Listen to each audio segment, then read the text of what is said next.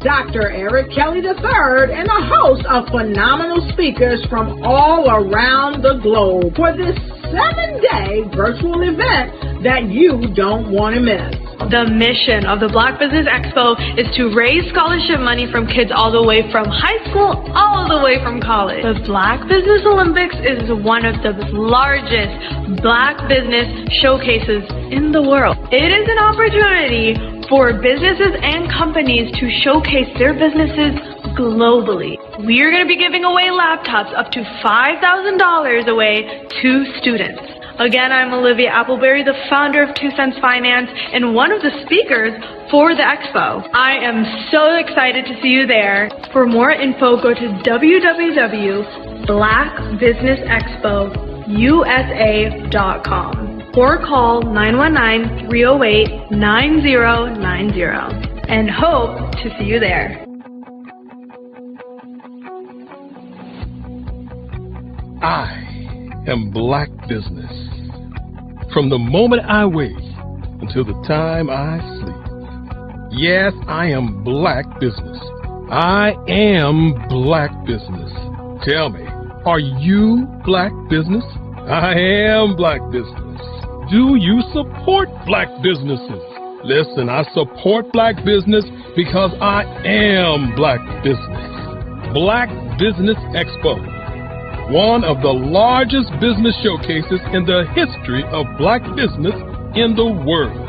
The world! Sign up today at www.blackbusinessexpousa.com or call 919-308-9090. I am Black Business. I am Black Business. From the moment I wake until the time I sleep, I am Black Business. I am Black Business. Are you Black Business? I am Black Business. Do you support Black businesses? I support Black business. How many times have you been asked to help someone you didn't even know, a student, a business entrepreneur, or did you ever even ask, where did they end up? That business, that friend, that entrepreneur. Well, just maybe they ended up in a gang, bankrupt, homeless, or worse, dead. Maybe they turned to crime, drugs, and alcohol. Did you ever wonder? Did you destroy their dream, or was your life always so easy? At the Black Business Olympics, we started a movement to help students complete. Give them hope and foster success. Help them to leave their dreams of providing laptops, computers, and up to $5,000 in scholarship funds. Today, we ask you to help a student, a business owner, or an entrepreneur to realize their dream by sponsoring them, supporting them, and buying from them. Consider this. With $1.6 trillion in our Black community, we only ask for a small donation for our students, our businesses, and our entrepreneurs. And you can change a life today. So I ask you, what are you going to do? Sit on the sidelines and watch our students in high school be leaving, miss out on their dream from lack of resources? Or are you going to donate to the movement and change their future and yours as well? Give us a call today at 919-308-9090. Change their life by investing with action to the Black Business Olympic Fund. The Black Business Olympics, one of the largest business showcases of Black business in the history of the world.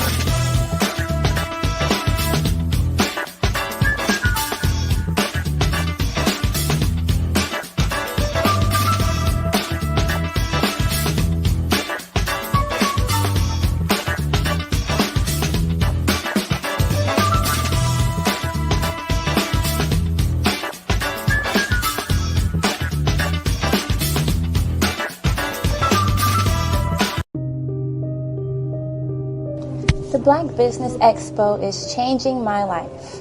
This year, they are giving away laptops and even $5,000 in cash to students just like me.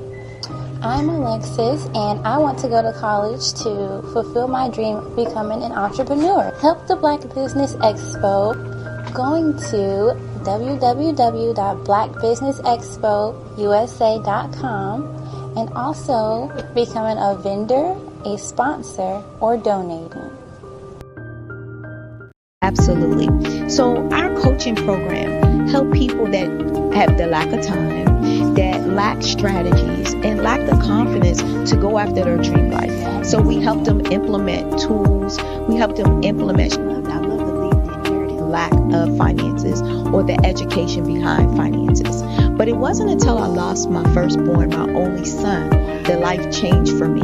And where I was going after it all, living the corporate life, hit my 6-figure income, and living in my dream house with my dream man, driving my dream car. Wow. I nearly lost it all. Wow. When I lost my son. And so I realized it only takes one financial catastrophe that can change your entire life.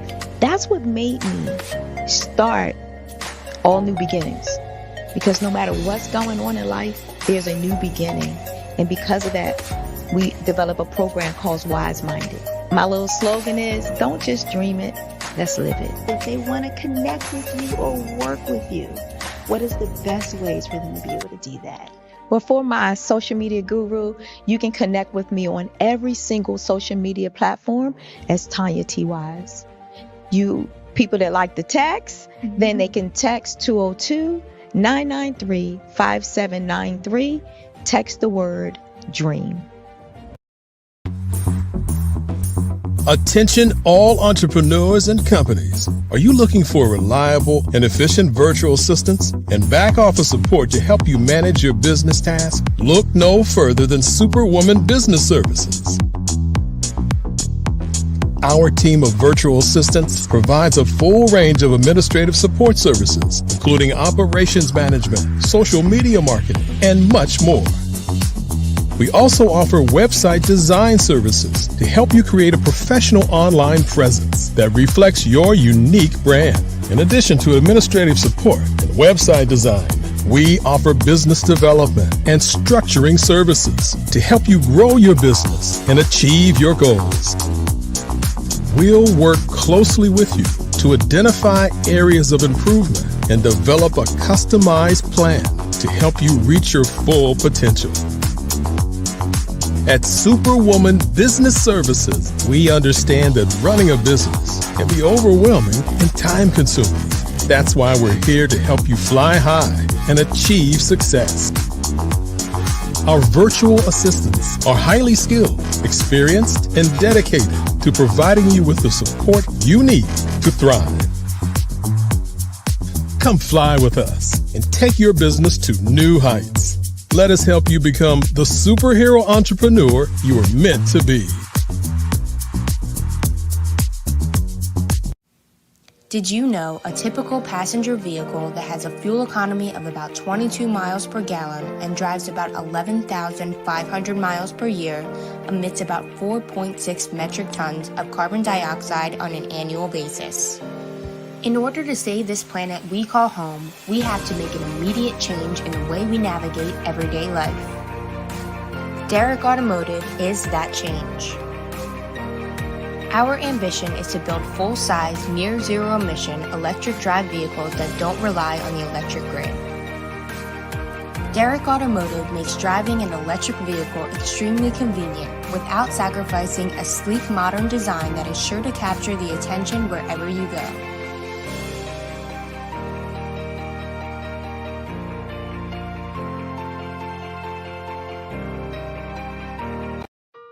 Hello, this is Israel, and I am CEO of Daydreams Interactive and author of Princess Planet. So, genius is common, and as a kid, I loved to daydream. Even as an adult, I love to daydream. And when my daughter became 6 and loved princess characters, but we just could not find the diversity that showed her, we created our own characters. So, for instance, you have Princess Nulu right here. Princess Nulu is from Uganda, And her genius is that she loves to take care of animals. She can actually even listen and hear what they say. And then we have Princess Isabella right here. Princess Isabella, she's from Cuba, and her genius is biochemistry. One day she hopes to eliminate disease. Then we have Princess Nia right here. And Princess Nia is based off of my daughter. And she wants to be the greatest dancer alive. So that's her genius. So what's your genius? My genius is my imagination. Genius is common.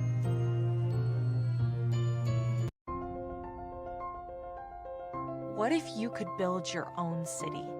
A place where every child can find nurturing people to help them achieve their full potential. A place where every adult can access job training support. Where health education is abundant. Where social justice ruled the land. A place without limitations. Welcome. You have arrived at STEM City USA. It is what every city should be. A safe and trusted community where you find people and resources to help you become everything you are and beyond. STEM City is unlike anything you have ever experienced. It is a digital twin of the world around you, only better. STEM City is about energy and soul renewal. It is more than a digital world. You can almost feel the power of live cultural events, music, and theater.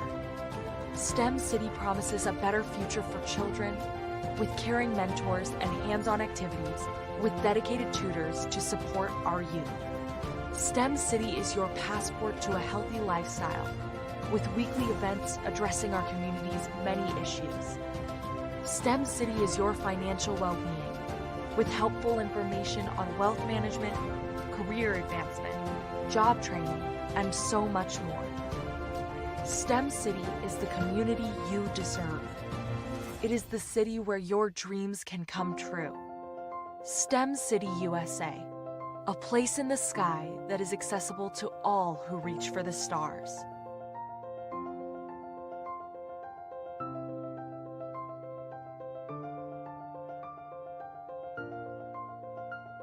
I'd like you to imagine with me, if you will, opening an app where you can collaborate with like-minded individuals from around the world, get inspiration and in-app tools to launch and grow your business, as well as share your knowledge and earn compensation, all in one app. Well, the name of that app is Truso, short for Truly Social.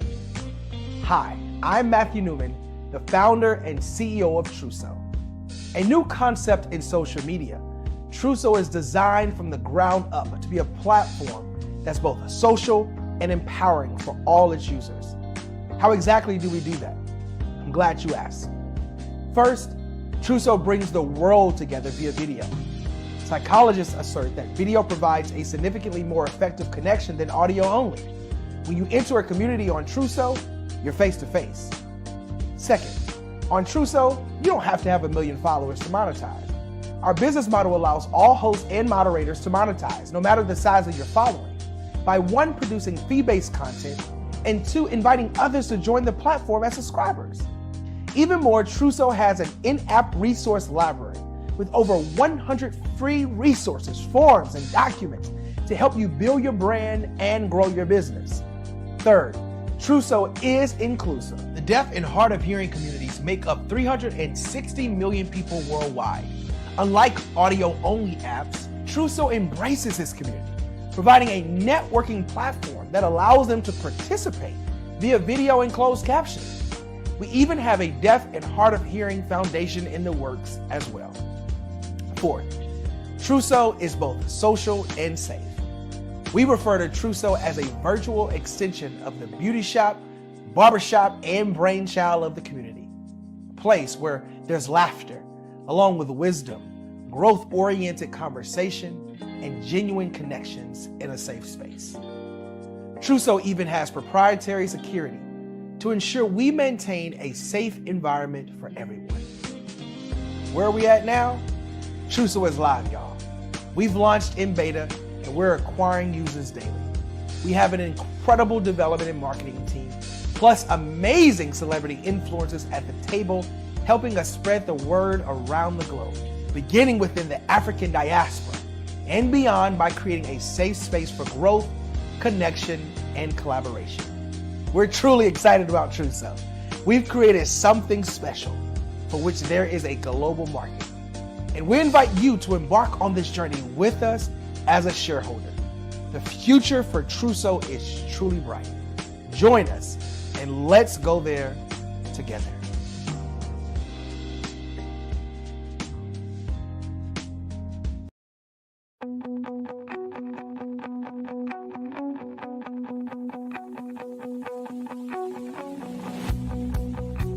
I am Black Business. From the moment I wake until the time I sleep. Yes, I am Black Business. I am Black Business. Tell me, are you Black Business? I am Black Business. Do you support Black businesses? Listen, I support Black business because I am Black Business.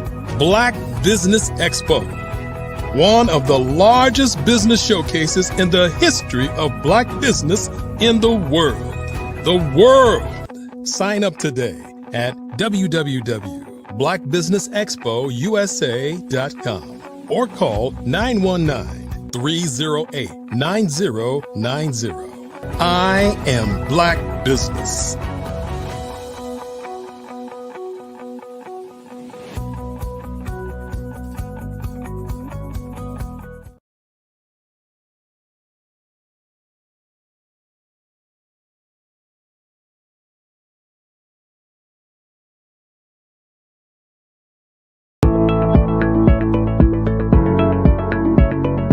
Prepare for what's coming and dominate in economic winter. Stand strong and thrive by showcasing your great products and services globally through the Black Business Network and Black Business Olympics. The Black Business Network has showcased over 2,000 companies with over $7 billion in sales each year. Over 10 million attendees have viewed the rebroadcast each month. Through the Black Business Olympics, unique styles of business training and mentoring are turning students into business owners and entrepreneurial warriors who will dominate in any economy. Gain the ultimate advantage of the Black Business Olympics, 7 days of unbelievable topics and speakers speaking around the globe. Donate your time and experience to provide expertise and scholarships to students worldwide and change the world. Good afternoon, business owners, entrepreneurs, thought leaders, and corporations. Welcome to the Black Business Network. My name is Angela Baptiste, and I'm your business moderator for this afternoon on the Black Business Network. The Black Business Network is a 24-hour business network showcasing Black businesses, business owners, entrepreneurs, and thought leaders worldwide. We have speakers from North Carolina, London, Singapore, Africa, Japan, and cities all over the United States. The Black Business Network is a global community sharing its business knowledge to empower, inspire, and educate businesses about business. Today, we have a special guest. Her name is Miss Sophia Evans. Sophia is the owner and strategic leadership consultant at Apply IT Consultant. Ms. Evans has held several leadership positions, such as Director of Human Resources and Operations. Her current positions include Director of Administration at St. Stephen Baptist Church, Senior Human Resources Consultant at Insperity, and Senior Human Resources Advisor at Full Gospel Baptist Church Fellowship International. Ms. Evans has held training and higher education positions such as workforce development consultant, applied HR solutions, adjunct professor, and Site Director, Central Texas College, Adjunct Professor at College of Southern Maryland, Strayer University, and Webster University. We welcome Miss Sophia Evans, MBA. Hello. Hi, Sophia. How are you? I am well, and yourself? Good. It was a pleasure to meet you earlier and just talk a little bit about what you're doing. And so I'd love to introduce you to the community. So you can share a little bit about who you are and what you're doing in your business. So please go ahead and introduce yourself. Okay, thank you. And thank you so much for having me today. I truly count this as a privilege and an opportunity to be here. So I am Sophia Evans. I am the owner and founder of Apply It Consulting, LLC, where we provide strategic leadership, training, development, and coaching, in addition to workforce development and also job readiness training for individuals and organizations. Awesome. That's a good service there. So what would you say are some of the secrets of the success of your business?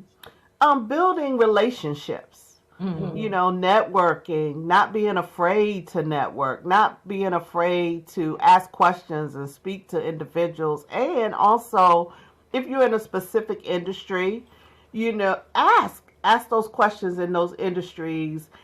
Leaders, those thought leaders, or someone that you may know or have seen. And a lot of times people are so open to share their background, how they got to where they were. Also, with that relationship building, sharing with them what you're trying to accomplish. Yes. Relationship building is definitely important in building a business because people like to do business because they like and trust. So very important. So why did you start your business? Well, I started my business because I am in several leadership roles, and people would ask me, how is it that you're able to get in the room, sit at the table, or be involved in certain conversations?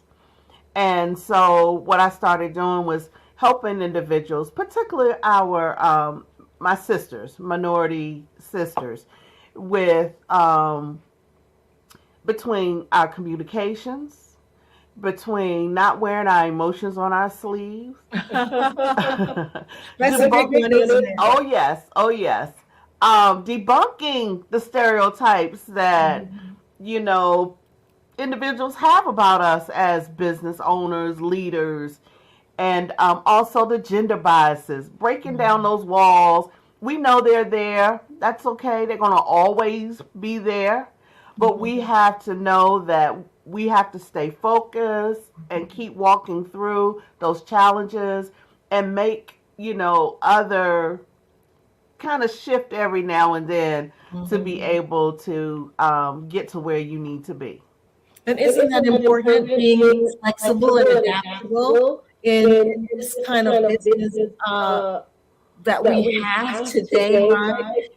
Those are key components of being able to survive and succeed as entrepreneurs and business individuals. Absolutely. So how did you persevere through the pandemic? So during the pandemic, I had another business before. And so that was hit hard by the pandemic. I lost all the contracts that I had because you couldn't get out and things of that nature. And a lot of companies' budgets were cut, and I understood that. And so what I did is I did a rebrand, a refocus, and a reframing of my business. And I started hearing individuals ask, or again, that relationship piece. Individuals knew that I pretty much work from home. And they also know that I had teams that work under me, and we were still able to function remotely. And so that's where other leaders, organization owners started to contact me to do leadership training with their leaders to be able to function in a remote environment. Also, I had trainings with their employees to be able to know what it looks like as an employee to function in a remote environment. You know, sometimes people are quick to say, oh yeah, I wish I worked from home. But working from home is not necessarily easy. You know, especially when you have a routine, no matter how much a person may want to work from home, you know, you have a routine. You get up in the morning and you're going out and then you're going to work and you're dealing with people and you're interacting with your coworkers, your colleagues or whatever. And then when that gets to the point where you're just at home and you're expected to function just as if you were in the office, that can become a challenge. Yes. And it has to be, you know, you have to be able to be controlled, and disciplined in order to be effective from home. I totally really, because work from home has been a thing in my environment for a long time. Because I work in communications, we've been working from home for forever. Right. You know, one thing. So yes, I totally get that. So what do you want to achieve next in your growth? So next in my growth, I really want to break into the social media market.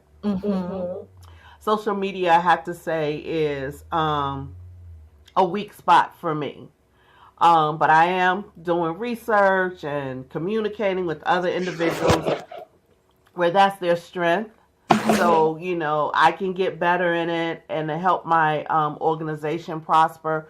Also, being able to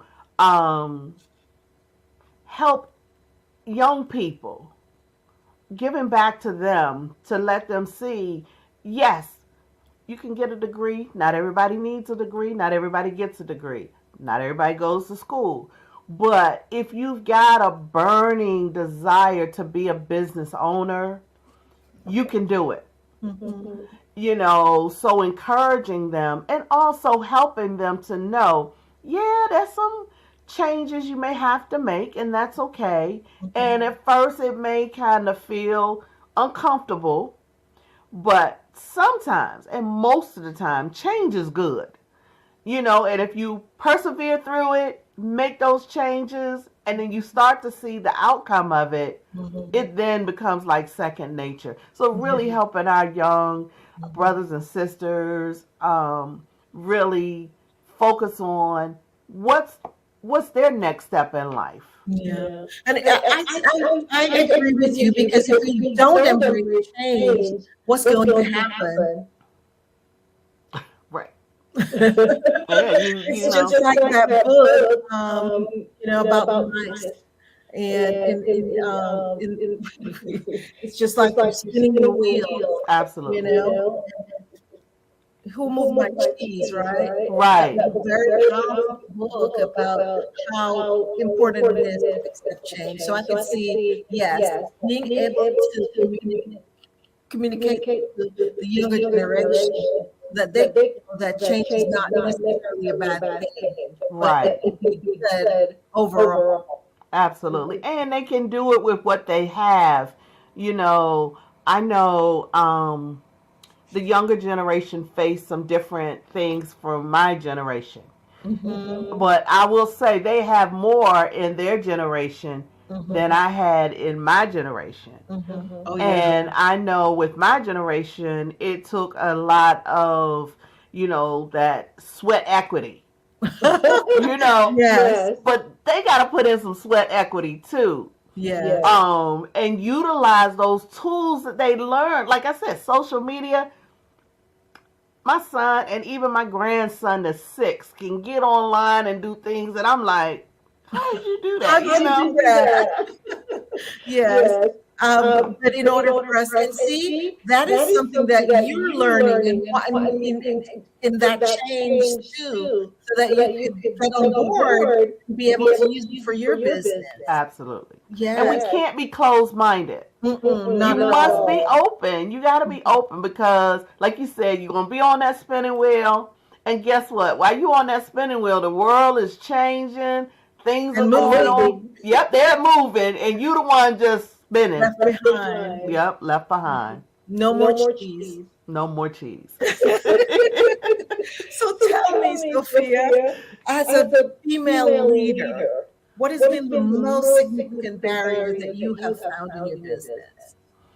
The most significant barrier has been the gender barrier. And what I mean by that is being able to sit at the table and sometimes being the only female, being able to be trusted and respected in a world where in my circles are predominantly men, and being able to have a voice and my voice is respected and the voice is heard, and because of the voice, change does take place.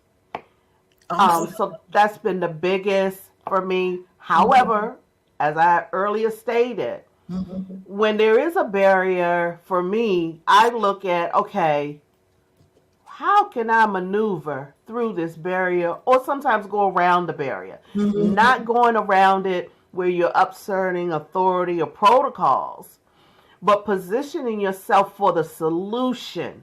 And a lot of times how I've even gotten at those tables and conversations is because I listened.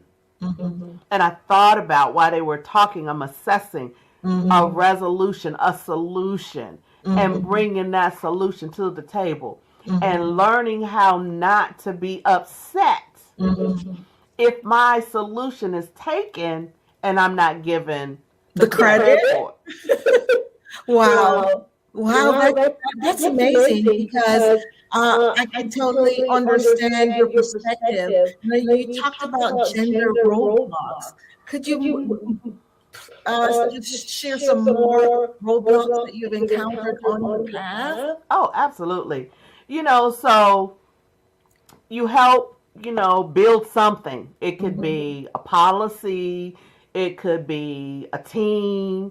It could be a project to fruition. And again, at the end of the day, the male who really wasn't in the weeds, getting their hands dirty, takes it, presents it, and now they are the one with the stars. Yes, the stars. What do you do in that case? But guess what? It's with anything. If you make a cake, you may give me the ingredients, but that don't mean that I can make that cake successfully like you made it. So you can make the cake, give it to me, and I can take credit for it. But then if somebody asks me for the recipe and I missed something that you didn't, you might have a secret recipe ingredient that you didn't give, and the people try to do it, they're like, that didn't taste the same as Angela's cake. So I've learned there's no need for me to puff up my chest or get upset because you didn't acknowledge my work. You did not acknowledge my leadership, because at the end of the day, I've seen where time and time again, you eventually have to come back to me. And when you do, then you have to say, Sophia actually is the one that put this together. I know. With cake in your face. Exactly. And that's okay. Wow, it's amazing. Have you been able to take other women with you as well? Absolutely. And let me just say this, Angela. Again, I think, we talk about barriers, and I talked about the gender one, but I think our self barrier is bigger than the gender barrier. Wow. How so? And I say that because, you see other successful women, you see other successful women leaders, and you say you want them to take you under their wing and, help you get to where they potentially are, or whatever. But then when they start to pour into you or mentor you, that's where those emotions come into place. That's where our self-confidence comes into place.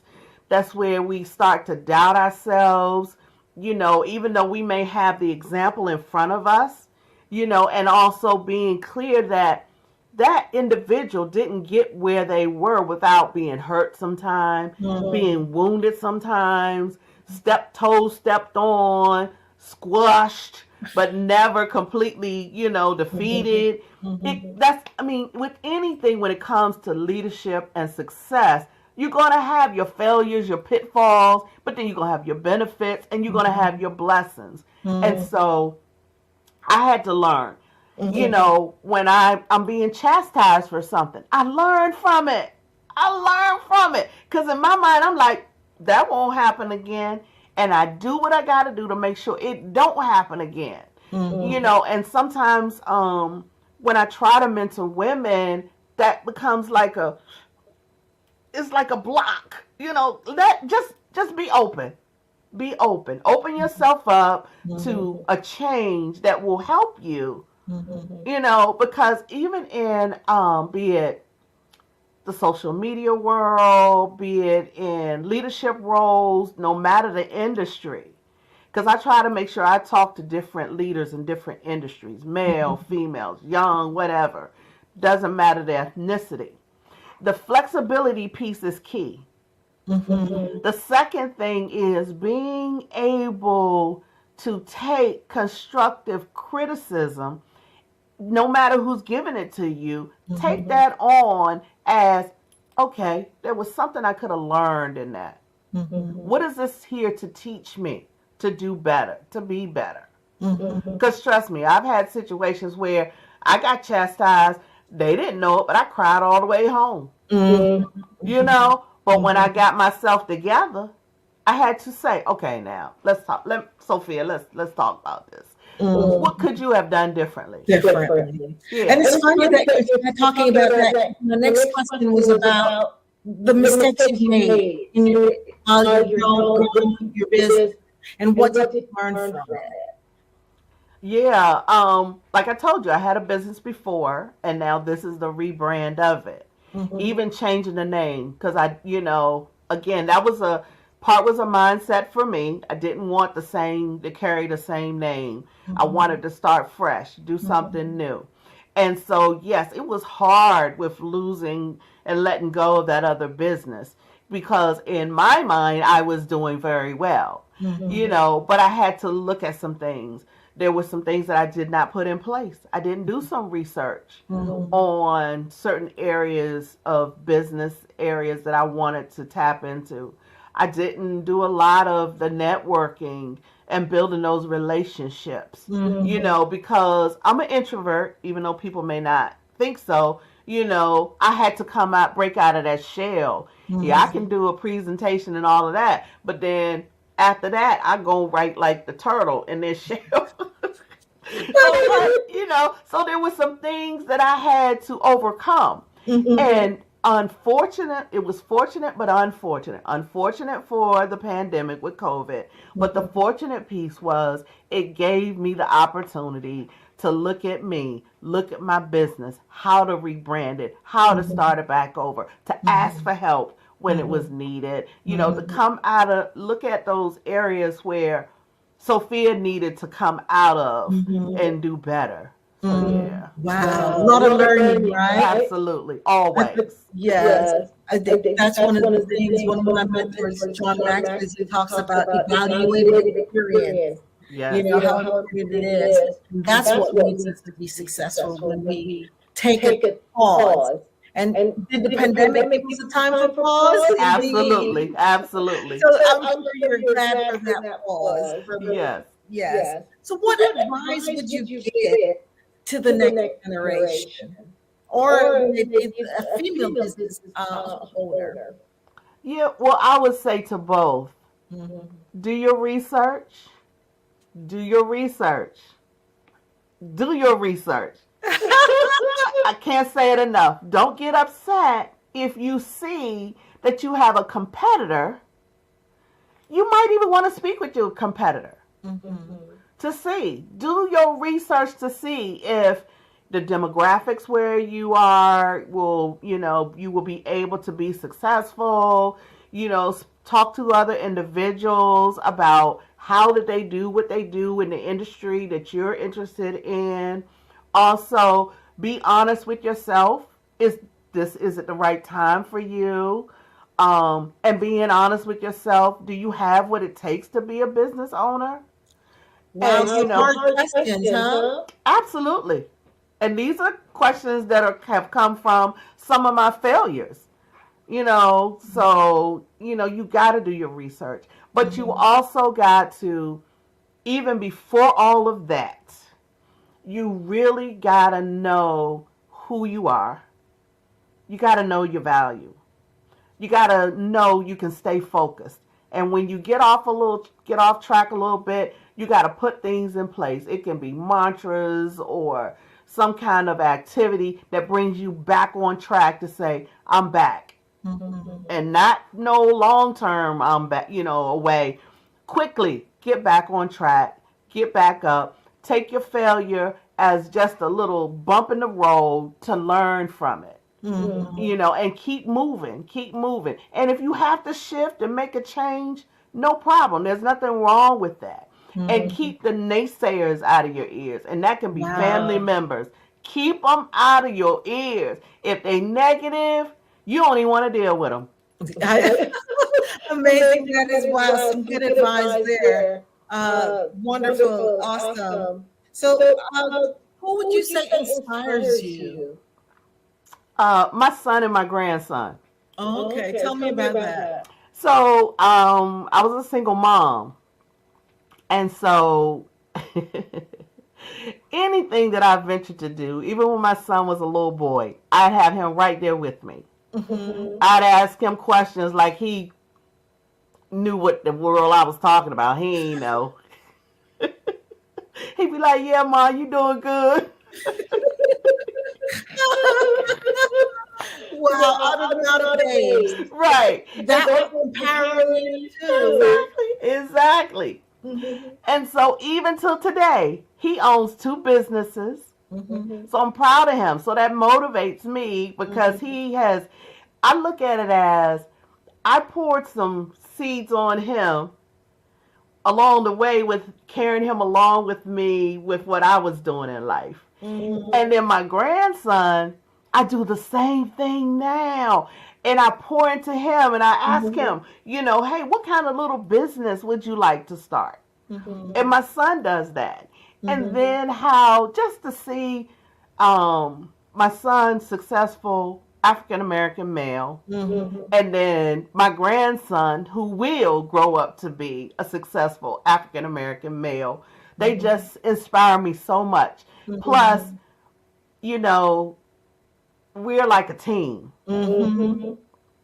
They encourage me, I encourage them. So when we get together, we FaceTime because they're in Florida. We FaceTime almost every day. But when we get together, it's like, okay, people probably look at us like, who that big old kid with the... So wow. I can see how that gives you joy. Absolutely. Oh, yes. And you've definitely passed on that entrepreneurial spirit to them. Yes. So what a blessing that is. Yes. So I can imagine what your day looked like. You were very busy, right? Yes, so how did you take care of yourself and maintain good mental health? I'm glad you asked. So I build in time off. And time off may not mean a full day. So I'll give you an example of today. I've been on call since probably about 8 o'clock this morning. After this, I'm going to eat, and then I'm going to do a little more work, and then I'm done for the day. And that means I'm going to sit down after every day. I got this particular chair. I sit in, and I just have to woosah. I don't talk on the phone. I'm not on my phone. I'm not looking at nothing. I'm just sitting there bringing it down for the day. Relaxation. Absolutely. I build in at least 1 weekend a month where that's my weekend. I can watch my streaming all day, or I can sit around in my pajamas all day. It's right. Yeah, Sophia do day, not honeydew day. It's Sophia do day. I love it. And even when I travel, because I got a big conference coming up, I build in time to go and participate in something. You know, it doesn't have to be with the crowd, because for me, you know, when you're talking on the phone all the time, or you're presenting all the time, and you're interacting with people, no slight to people, I love y'all people, but you need your own time. Yes, and one of the things when we talked about mentors, Mr. Sam Chan, one of the things he talks about is disconnecting from your day. And I try to make sure I do that. So that disconnecting, if I'm at a conference and I just got people all around me, the disconnect is for me to go and sit down somewhere. Yep, in an environment. Just be still for a minute. Absolutely, just to be still. I don't carry my day with me into my night or even the next day. And so I've learned to compartmentalize things as well to help my mental health. And I do have a therapist. I have a therapist. Somebody that I can talk to. They don't know nothing about nobody that I know. They don't know them. No judgments. No judgments.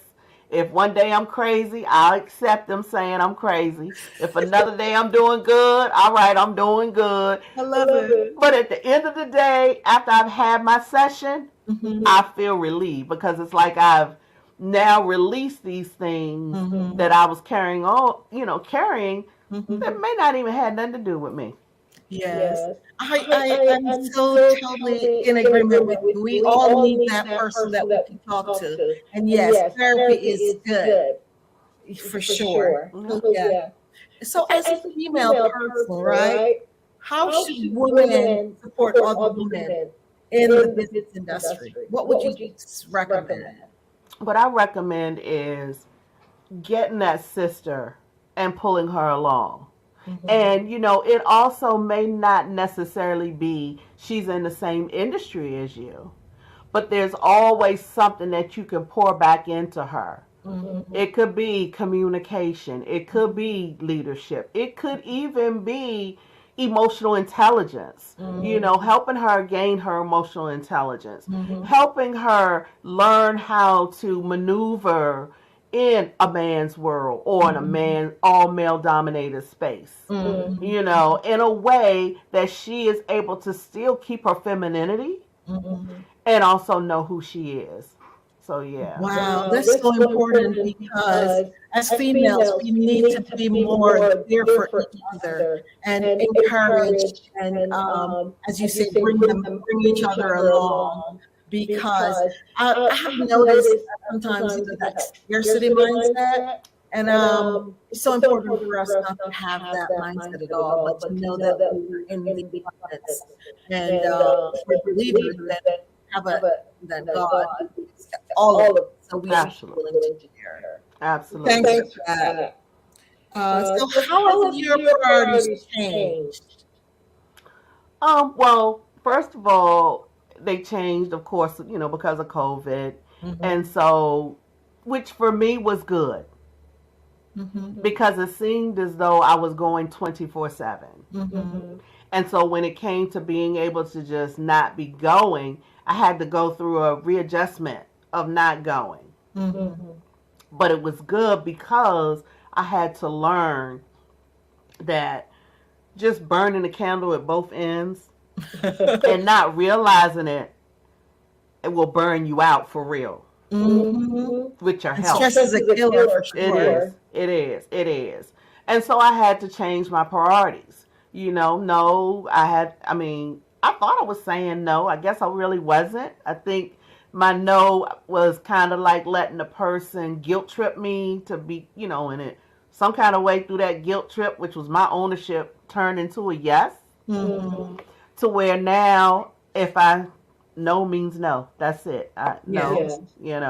Unfortunately, I'm not able to do that, and I leave it at that. I don't have to give an example of why not or a reason, just not able to do that. Also making sure that I do make the time for me. And I got to know, whatever I do, what's my purpose for doing it? Not just doing something to be doing it, not just doing something because someone else feels like it's a good thing for me. And yeah, just kind of shifting things in a different way. And I think doing that, it may have, and still may be, other people haven't caught up with the shift, but that's okay because I want to live a long time, and if I allow my business or anyone else to just burn me out, I'm no good for nobody. Right. Yeah. Well, I think that's very important. I believe having a strong sense. That's what you're telling me. You have a strong sense of who you are, and you're only going behind the things that really support and establish what your beliefs are. So you're not going to have anyone design your life, take you along for a ride, their way where you don't want to go. So definitely great. So where are you located in your business? I am located in Waldorf, Maryland. So you're in Maryland. Why did you decide to be there? Because it looks like you've been in different states. No, I've been in Maryland. I'm in Charles County. I'm in Charles County, Maryland. Now, and I'll say this: I've always lived in Charles County, Maryland, and I think most of my positions have either been in Virginia or in Prince George's County. And so you talked about shifting, and that was one of the things I did shift. I said, I want to be able to give back to my own community. I hadn't really done that. I mean, I can go to Prince George's County and, hey, boom, boom, boom, boom, give. But I had to look at my own backyard and be like, well, I live here, and I have several friends that are teachers in the school system, and I'm also a member of the Chamber of Commerce, and I participate on quite a few of their committees, and one of them is the learning committee with the school system, and that really was an eye-opener, and I'm like, all these years, I could have been giving back, and so this time around, it's been different. I've had to say, let me pour into my local community. Not that I've neglected any other community, but definitely into the Charles County community. Oh, awesome. Well, just in closing, I just wanted to ask, what would you say is the most unique thing about your business, and who are your target audience? Okay. I think the most unique thing is our ability to listen and come up with a solution on the first try. And then the other, you said the most unique, and I know that people may say that's not really, it is unique, because I've heard people, I've seen, and even myself, when I've asked for things to be done or I need something, no, you didn't hear what I said, so we listen. Listening is key. Now, please repeat the last part that you asked.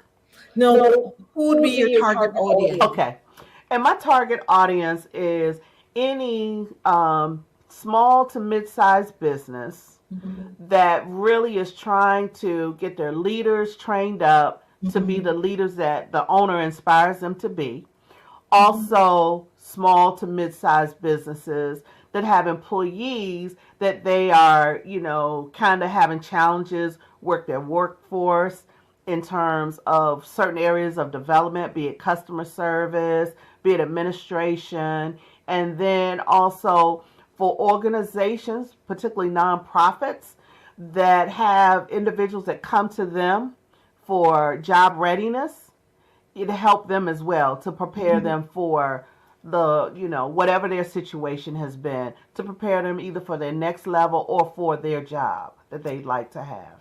Okay, awesome. So what would you say, would you like to leave with, what would you like to say to close out? In closing, particularly to our young people or anyone aspiring to be an entrepreneur, don't give up. Don't let your dream die. You may have to take a detour every now and then, but don't let the dream die. Stick with it. Go back to it. Make it happen. Stay positive. Keep positive people around you, and keep like-minded positive people around you. And just know, the more you keep trying and trying and trying, and even if you have to shift, eventually it will happen. Wow.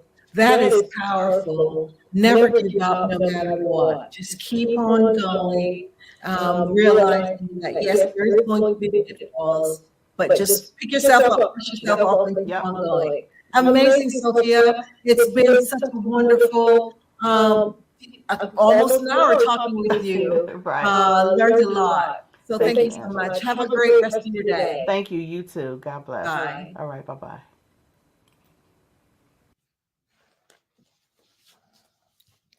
We're so thankful to have been sharing that interview with Sophia. Learned so much good things about her business. It's been such a wonderful conversation.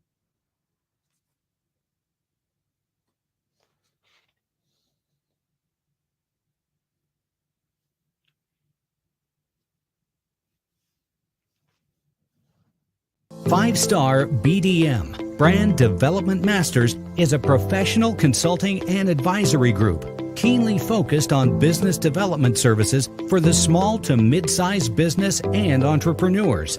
Although every business is unique, they often share business development challenges that can be addressed through smart branding. Services include process improvement and operations, digital strategy and transformation, business intelligence, digital marketing, and personal branding. Our business and personal branding company has helped a number of professionals and organizations to optimize and grow.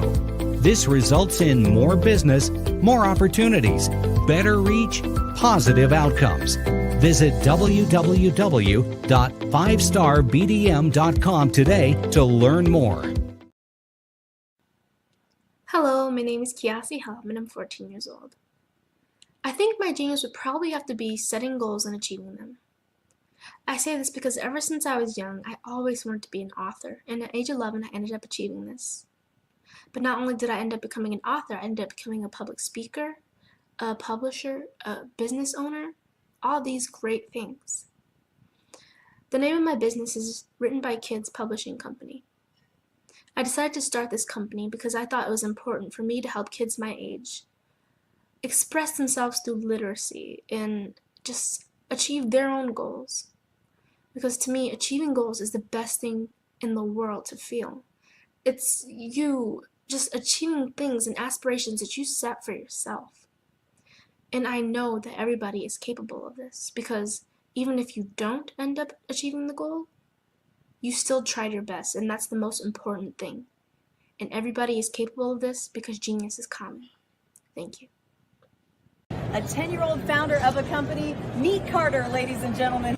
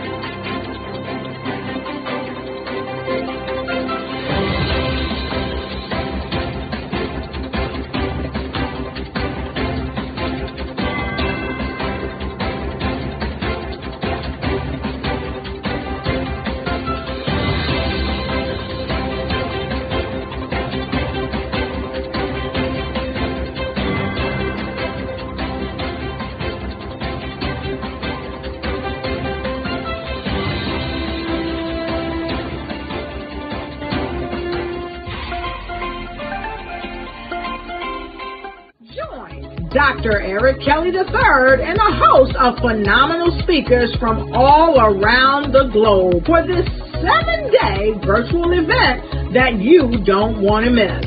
The mission of the Black Business Expo is to raise scholarship money from kids all the way from high school, all the way from college. The Black Business Olympics is one of the largest Black business showcases in the world. It is an opportunity for businesses and companies to showcase their businesses globally. We are going to be giving away laptops up to $5,000 away to students.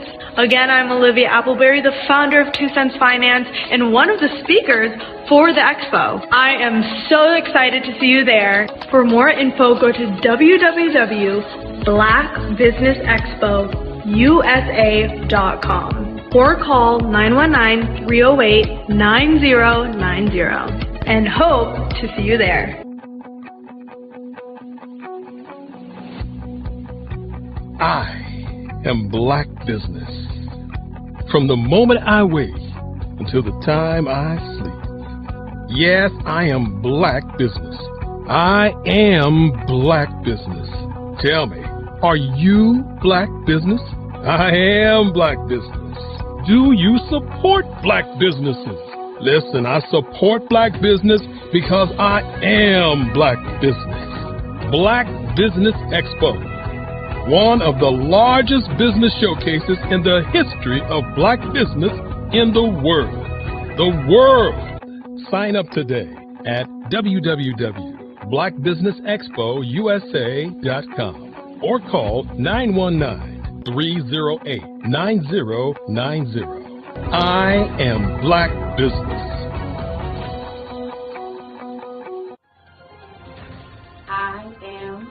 I am Black Business. From the moment I wake until the time I sleep, I am Black Business. I am Black Business. Are you Black Business? I am Black Business. Do you support Black businesses? I support Black business because I am Black Business. Black Business Expo, one of the largest business showcases in the history of Black business in the world. Sign up today at www.blackbusinessexpousa.com or call 919-308-9090. I am Black Business.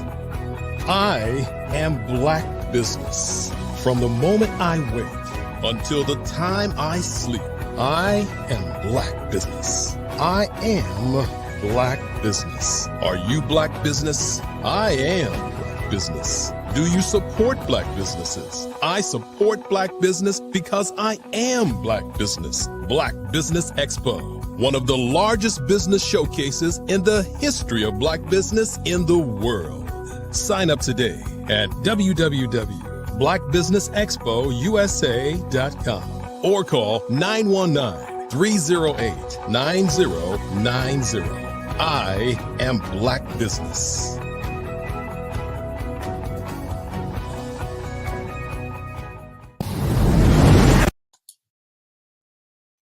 Hi, I'm Barbara Smith. Genius is common. My genius is executive coaching and professional corporate training. As the master executive coach and corporate training ambassador for the Genius is Common movement, I help business owners craft their stories in such a way that you know exactly what they do, what they have, and what they bring to the table. Many times as business owners, we are asked, so what do you do for a living? And we could be crushing in our businesses, but we're not quite sure exactly what to say in a short amount of time. Well, I help you take those stories that are the reason why you're in business and why you're so passionate about your business and craft them in such a way that people are drawn to you as opposed to being repelled by you. Because every conversation, every time you talk to someone about your business, you are excited about it. But are you really conveying what you do, what you have, and what you bring to the table? And do really people understand why you care so much and why they should care that you have the solution to their problem? Well, I'm here to help you with that. As a master storyteller, I can help you with your stories and spin them in such a way that they are intriguing and fascinating. People want to listen to you talk about your business. That's why at the Genius is Common movement, I am the master executive coach and professional training ambassador.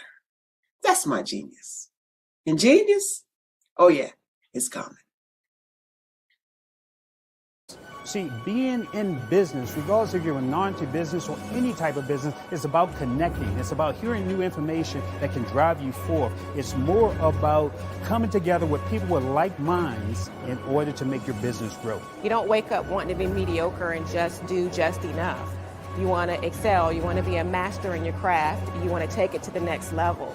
So it's not going to happen by accident. So you have to be mindful and think of what can I do today to help take me to the next level. The truth is, your life will only change when you get new information. Your life will only change when you move forward with another level of thinking. This expo is about new information to move your life to another level.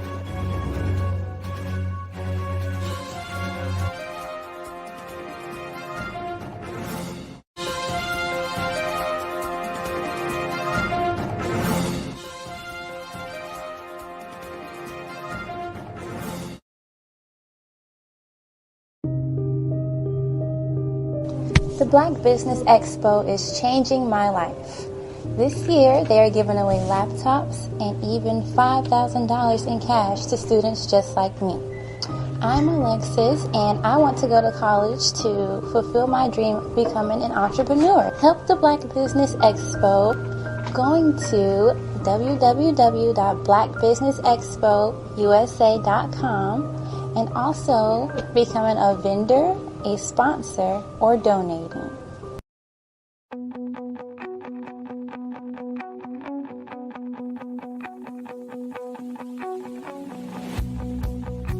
I am Black Business. From the moment I wake until the time I sleep. Yes, I am Black Business. I am Black Business. Tell me, are you Black Business? I am Black Business. Do you support Black businesses? Listen, I support Black business because I am Black Business. Black Business Expo, one of the largest business showcases in the history of Black business in the world. The world. Sign up today at www.blackbusinessexpousa.com or call 919-308-9090. I am Black Business.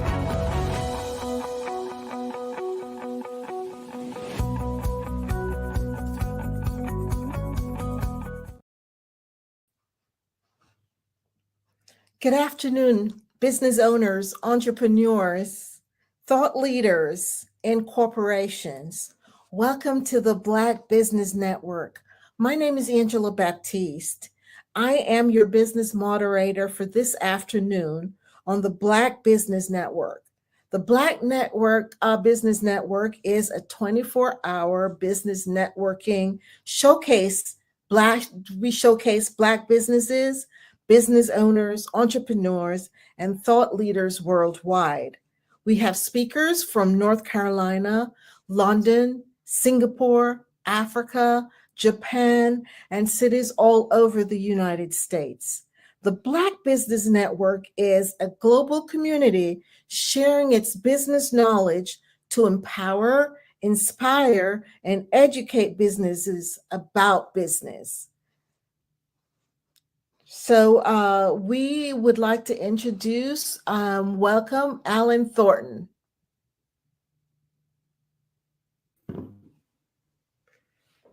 Hi, how you doing today, Angela? Pleasure to be here. Hi, Alan. How are you? Welcome, welcome, welcome. Thank you. So great to have you. And it's such a pleasure to have you to come and share with our community. So we're looking forward to whatever you're going to share with us today. Absolutely. Got a lot to share. You tell me where to narrow it down. So I'm like You go ahead and just share with the community, and I'll come back in when it's time for you to close out. Angela, you leaving me already? We just got here. It's all good. Thank you to your host and to our moderator so much. I appreciate Dr. Kelly for having us and for creating this platform.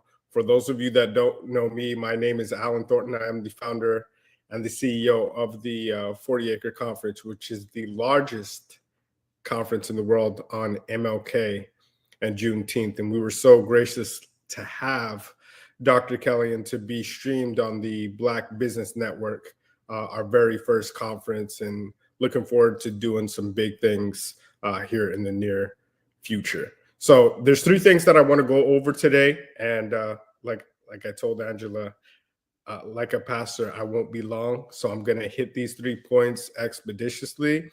And then I know I'm the only thing standing between you and lunch. So I'll make sure that there is value within this message. So number 1 is something that I was taught when I was real young. Before I go through that, just give you a little bit about my background. So I grew up in West Texas, in El Paso, in Fort Bliss. Most people know it's the westernmost point of Texas. My mom is from New York. My dad is from New Orleans. You may hear a little twang in my voice. So I like to tell people I have the best of both hustles. I grew up as an entrepreneur family. My mother and father both were entrepreneurs. Growing up, I was always looking for ways to generate revenue, generate income, and add value to people. One of my first businesses was pulling weeds 2 for 25 cents. I learned at a very young age that if you don't charge for your time, but if you charge for your value, you can make a lot more. And some of my clients realized that too. And they said, well, why don't you just charge per hour like all the other kids? Because the barrier to entry I know was low. I used to charge weeds 2 for 25 cents, which sounds, doesn't sound like a lot of money. They just said, hey, go out, right? If you say, hey, I'm charging $10 an hour, right? They have to kind of think about it. 2 for 25 cents. Okay, knock yourself out. Then I'd bring a wheelbarrow full of weeds and probably charge double what all my friends were making hourly. So I say that to say, when you are looking to do something, charge for the value and not for the time. Something that I learned at a very young age. And even now, and I'll tell you about a project that we're working on. And with Dr. Kelly, I'm very excited about providing more value. And he is too, because he said, hey, I want to be part of that value. I know he's backstage saying that. But charge for your value and not for the time, because time is, it's our most limited and precious resource. So we have to guard it. And if we learn how to really gauge and to charge for the value, because we only have so much time, right? But if we charge for the value, we can outsource some of the things that we need to do to bring that value. And that's true business ownership. That's where we want to be. We don't just want to be trading our time for money. Number 2 is, and I know I'm going through this fast, but I'm going to wrap it all up at the end. I'm going to tell you, I told you, I'm going to tell you, and then I'm going to tell you what I told you, just so you can remember it right before you're eating that big steak at lunch, because I know I'm talking to a bunch of valuable entrepreneurs here. So the next thing is you can beat 50% of people in life just by doing this one thing. So my grandfather, he was in the Army, Master Sergeant in the Army, very disciplined individual. And a lot of my family were very, I would say, if you know the military brand, very assertive. And sometimes that assertive gets misconstrued for aggressive, although sometimes it can be. But if you really remember, you can beat 50% of people in life just by showing up. And I remember all the time. And I don't know if some of you are big fans, but I'm a big Coach Prime fan. I wore number 2 and number 21 playing growing up, but he's been just an incredible coach as well. And I saw a reel by him the other day, and it says, hey, people may not be talking about you, right? But keep on making plays. Your name may not be in the headlines, but keep making plays. You may not be making and winning that championship today, but keep making plays. What he's saying is keep on showing up. Regardless of who recognizes you, you got to recognize your wins and keep on finding a way to wake up and to come back to that thing every single day, because it'll compound, and that hard work will eventually, everybody say eventually, type it in the chat, eventually, right? Yeah, I'm keeping some of you from being asleep. Type in eventually. Eventually that hard work will pay off if you keep on showing up. I'll give you a real life example. And this is with Dr. Kelly on our conference.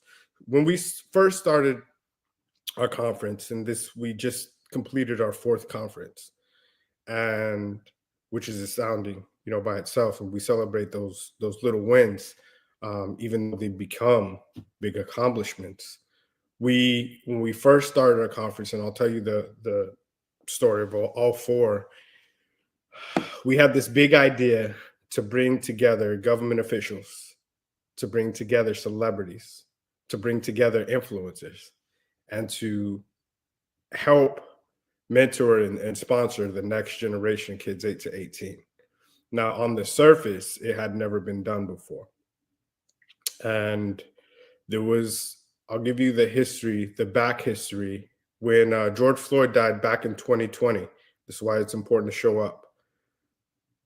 There was a renewed focus on the Black community, right? There was a lot of corporations that said, look, I want to give $1 million. It started like an auction, right? I want to give $1 million. I want to give 500 million. I want to give $1 billion. I want to give, do I hear 20 billion, 30 billion? And unfortunately, less than 3 years later, less than 7% of that money has actually been dispersed.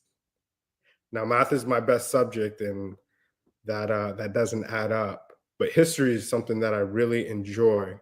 And back in 2020 and 2021, it sounded a lot to me like the promise of 40 acres and a mule, right? A promise that was not fulfilled.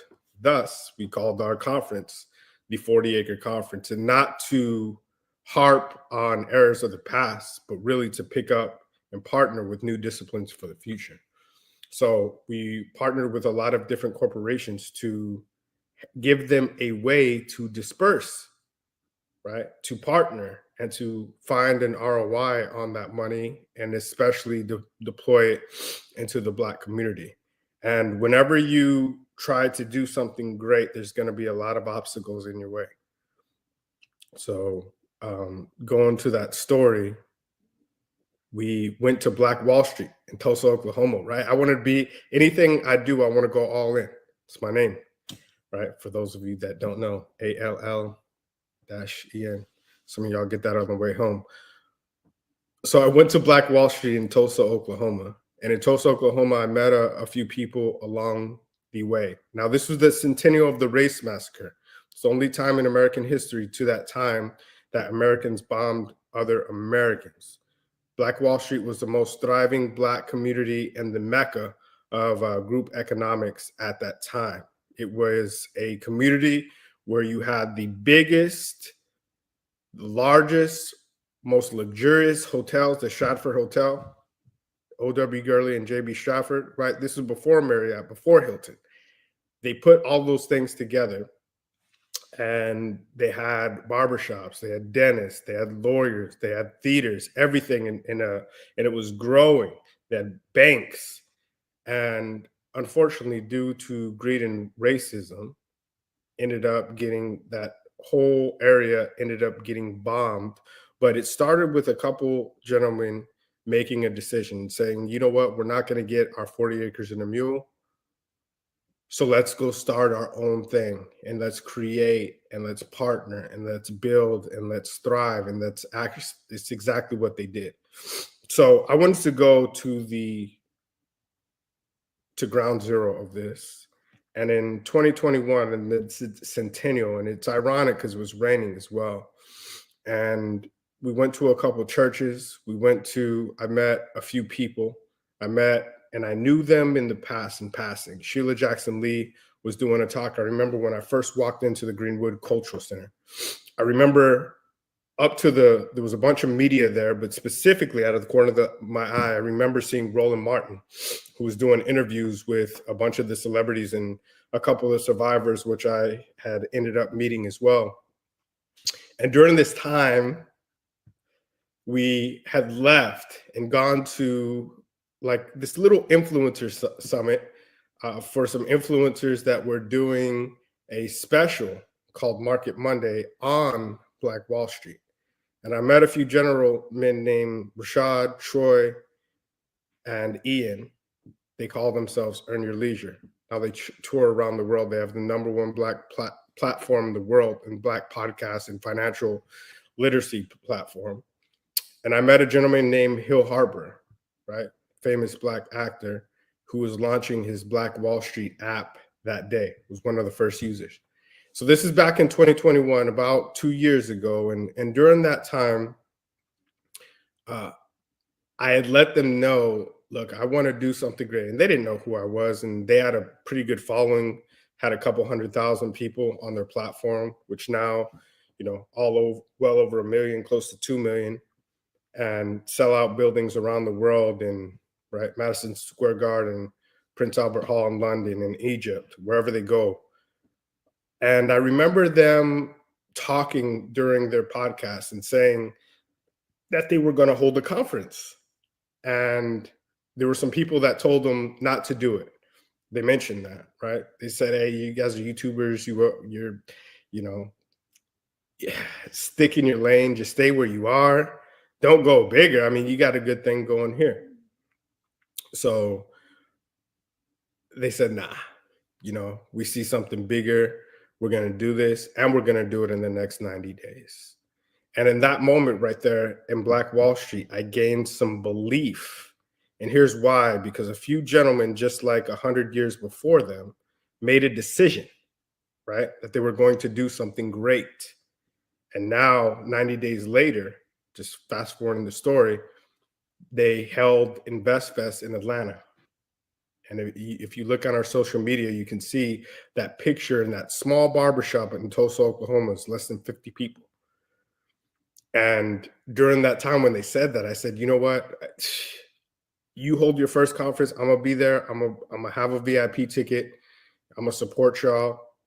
And one day in the future, I threw it out there. I'll do a conference and hopefully you guys can pull up as well. And they said, yeah, no doubt. Right. But they made a decision and they took action. I showed up in Atlanta 90 days later and saw over close to 5,000 people in the Georgia World Conference Center.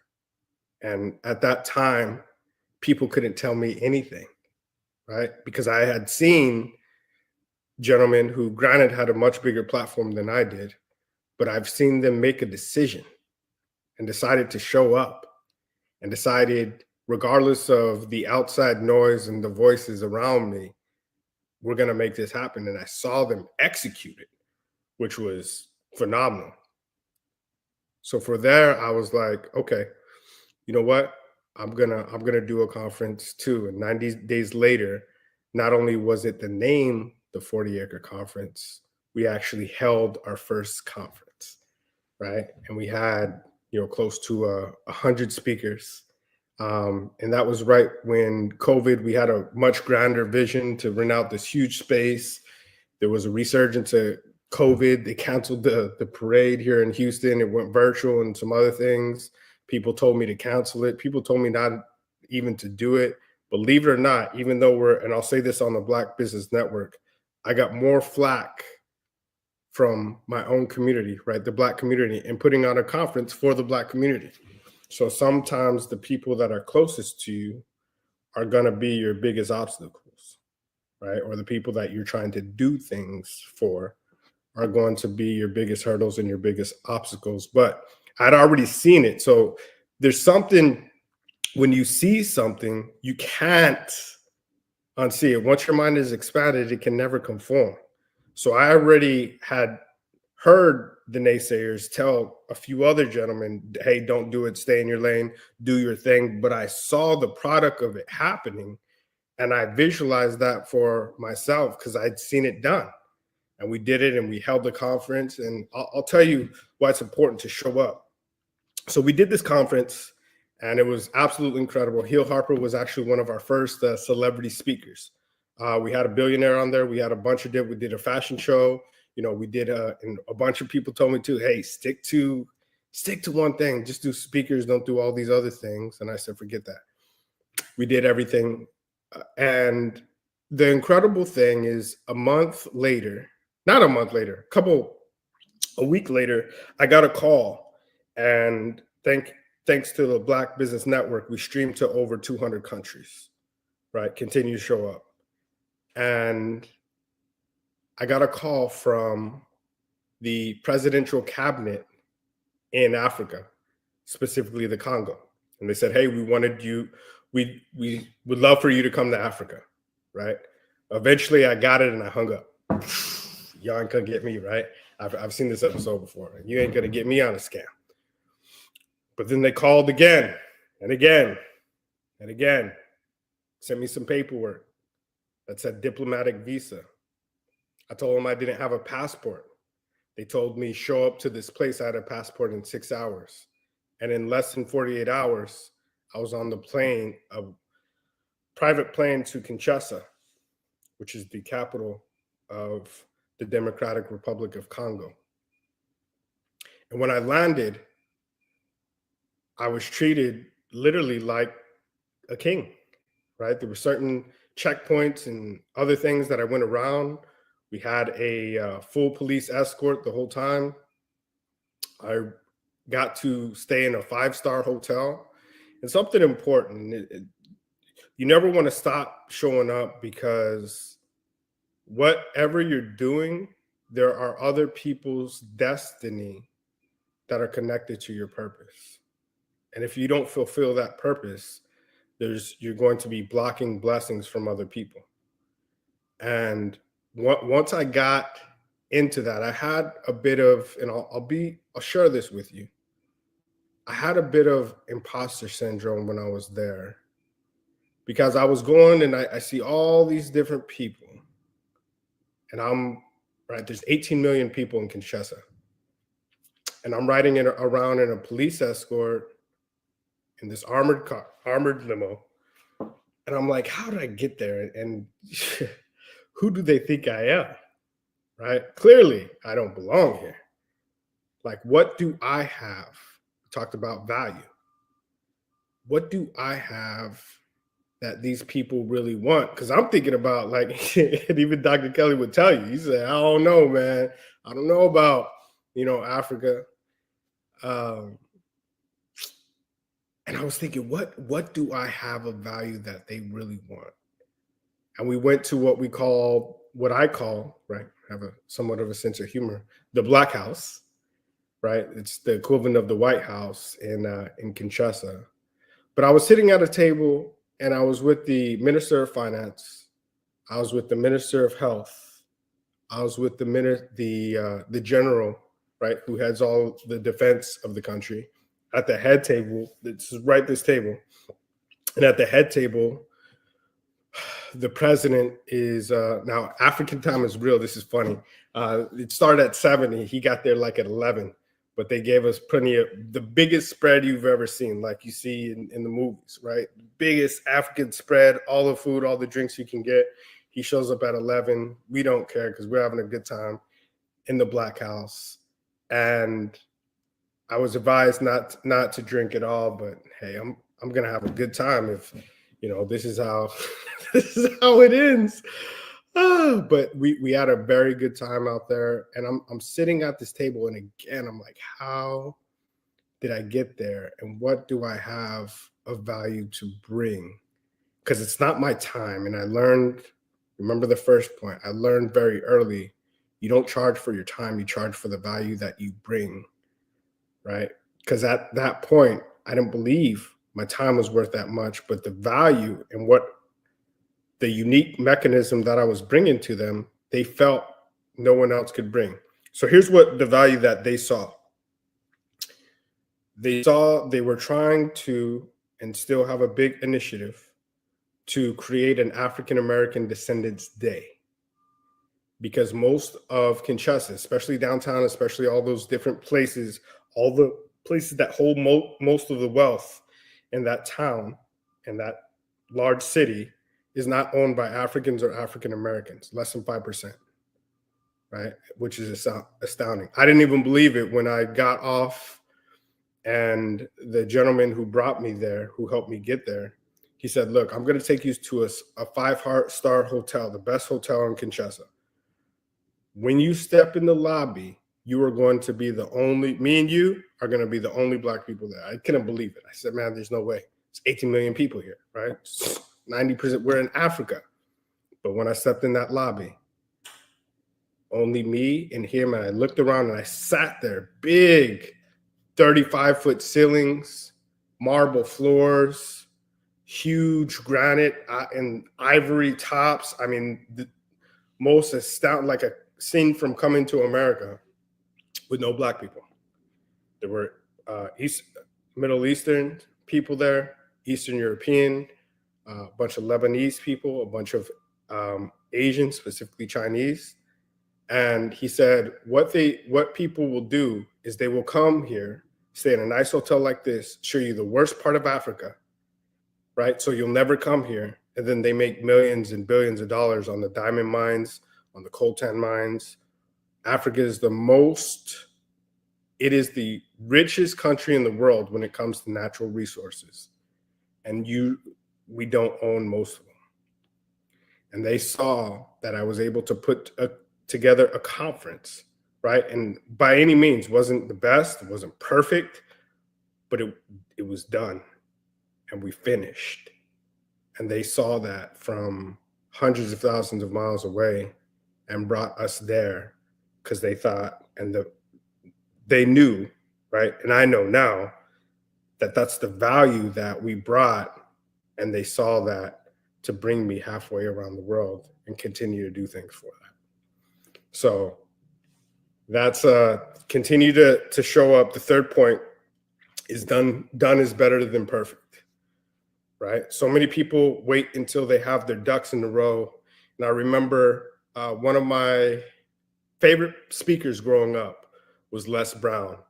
And this brings me to my next point in my conference.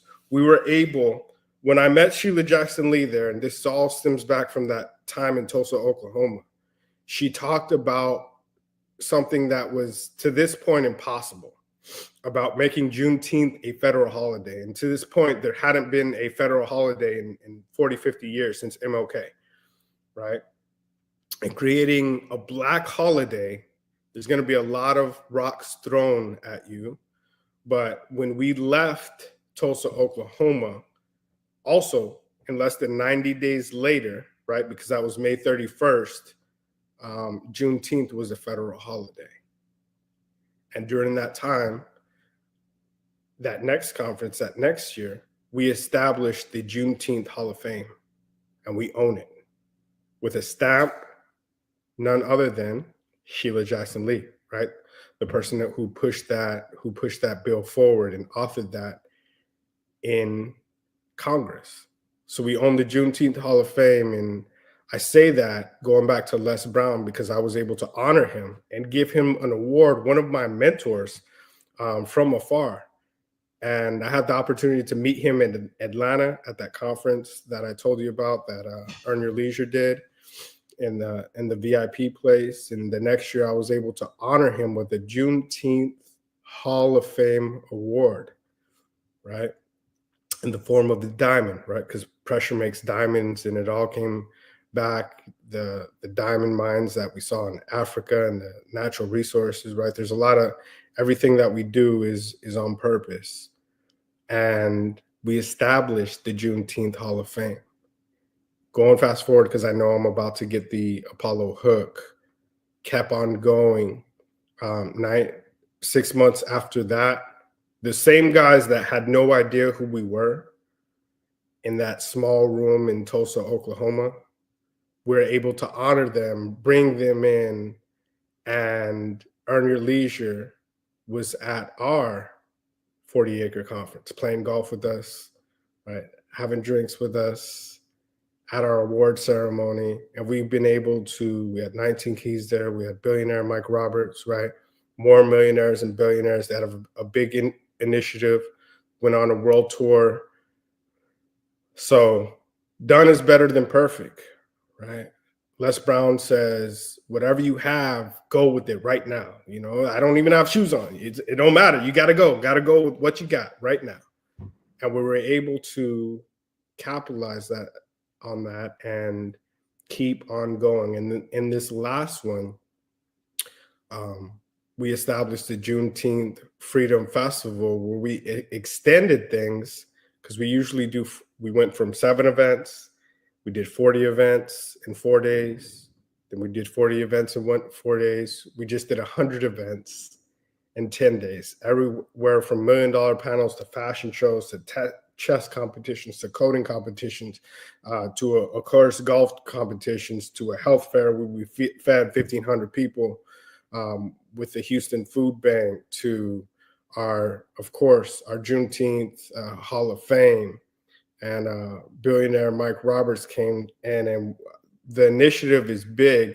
And there was a gentleman who, and people outside of our community have helped us the most, believe it or not. They've sponsored more things than anybody in the Black community. And I had this vision to do like upgrade our production. And there was this gentleman with OmniSpace 360. Now, this is 4 or 5 days before the conference.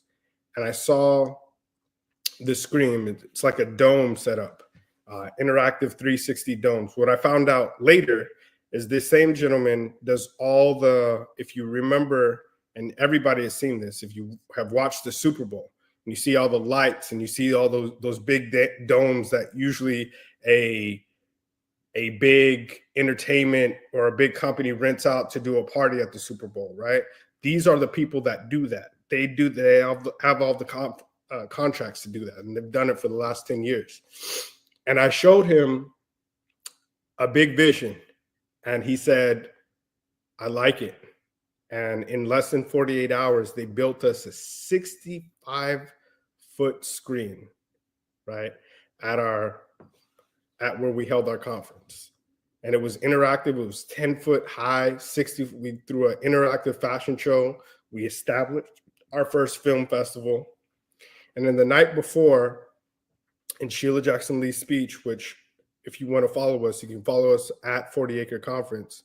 You can see this iconic speech, and she's running for Houston mayor now. And she talks about bringing entertainment and bringing film and bringing a lot innovative fashion and new types of venues. She talked about all these different things. And those are things that we had already been thinking about and we're already going to perform in the next few days.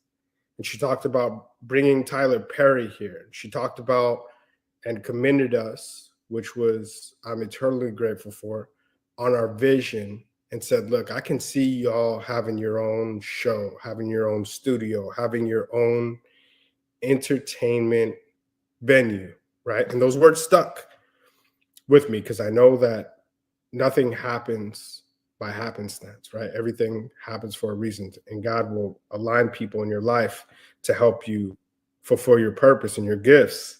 They'll make room for you. And everybody came here to do something. So done is better than perfect. And one of the things during that time after that, right? Similar, it always happens after a conference, something happens. That's why done is better than perfect. You got to continue to show up and remember, don't charge for your time, charge for your value. So yesterday we were in a room in a new development, right? And I got flashback from Black Wall Street because there's a big company here and they are doing a big development. And this is happening all over the US. It's not just Houston.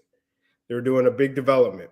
And in this big development, they bought a bunch of land in a Black community, brought a bunch of, right, not kicked, they don't call it kicked out. We gravitated people to a different, however, whatever political answer they used. A few days before that, I met with that same company. Every single conference this happens, some type of out of this world opportunity comes up. And they said, look, Alan, we really loved and we really enjoyed doing that conference with you. Now, these are the same people that do the Super Bowl. These are the same people that do they own a big dome in Las Vegas. These are the same people that built, and this screen, you'll have to see it. Look it up, follow us on Instagram. This is probably a $50,000 production setup that they sponsored, right? Because they like the vision. And they came to me and they said, Alan, look, I don't know. We've been turned down in multiple cities to build this, to build a dome. We want to build like the world's largest entertainment venue. And I saw your vision and we would love to, I don't know how it's going to work out, but we'd love to partner with you. And I said, okay.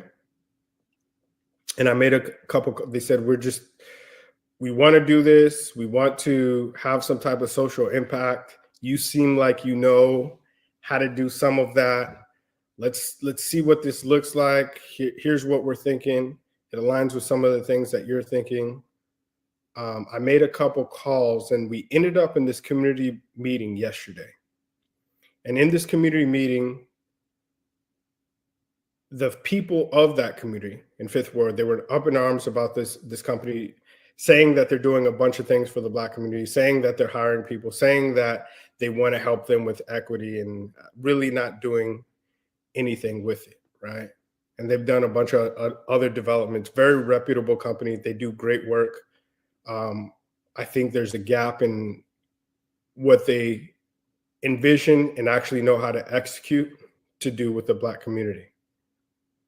And in that meeting, I brought one of our partners from the company that I told you about, and I met with their CEO, and we're going to I'll keep everybody updated, but our goal, regardless of if we do it there, regardless if we do it in another part of the city, it's going to happen.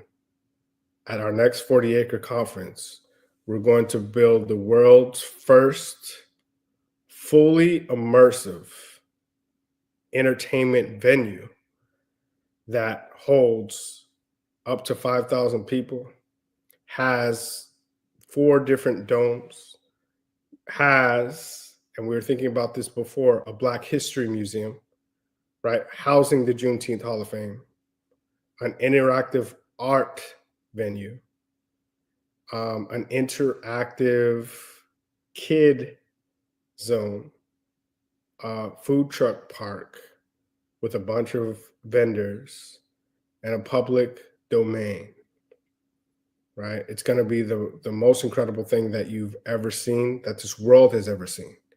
And I know there's going to be some people that message me and say it can't be done, and say, hey, the vision's too large, the journey's too long, and the mission is impossible. But here's what I do know. I don't know how we're going to get it done, but I know we will. I don't have all the steps going forward, but I know that to a lot of people, I'm not going to tell them how much time it's going to be worth. I'm going to demonstrate the value that it brings to them. I know that we're going to continue to show up and bring this to different places until it falls on good ground, where we're supposed to be, where we're meant to be, because I know our gifts will make room for us. And when we do it, I know it may not be perfect, but I know it's going to get done, which is better than perfect. And we're going to bring a lot of different people. We're going to bring a lot of different innovative thoughts and ideas and dreams right here to the city of Houston. And of course, to a place near you. We're going to bring life and breath and not let the history of us die, even though it's being taken out of our textbooks, specifically here in Texas. We're going to let our story be told, and we're going to tell it in an interactive and entertaining way. And we're going to make sure that this next generation has the tools, they have the talent, right? When we talk about the tools, AI is changing everything, right? There's going to be a lot of jobs that exist today that'll be gone in 2-3 years because it's all being done by AI. So we're going to transform through technology and through the workforce and the development and through technology and through doing more with less, not only software, but with more that's in your mind. We're going to help people create new things. I'm talking hundreds of thousands of people. We're going to call it the 40-acre dream dome, right? If we're not going to get our 40 acres and a mule, we're going to create it through the same spirits of those where I stepped on Black Wall Street over 2 years ago at the 100th year anniversary of Black Wall Street. Through that same spirit of tenacity and ingenuity, we're going to make sure that things are taken to the next level. And then we're going to give people an opportunity, not if, but once this is successful, to have one of these 40-acre dream domes in every single city in the US, in Africa, in South America, in the diaspora, in 270 cities. And you're like, whoa, we've gone super, turn off the tube. No, keep it on. Because today is Tuesday, June 27th, right before 1 p.m. And I want you to know this is going to happen. I watched a clip a while back of an interview with Jeff Bezos back in 1999. And people thought he was crazy. Like, you're in this huge marketplace to sell books. I mean, but here's what people didn't know. The books were just the beginning, right? And now he built $1 trillion business and the #1 platform in the world for e-commerce. So what I was trying to convey to people, and when we were bringing together celebrities and government officials and those different things, the conference was just the beginning, just the books, just building the platform, just building the people, just bringing the process, building the technology, building the following for this next bigger thing, which I want each and every one of you to be a part of, to be participating in, to grab, equity in, right? I want to be able for your own dreams to come alive. If you have a dream for a conference that hasn't been done before, it may be a health and beauty, it may be a fitness, it may be a metaverse, it may be some type of innovative coaching, whatever that is, that can push our agenda and our initiative and our people and our next generation forward. I want you to be a part of that. So you can visit us, DM me at 40 Acre Conference on Instagram. You can, and as I said, there's always going to be obstacles. 3 or 4 days before our conference, I'd put together this elaborate plan with all these groups and being able to direct message people through Facebook that was going to go automated. And a couple of days before our conference, my Facebook got hacked, right? But you got to keep going no matter what. So in closing, I just want to recap the 3 things that we talked about. If you can remember them, type it in the chat. What's number 1? Somebody type it in the chat. What's the first point that we talked about? Okay, cool. See a couple. Don't charge for your time. Make sure you charge for your value. The next one, type it in the chat. Drumroll, what do we got? You can be 50% of people in life, right? Not trying to compare to anybody, but if you just continue to show up, you can be 50% of the people just in life, because most people won't show up and continue to show up and continue to show up and continue to show up. And the last one is something I was taught by Les Brown. You got to go with what you got right now, with what's on the truck right now. And remember, done is better than perfect. Y'all have a blessed time. Wow, Alan, that was awesome. Thank you so much for providing value to our community members. Such a pleasure. So I know you shared your information, but would you go ahead and share your website information? Yes, you can find us, and if you just Google 40 Acre Conference, all of our 40 Acre Conference. 40 Acre Conference. But the website is www.40acreconference.org. You can follow us on Instagram at 40 Acre Conference. Find us on LinkedIn at 40 Acre Conference. Facebook at 40 Acre Conference. We'll have that back online shortly. But yeah, find us and tap in, and we look forward to doing great things with each and every one of you. Thank you so much. You have a great rest of your day. All right. Genius is common, and I'll see you on the other side. Thank you. Bye.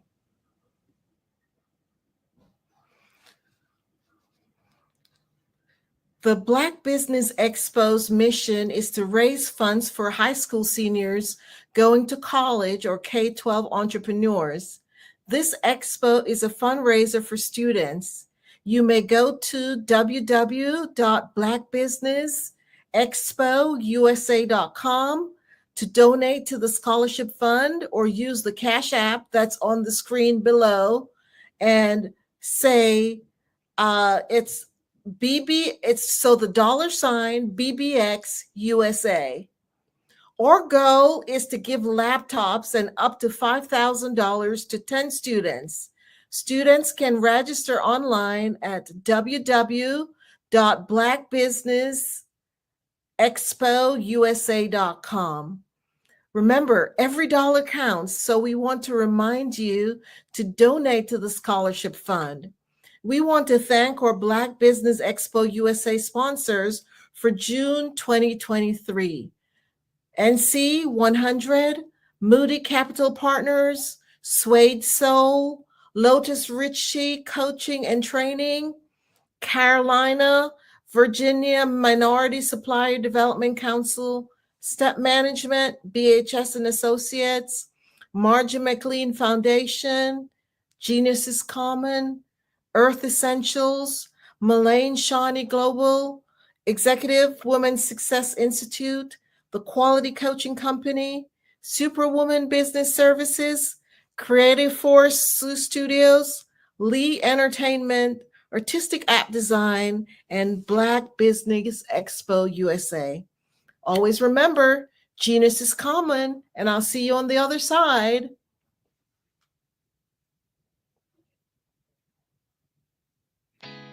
Did you know women represent just 3% of Fortune 500 CEOs and less than 15% of corporate executives at top companies worldwide?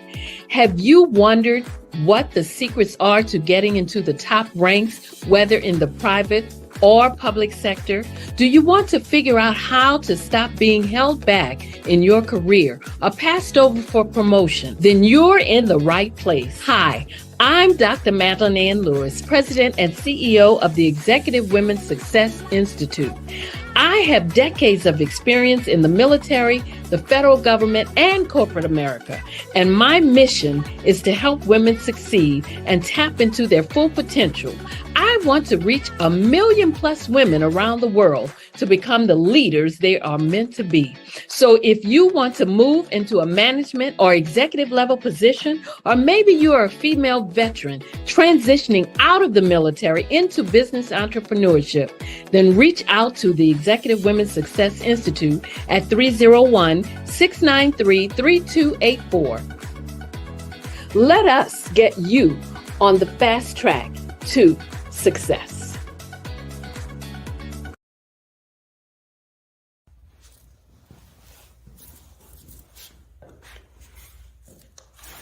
How you doing? I'm Rodney Allen Rippey. Yeah, the child actor. Well, now, leading man. Some of you might remember back in the day, the Harlem Globetrotters popcorn machine. Remember that? Well, it was a Saturday morning special that would come on, and I was there with Geese and Tex and Meadowlark Lemon. Remember the show? Well, I had a great time. And I have to say a huge, huge thank you to all my fans out there. Thank you for all the years of support. I went on from the entertainment industry. I started getting into producing and directing. And now, hey, here I am. I'm a studio executive here in Burbank, California at 2526 Studios. I have to say, it's been pretty good, but the best is yet to come. Please stay encouraged. Keep reaching for your dreams and never forget that genius is common. Remember that. Genius is common. No matter what anyone says to you, no matter how tough the road may get, keep striving. Keep reaching for your dreams. And always know that you are worth it. Everything that you put into yourself, everything good that you pour into your life, you are worth it. And when the times get tough, when things don't go exactly right, it's okay. Dust your shoulders off. Stand up strong.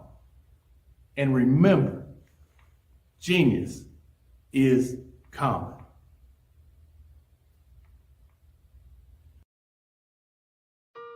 Hello, this is Israel, and I am CEO of Daydreams Interactive and author of Princess Planet. So, genius is common, and as a kid, I loved to daydream. Even as an adult, I loved to daydream. And when my daughter became 6 and loved princess characters, but we just could not find the diversity that showed her, we created our own characters. So, for instance, you have Princess Nulu right here. Princess Nulu is from Uganda, and her genius is that she loves to take care of animals. She can actually even listen and hear what they say. And then we have Princess Isabella right here. Princess Isabella, she's from Cuba, and her genius is biochemistry. One day she hopes to eliminate disease. Then we have Princess Nia right here, and Princess Nia is based off of my daughter, and she wants to be the greatest dancer alive. So that's her genius. So what's your genius? My genius is my imagination. Genius is common.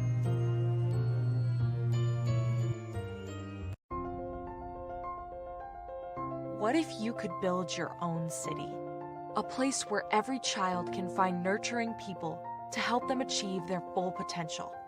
A place where every adult can access job training support, where health education is abundant, where social justice ruled the land. A place without limitations. Welcome. You have arrived at STEM City USA. It is what every city should be. A safe and trusted community where you find people and resources to help you become everything you are and beyond. STEM City is unlike anything you have ever experienced. It is a digital twin of the world around you, only better. STEM City is about energy and soul renewal. It is more than a digital world. You can almost feel the power of live cultural events, music, and theater. STEM City promises a better future for children with caring mentors and hands-on activities with dedicated tutors to support our youth. STEM City is your passport to a healthy lifestyle with weekly events addressing our community's many issues. STEM City is your financial well-being with helpful information on wealth management, career advancement, job training, and so much more. STEM City is the community you deserve. It is the city where your dreams can come true. STEM City USA, a place in the sky that is accessible to all who reach for the stars.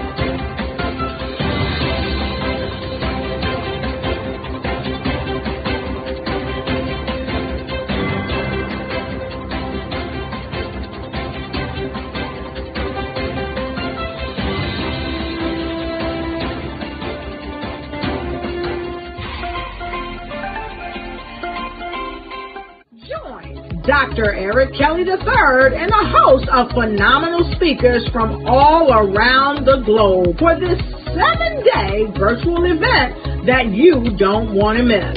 The mission of the Black Business Expo is to raise scholarship money from kids all the way from high school, all the way from college. The Black Business Olympics is one of the largest Black business showcases in the world. It is an opportunity for businesses and companies to showcase their businesses globally. We are going to be giving away laptops up to $5,000 away to students. Again, I'm Olivia Appleberry, the founder of 2 Cents Finance and one of the speakers for the expo. I am so excited to see you there. For more info, go to www.blackbusinessexpousa.com or call 919-308-9090 and hope to see you there. I am Black Business. From the moment I wake until the time I sleep. Yes, I am Black Business. I am Black Business. Tell me, are you Black Business? I am Black Business. Do you support Black businesses? Listen, I support Black business because I am Black Business. Black Business Expo, one of the largest business showcases in the history of Black business in the world. The world! Sign up today at www.blackbusinessexpousa.com or call 919-308-9090. I am Black Business. I am Black Business. From the moment I wake until the time I sleep, I am Black Business. I am Black Business. Are you Black Business? I am Black Business. Do you support Black businesses? I support Black business because I am Black Business.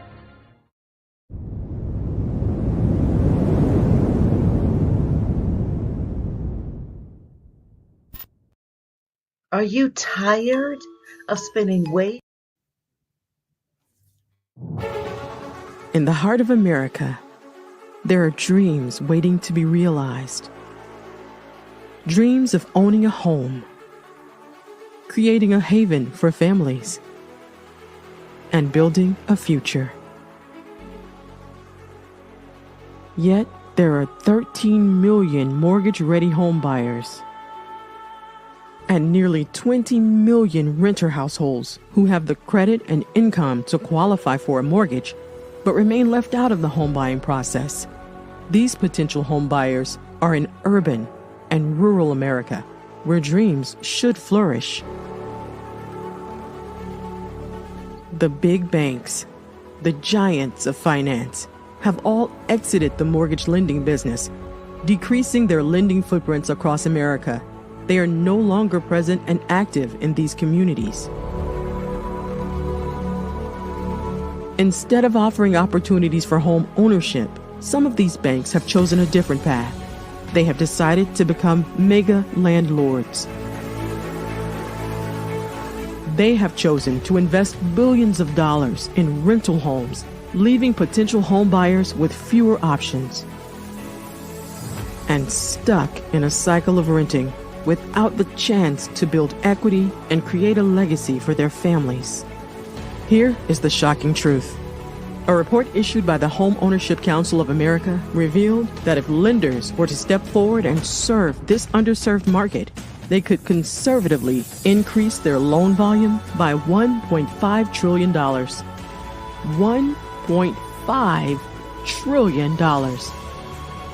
This is a $1 trillion business opportunity, ripe for the taking.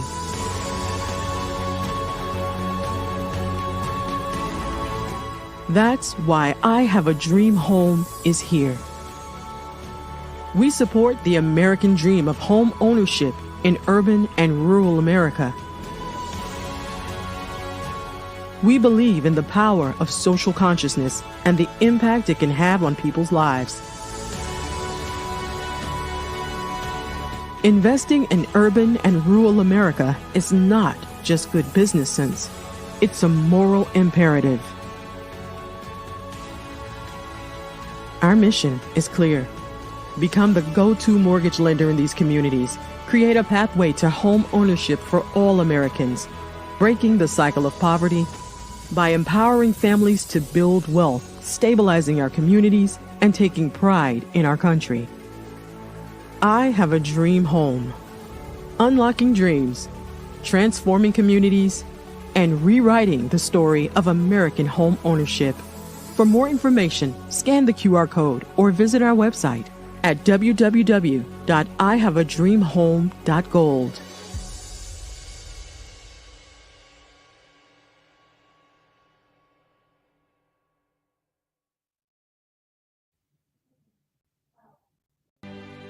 Hello everyone, my name's Morris the Connector. The reason for my name is I'm now connected to my inner self. So anything is possible now because I believe in myself. They say seeing is believing, but it's believing is seeing. Now I can see everything clearly now. I want to show you how I navigated myself to become Morris the Connector. I grew up with my mum and 5 siblings. This picture here is me at 18 years old, not knowing what I wanted to do. I drifted in and out of prisons selling drugs. I never knew that I could be the incredible person I am. I've navigated myself to become a successful business owner. Elite Executive Services chauffeur company drives some of the biggest pop stars in the world. Justin Bieber, Beyonce, Whitney Houston's tour of London, Floyd Mayweather also. I'm now wearing my crown. If you want to know how I became this person, you can sign up to a free discovery session of a coaching program called The Incredible You, and I can show you how you too can become incredible. Life happens for you, not to you. It's about what you're doing to make it happen. Change the habits. It will change you. So sign up to my Incredible You discovery session and let us connect. Thank you very much.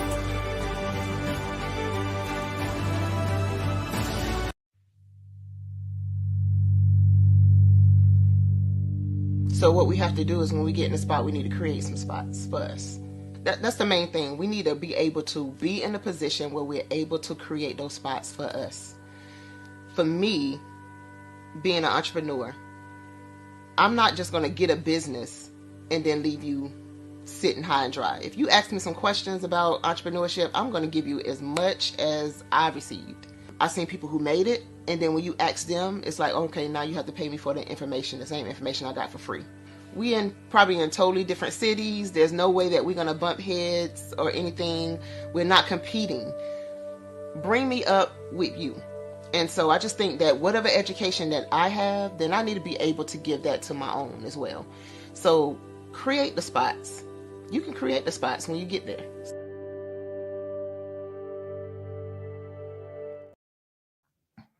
Hey guys, my name is Caden. I'm the CEO of Caden Teaches, and my genius is teaching kids about financial literacy. Throughout my financial products, such as my financial flashcards, my activity book, and my newest project, my financial bus, which I bought. And on the bus, it has a mock bank where kids will learn how to deposit and withdraw money, a mock grocery store where kids will be able to learn how to have a family budget, and a mock stock exchange where kids will even be able to learn how to invest in stocks. Now, I decided to start teaching kids about financial literacy because I find that most kids graduate high school without even knowing the basics about financial literacy. And I feel if I were to teach kids about financial literacy, then I would be able to help kids tap into their genius. And I actually learned about financial literacy to my dad because I would go to business meetings with him and I would always see that they were talking about financial literacy. And at that point, I didn't understand what financial literacy was. So I took it upon myself to learn about financial literacy and teach it to kids in a way that they could understand. But I want you guys to help me help kids tap into their genius by going to my website, cadenteaches.com, and you can sew into me in my financial bus by going to my GoFundMe link. And remember, if Caden can, you can too, because genius is common.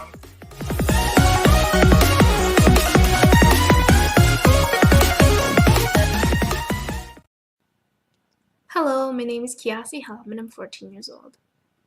I think my genius would probably have to be setting goals and achieving them. I say this because ever since I was young, I always wanted to be an author, and at age 11, I ended up achieving this. But not only did I end up becoming an author, I ended up becoming a public speaker, a publisher, a business owner, all these great things. The name of my business is Written by Kids Publishing Company. I decided to start this company because I thought it was important for me to help kids my age express themselves through literacy and just achieve their own goals. Because to me, achieving goals is the best thing in the world to feel. It's you just achieving things and aspirations that you set for yourself.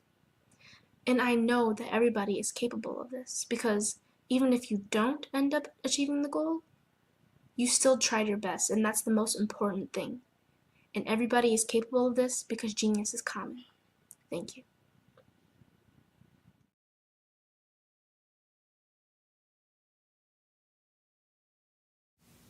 Did you know a typical passenger vehicle that has a fuel economy of about 22 miles per gallon and drives about 11,500 miles per year emits about 4.6 metric tons of carbon dioxide on an annual basis?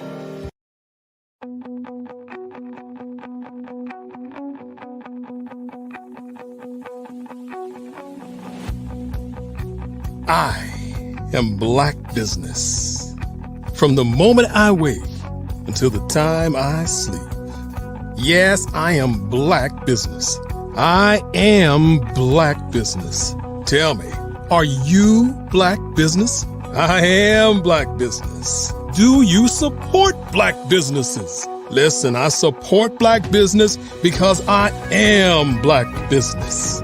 Black Business Expo, one of the largest business showcases in the history of Black business in the world. The world! Sign up today at www.blackbusinessexpousa.com or call 919-308-9090. I am Black Business.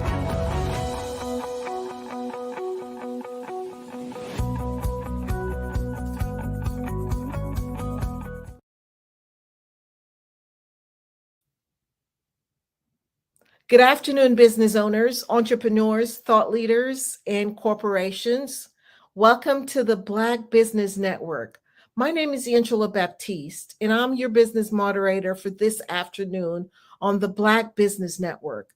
The Black Business Network is a 24-hour business network showcasing Black businesses, business owners, entrepreneurs, and thought leaders worldwide. We have speakers from North Carolina, London, Singapore, Africa, Japan, and cities all over the United States. The Black Business Network is a global community sharing its business knowledge to empower, inspire, and educate businesses about business. So today we have a keynote speaker, and our keynote speaker, her name is Dr. Rhonda Hood. And she's an international mental health speaker, author, and advocate. She's recognized as one of the most prominent voices for mental health advocacy. Dr. Rhonda is an award-winning international keynote speaker, a best-selling author, and a leading authority on mental health. She's able to leverage over 30 years of corporate experience. Dr. Rhonda impacts audiences with her mission to normalize and destigmatize mental health conversations. She trains audiences worldwide to eradicate mental health stigmas and adopt compassion, awareness, and acceptance. She advocates for a world where we can break the silence and heal out loud. As an influential figure, she's the author of a soon-to-be-released book, Truths, Traumas, and Triumphs, which guides readers from brokenness to breakthroughs so that they're inspired to step out of secrets, silence, shame, and stigma to stand in their truth and embrace their divine destiny. She's also a contributing author of the bestseller, Passion, Purpose, and Peace. She's the first ever American radio presenter with her own show, Break the Silence. Let's welcome Dr. Rhonda. Welcome, Dr. Rhonda. How are you? I'm doing well, thank you. It's so glad great. to be here. Such a pleasure to have you. And just remember, genius is common, and I'll see you on the other side. See you on the other side. See you soon. Hello, everybody. Good morning, good afternoon, or good evening, depending on where you are joining us in the different parts of the world. I am so excited to speak to you today about a very important topic and something that is very near and dear to my heart. So I want to start by sharing with you something that happened to me recently. It was actually shortly before the pandemic. And I'm in the doctor's office and I'm sitting down and he leans in and he goes like this. You are this close. I didn't know what to say. So he said it again. This close, Miss Wood. You are this close. Now listen, when he said those words, I sincerely hope that he was talking about me being close to having the winning lottery numbers. I was so hoping he was talking about I was this close to like guessing the answer of a trivia game. But no, folks, believe it or not, my doctor, when he said that I was this close, he was referring to my health. He was referring specifically to my mental health. And more deeply, he was telling me that I was this close to being in a mental crisis, to having what's known as a mental breakdown. Now, when he said those words, I was shocked. I was astonished. I'm sitting in his office and I'm calm. So I had no idea why he said that or how he had associated it with me. So I leaned in a little bit more to get some clarification and understanding. So what he was referring to, what I had shared with my doctor, and for the record, he is a doctor of psychology. He was my therapist. And I had gone to him because I was feeling symptoms of stress and overwhelm and burnout. And after hearing me share my symptoms and what I was going through and what I was experiencing, he started to recognize what was going on with me, my environment, my experience. He said from his experience, from his 25 plus years of experience, he said, I have seen this before. You are close to having a breakdown. Now, just so you know, I was completely in denial. Let me give you the frame of reference. I'm sitting in his office. Now, I worked for corporate America, so I was there, taking a break from work. So I'm in a suit. I'm in high heel shoes. I have on some my favorite jewelry, and not to mention I had on my favorite lipstick, Max Ruby Woo Red. Many of you ladies may know that. I also had my hair neatly in a bun. So I say all that to say that by all looks and appearances, I did not look like I was about to have a breakdown. That leads me to go, I want to share really quickly something that's really important. I want to talk really quickly about the different phases of mental health, or the different phases of mental health symptoms, mental illness, whatever adjective you want to use. But this is really important because I think it's important that we recognize the different phases of mental health. They can be deceptive. What I mean by that is many people, including myself at times, we learn to wear a rehearsed look that all is well. Everything is okay. Oh, no, don't worry, I'm good. Oh, I'm fine.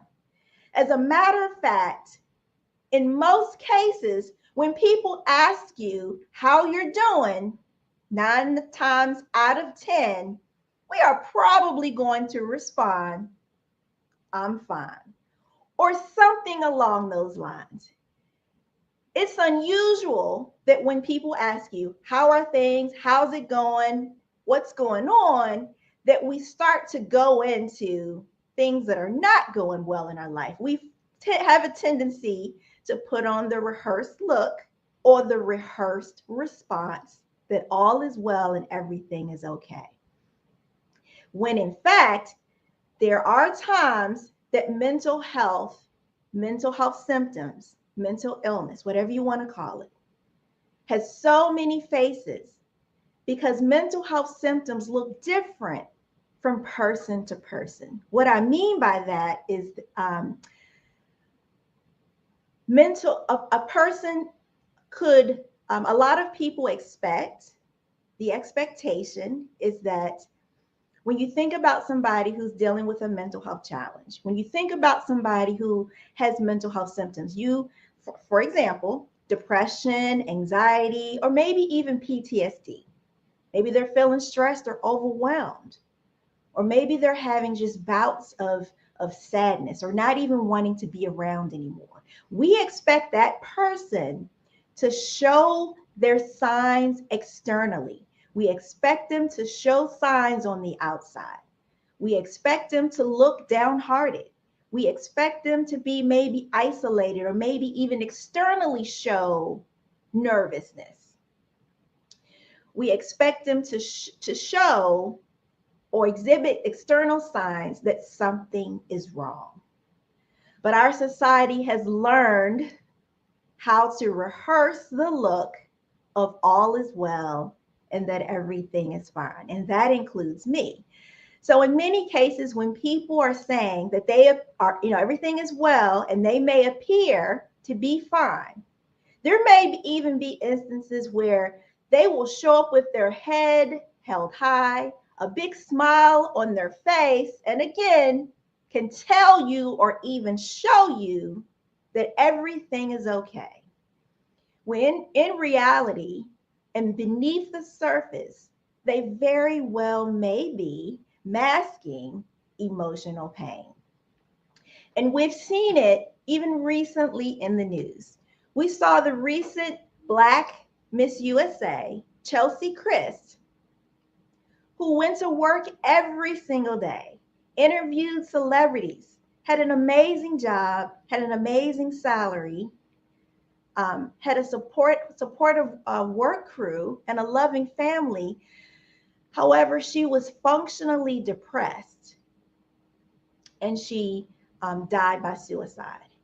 In addition to her, many of us may have heard of the famous DJ on the Ellen DeGeneres show, Stephen Twitch Boss, who again was married, had children, had a beautiful family, worked for Ellen DeGeneres, had an amazing job, an amazing career, was very well liked, and the same thing, recently died by suicide. By all looks and appearances, a lot of people had no idea that they were even experiencing mental health issues or were planning to take their lives. And so I say all that to say we always talk about, well, yeah, I didn't know, or they didn't look like that. And even in my case, I didn't look like I was depressed because I was functionally depressed. I was still able to get up every day. I was still able to go to work, but I knew internally that I was doing a lot. I knew that I had taken on a lot. And I know that that's very common, particularly as leaders in our families, in our workplaces, in our business, and maybe even in our communities. You know, we take on leadership positions. And so I wanted to talk today about prioritizing our mental health, because I want to make sure that even as we are stepping into these lanes of greatness, even as we are doing amazing things as trailblazers around the world, even as we are reaching our goals and setting more goals and setting the bar higher, that we make sure that we are checking in with ourselves, that we are prioritizing us. So I want to make sure that that stays in place. I am not in any way saying that we shouldn't reach for the stars. I am saying that as we're reaching for the stars, that we make sure that we stay connected to our minds, our emotions, our feelings, our thoughts, honor them, deal with them, and if necessary, take a break to reset. And so let's talk a little bit more. Let's go into a little bit more depth about that, because I think it's so important for high achievers such as entrepreneurs and business owners and leaders to make sure that we make mental health and wellness a priority so that we can continue to function in that capacity to the best of our ability. So I want to start by eliminating some myths and misconceptions. I think that's very important. Now, we've been hearing a lot about mental health and wellness because I believe it came to the surface, particularly during the pandemic, particularly with everything that's been going on around the world, even in other countries. I think it has heightened our awareness a little bit. We started to have more conversations. And what I want to do is I want to turn up that volume a little bit.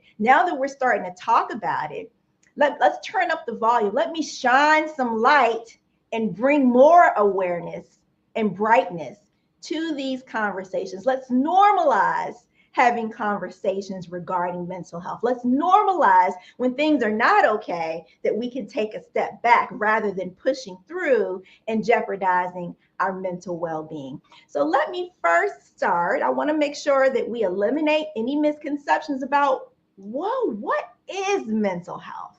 So I want to go over just maybe 3 or 4 really quick points. One is I want to start with what is mental health? I want to define like the official definition of that. I also want to talk about, well, why is it important, particularly in leadership, within entrepreneurship?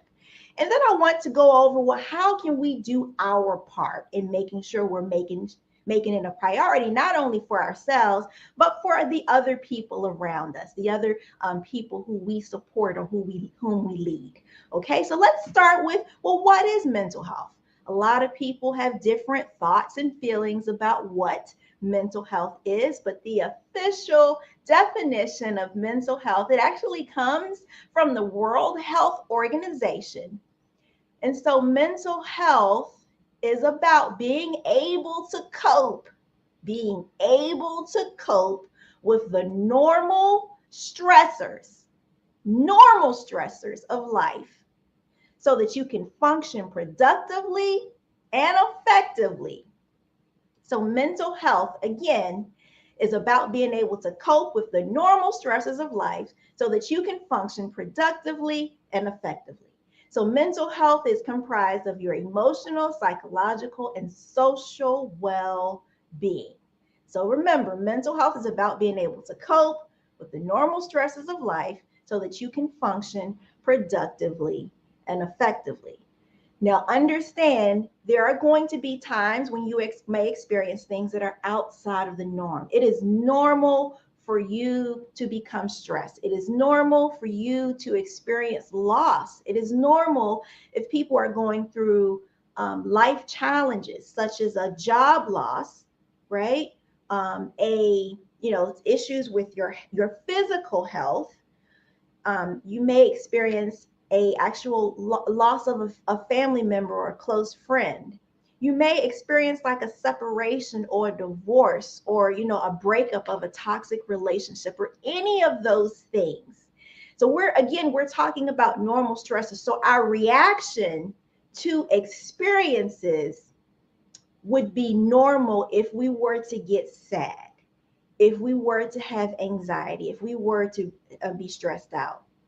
So I'm talking more along the lines of things sort of in the workplace. Now, we can obviously bring those things to work, and then things at work can exacerbate our symptoms.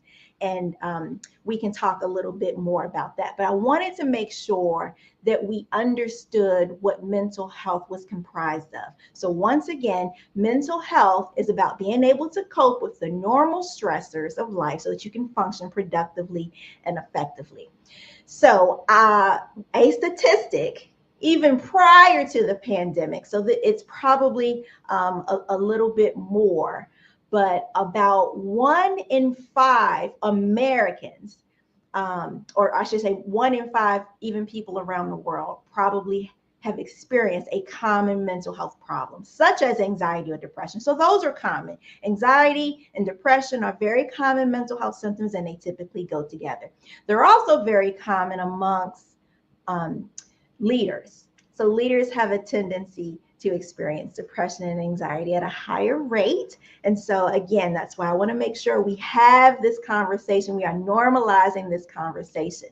What typically happens is leaders, entrepreneurs, business owners, high achievers, we kind of take on this superhero mentality. And so the superhero mentality comes because we believe we need to be resilient. And we are. High achievers and leaders, we are some of the most resilient and tenacious people on the planet, because we just naturally possess this superhero type of mentality. We have this superhero type of strength and endurance. And so it's natural for us to want to do a lot of things, want to do a lot of things well, want the recognition for doing a lot of things, and sometimes even want to take on more. And so we have a tendency, we just demonstrate this undeniable superhero power. We have this tendency to want to juggle multiple things, juggle family, juggle career, again, our community responsibilities. But sometimes we do it against remarkable odds. we just take on a lot of responsibility. And so many of us, even in the midst of things being chaotic, even in the midst of things being dysfunctional, even in the midst of things being toxic, the environment, the people, the environment, or the thing that we're dealing with, even when things are sort of falling apart around us, our identifying with this super hero mentality can become the problem. It's at that point where we need to step back and reset, take time out for us, and not feel guilty about it. Otherwise, that superhero mentality can cause us to break down, which is what I was headed towards. That was what my doctor had had warned me about, that I was at risk for having a breakdown. So I'd love to talk a little bit. I'd like to go over just a few characteristics and qualities of people, of leaders who have this superhero mentality. So the first type of mentality that many superhero leaders and entrepreneurs and business owners have is they have this obligation that they have to be strong. And they have a tendency to feel like, well, I just have to be strong no matter what. I have to always be in control. I have to always have it all together. I can't be weak. I can't appear weak. I can't feel weak. So having this obligation to be strong no matter what is characteristic number one of the superhero mentality, which is detrimental, can be detrimental to your mental health when you have this obligation to be strong. Another characteristic number two, when we talk about this superhero mentality amongst leaders and entrepreneurs and business owners, if we have this a feeling obligated that we have to suppress our emotions. Now, I get it. When you are in charge, when you're making important business decisions, when you're about to have a big deal, when you're in charge of a multi-million-dollar contract, you might be feeling stressed, overwhelmed, feeling sad, feeling anxious, unsure, all of these feelings, but you're like, I can't deal with it right now. So we have a tendency to keep pushing our emotions to the side. We might even be experiencing personal issues. We might be experiencing issues where, you might want to take some time away. You might feel like, hey, I need a vacation. You might feel like, well, I just need to cry because something happened in my life. But you feel like I can't deal with it right now. Work is so much more important, or my business is so much more important, or I'm at the edge of this big, great thing happening. And so we feel obligated to suppress our emotions, to not show our true emotions. Again, bringing up the many faces of mental health. So characteristic number one was about an obligation to be strong. Characteristic number two was about feeling obligated to suppress emotions. And so I like to go into characteristic number three, which is a resistance to vulnerability. So leaders have a tendency to they want to show that, well, I have all the answers. I can do it myself. I got this. No, I don't need any help. I don't need your help. It's under control.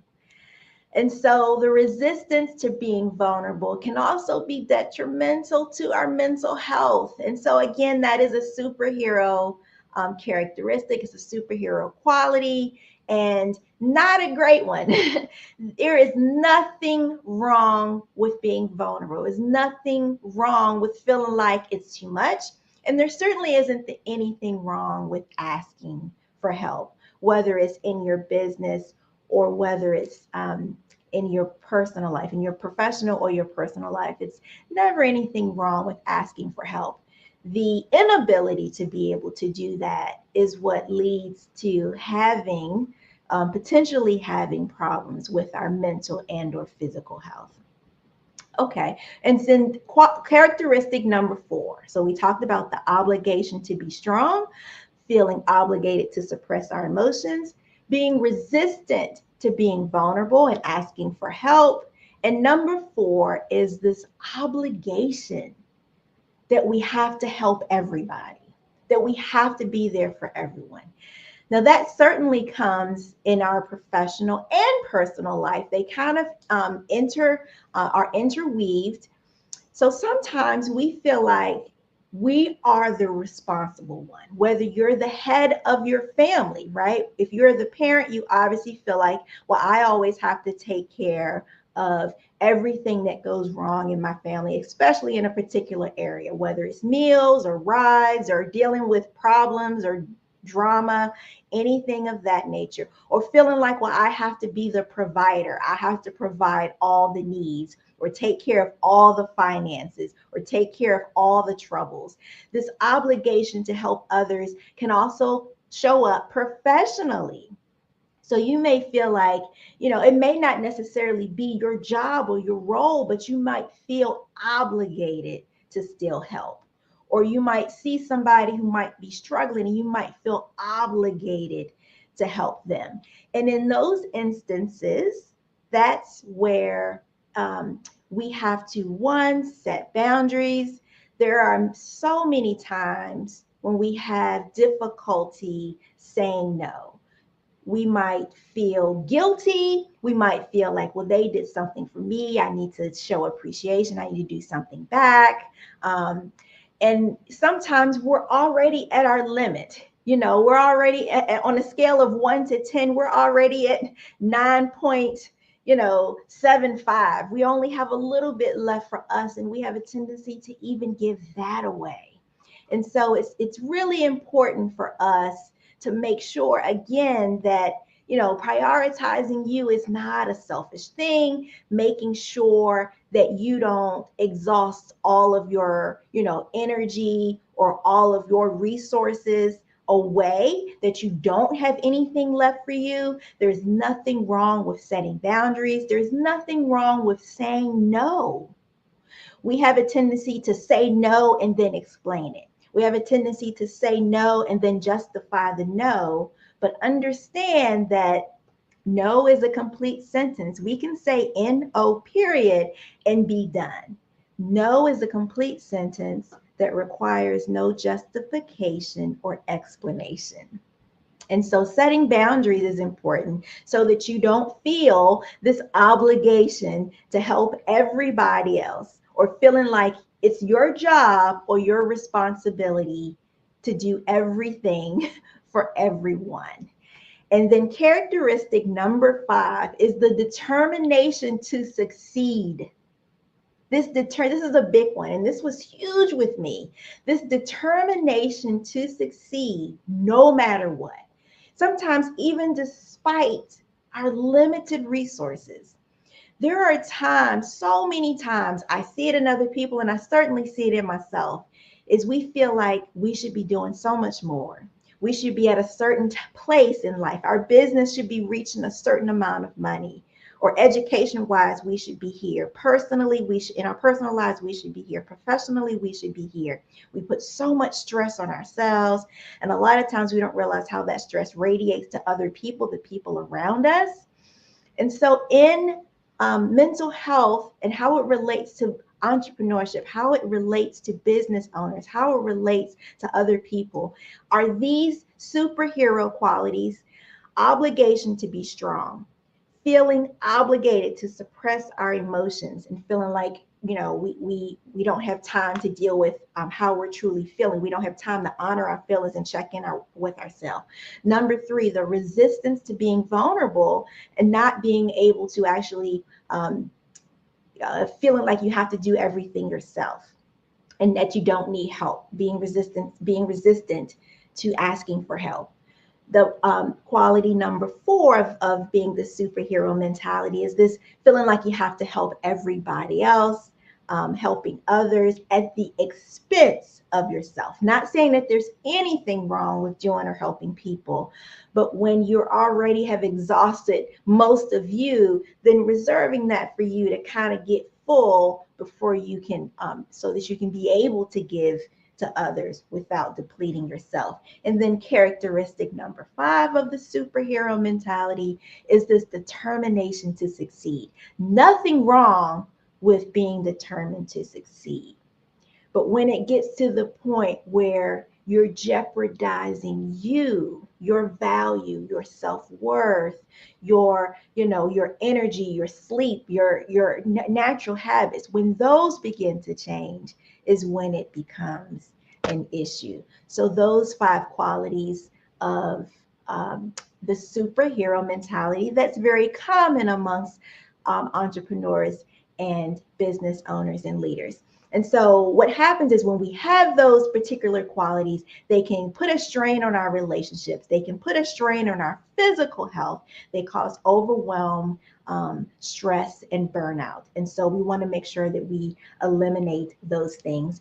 And so I'd like to talk a little bit really quickly before we close about some solutions, ways in which we can support each other and be able to do as a team, as a leader, as an entrepreneur. What are the best ways in which we can try and not only make sure that we're okay, but the people who we lead are okay as well. So number 1, making sure you take care of yourself first. That's a no-brainer. If you don't take care of you, it's going to be difficult to support anyone else. Making sure you take care of yourself first is the number 1 priority in prioritizing your mental health. If someone from your team or in your business comes to you and has an issue, making sure we actively listen, making sure we respect feelings,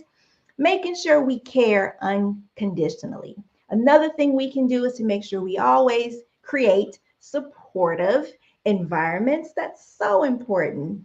There may even be cases, in addition to creating supportive environments, we may also want to make sure that we offer resources, offer support. And in some cases, we may even need to offer training. Some people don't know how to deal with mental health. And if they are having these symptoms, they don't know if it's okay to come forward.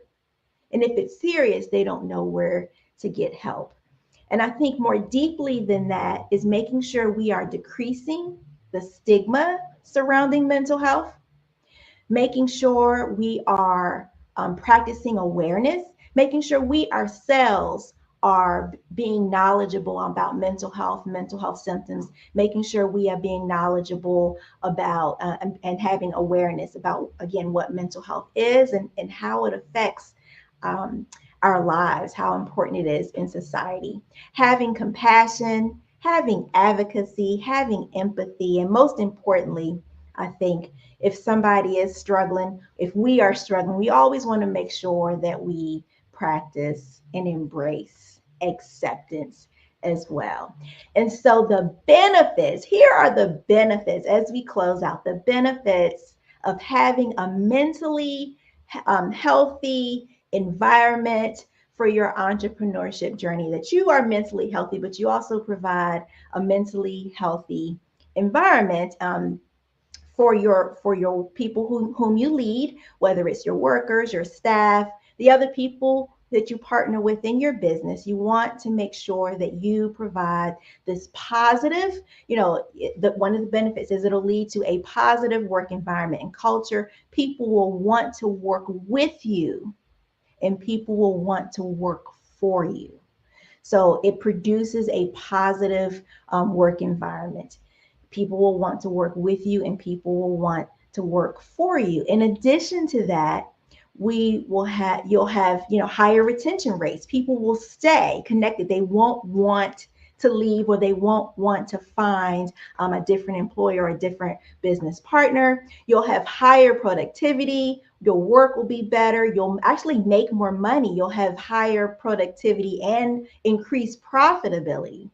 People will feel valued. They'll feel seen, heard, and valued. That's important. People will feel connected, which is also a key component, a key benefit. It'll be increased well-being for you as well as the people you lead. You'll see better camaraderie, and people, again, will want to come to work. They'll want to be a part of your team. They'll want to work with you and for you.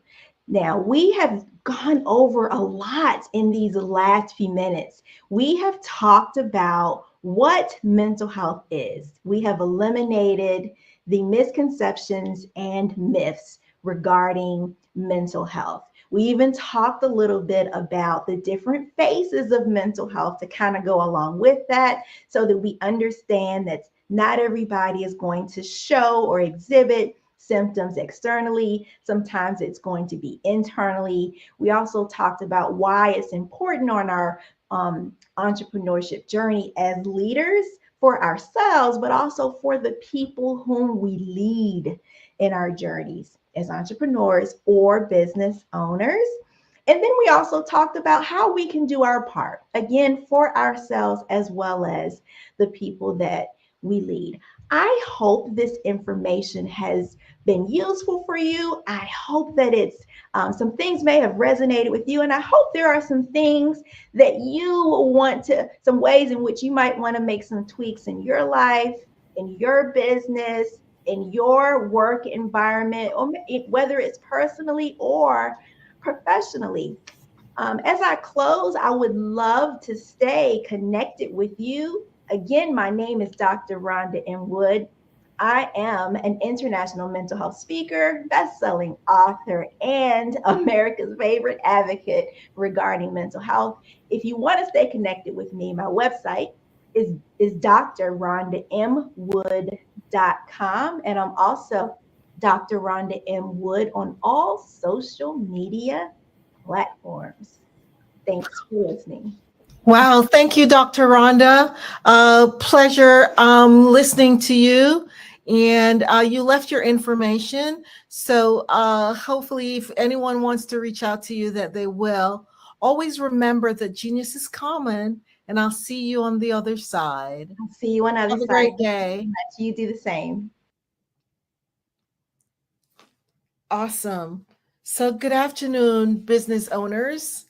And I just wanted to go ahead and give you some information about the scholarships that we, at the Black Business Expo, we raise funds for high school seniors going to college or K-12 entrepreneurs. This expo is a fundraiser for students. You may go to www.blackbusinessexpousa.com to donate to the scholarship fund, or use the Cash App that's on the screen below. And it's $BBX USA. Our goal is to give laptops and up to $5,000 to 10 students. Students can register online at www.blackbusinessexpousa.com. Every dollar counts. So we want to remind you to donate to the scholarship fund. We want to thank our Black Business Expo USA sponsors for this month, June 2023. We have North Carolina 100, then the Moody Capital Partners, Suede Soul, Lotus Ritchie Coaching and Training, Carolina, Virginia Minority Supplier Development Council, Step Management, BHS and Associates, Margin McLean Foundation Incorporated, Genius is Common, Earth Essentials, Mullane Shawnee Global, Executive Women's Success Institute, the Quality Coaching Company, Superwoman Business Services, Creative Force Studios, Lee Entertainment, Artistic App Design, and Black Business Expo USA. We thank you guys. Thank you so much for your sponsorship. Always remember, genius is common, and I'll see you on the other side. I'd like you to imagine with me, if you will, opening an app where you can collaborate with like-minded individuals from around the world, get inspiration and in-app tools to launch and grow your business, as well as share your knowledge and earn compensation, all in one app. Well, the name of that app is Truso, short for Truly Social. Hi, I'm Matthew Newman, the founder and CEO of Truso. A new concept in social media, Truso is designed from the ground up to be a platform that's both social and empowering for all its users. How exactly do we do that? I'm glad you asked. First, Truso brings the world together via video. Psychologists assert that video provides a significantly more effective connection than audio only. When you enter a community on Truso, you're face to face. Second, on Truso, you don't have to have 1 million followers to monetize. Our business model allows all hosts and moderators to monetize, no matter the size of your following, by 1, producing fee-based content, and 2, inviting others to join the platform as subscribers. Even more, Truso has an in-app resource library with over 100 free resources, forms, and documents to help you build your brand and grow your business.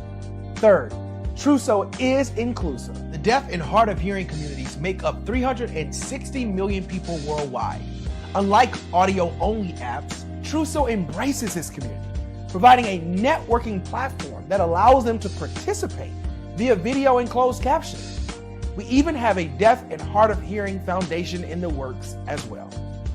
Fourth, Truso is both social and safe. We refer to Truso as a virtual extension of the beauty shop, barbershop, and brainchild of the community. A place where there's laughter, along with wisdom, growth-oriented conversation, and genuine connections in a safe space. Truso even has proprietary security to ensure we maintain a safe environment for everyone. Where are we at now? Truso is live, y'all. We've launched in beta, and we're acquiring users daily. We have an incredible development and marketing team, plus amazing celebrity influencers at the table, helping us spread the word around the globe, beginning within the African diaspora and beyond by creating a safe space for growth, connection, and collaboration. We're truly excited about Truso. We've created something special for which there is a global market. And we invite you to embark on this journey with us as a shareholder. The future for Truso is truly bright. Join us and let's go there together.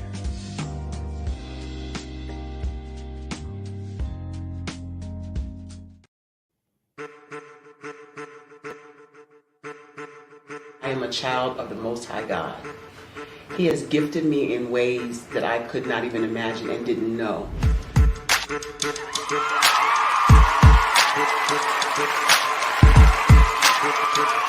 There was a time when I didn't know who I was. I listened to other people tell me who I should be, what I should do. I listened to people telling me that I should be a boutique owner, that I should be a construction manager, that I should be a laborer. Have you ever felt like you should do something else, be something else, go somewhere else, be wherever you wanted to be, and you felt like you were in a box? Anybody in the room? And you couldn't get out? Anybody in the room? And you kept trying to go and you couldn't get out? Anybody in the room? But let me tell you, you need to rock the box. Rock the box.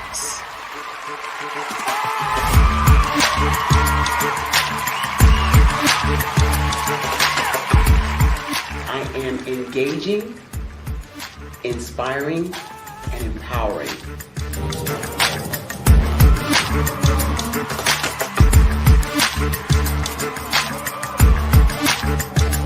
I would give you everything I know. Just by touching you, if I could, by osmosis, give you every single thing I've learned, I've gone through, I know I would. We know that's not possible, but as it is possible, I love to share information with people. Some of you out there, people have told you that you can't be, you can't have, you can't do. But I will tell you, like Kinston said, you can, you must, and you will. If it's to be, it's going to be me. You got to say it. If it's to be, it's going to be. If it's to be, it's going to be. If it's to be, it's going to be.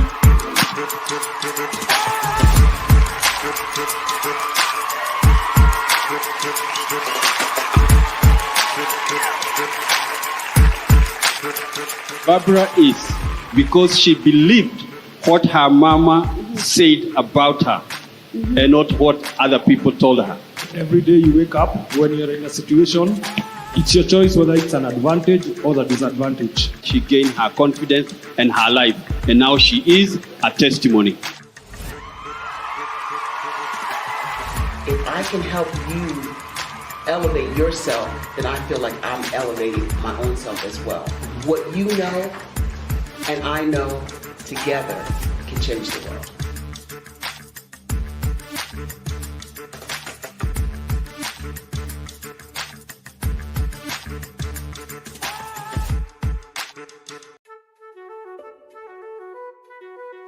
This is Dr. Arnold T. Petsworth. Yes, that's his given name. No, don't look into it. He's the owner of Petsworth Vet World, a veterinary clinic in Hopton, Connecticut. His patients include dog, cat, turtle, cat, turtle, frog, hamster, fish, Goldie? dog, and this alpaca. Due to doctor-patient confidentiality, we can't tell you their names. Business at Vet World was steady, and then quarantine hit. Neighbors on every lane, drive, and even a few cul-de-sacs brought new four-legged friends into their homes. Bunnies. Bunnies. You guys are so cute. Bunnies. You are so cute. Bunnies. You're so cute. Bunnies everywhere. A lifelong lover of Laporte, Dr. Petsworth welcomed these new patients with open arms. Hi, how you doing? How is she? Did you meet Jackie? Jackie, Barbara, Jackie?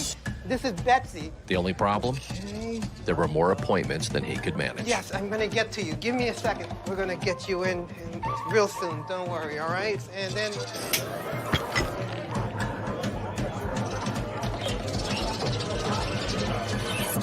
That's when Dr. Petsworth turned to his American Express business card, which offers flexible spending limits that adapt with his business. He decided to hire a new assistant, Julio, who's actually more of a bird guy. But that's just between us. And with the power to make big purchases in his hands, he used his card to furnish a new exam room with extra tail space.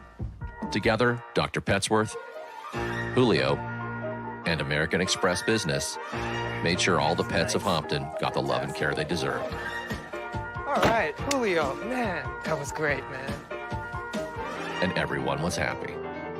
Especially these guys. Get the card built for business by American Express.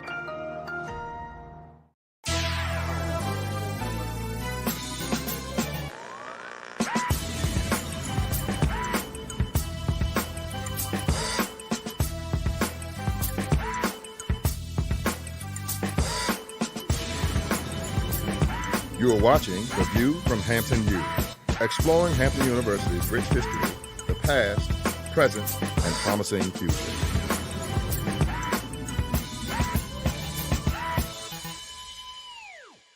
Welcome to Hampton University and The View from Hampton U. Today we're going to examine a movement that is said to be taking the nation by storm. The Genius is Common movement has emboldened young people throughout the nation, and that has also happened here at Hampton University. Let's take a look at what some of our students have to say about being a genius. Hi, my name is Gavin Harden, and my genius is to be able to give off positive vibes and spread a smile. Genius is common. My name is Brianna Lomax, and my genius is artistic expression through writing and showing compassion to everyone I meet. Genius is common. My name is Atia Strange, and my genius is the power of expression. Art is universal. I sing, I draw, I film, I photograph. Genius is common. My name is Maya Harris, and my genius consists of all the gifts that God has given to me. I'm a giver, I am passionate about bringing ideas to life, and I have mastered the concept of finding the good in everything. Genius is common.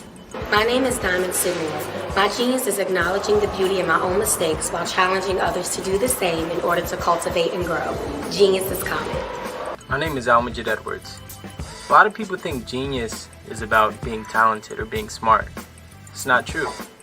Genius is about influence. Whether it's an equation, whether you're reading or writing, research, harmonies, what have you, genius is about the opportunity, the moment of impact where you can influence another person and uplift them. My genius is poetry. Genius is common. Hampton University has a long-standing history of supporting geniuses and the movements that they create. For example, General Chapman Armstrong established this great institution in 1868. And did you know that Booker T. Washington was also an alum of Hampton University? I could go on and on about the geniuses who've come through these doors and have exited to go out into the world to make a great difference. That's what's important to us. That's what's important about the Genius is Common movement. What is your genius? You should take the time to think about that today. So thank you for watching The View from Hampton U. And remember, genius is truly common.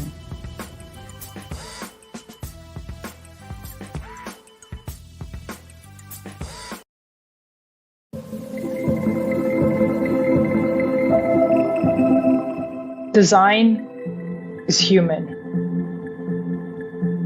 It's about people. It's about life. We've designed everything around us since the beginning of time. The things that we see, the things that we hear, experience, and feel. And in this evolving digital frontier that we are calling the metaverse, there are opportunities to do things that we never thought were even possible. But with innovation comes responsibility, and there will be many challenges that we must face and overcome together. I've often wondered, how do we create balance between humanity, technology, and the environment in a world that is already constructed? It's as though we are designing against the grain. This is something that many of us are trying to figure out at this technological tipping point. I personally have spent countless hours of my life, especially in the last few years, really thinking about this, thinking about how to create amazing, innovative, and artistic, immersive experiences using technology, but while still doing our part in this world to protect our people and to protect the environment.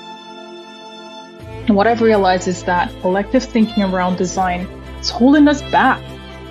It's become mechanical, a series of conflicting checklists and linear conventions, components of production cycles. We don't always think about design as coming from within, as inherent to our species, the human.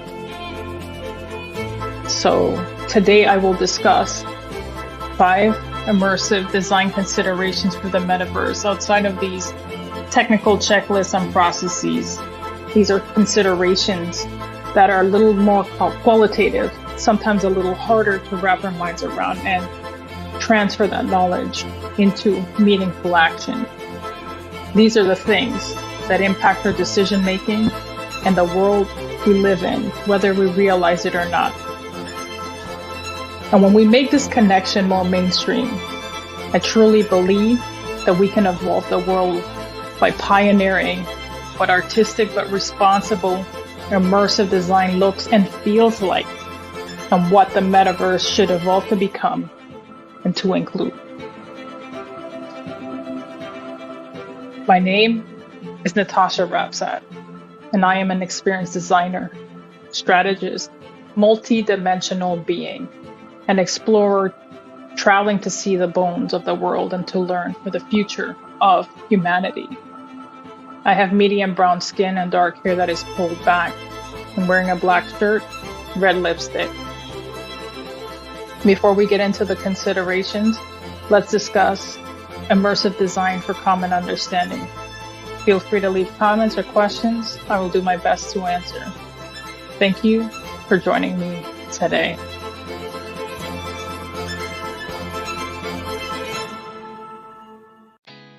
Did you know women represent just 3% of Fortune 500 CEOs and less than 15% of corporate executives at top companies worldwide? Have you wondered what the secrets are to getting into the top ranks, whether in the private or public sector?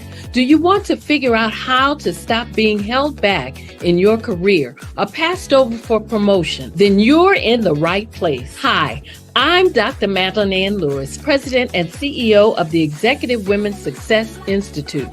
I have decades of experience in the military, the federal government, and corporate America, and my mission is to help women succeed and tap into their full potential. I want to reach 1 million+ women around the world to become the leaders they are meant to be. So if you want to move into a management or executive level position, or maybe you are a female veteran transitioning out of the military into business entrepreneurship, then reach out to the Executive Women's Success Institute at 301-693-3284. Let us get you on the fast track to success.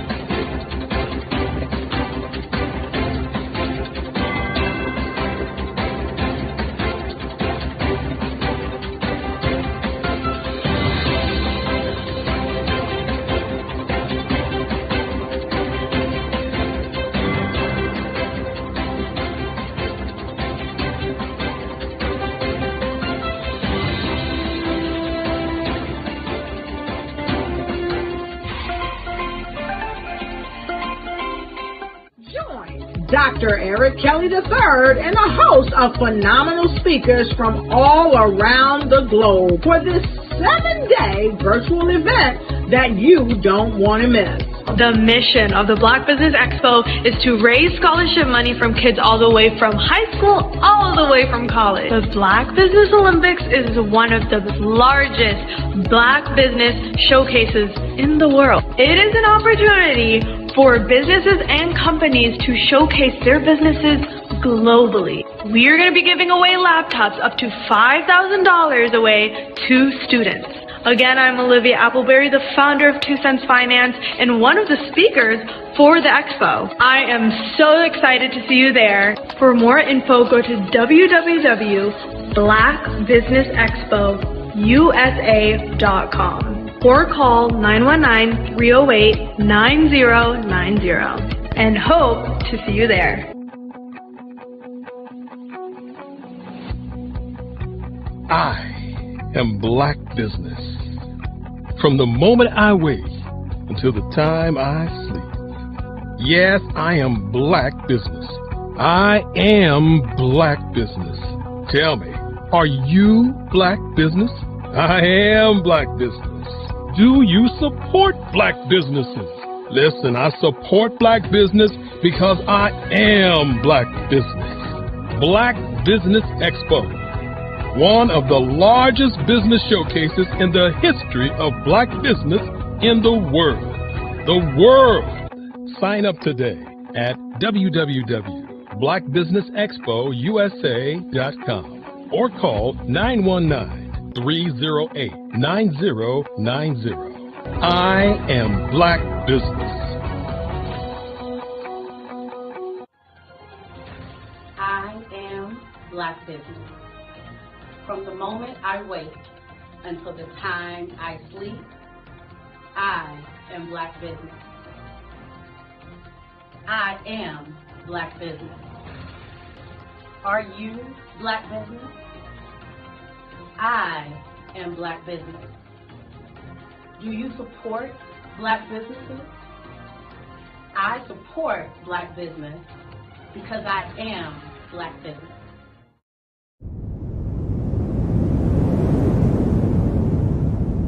Absolutely.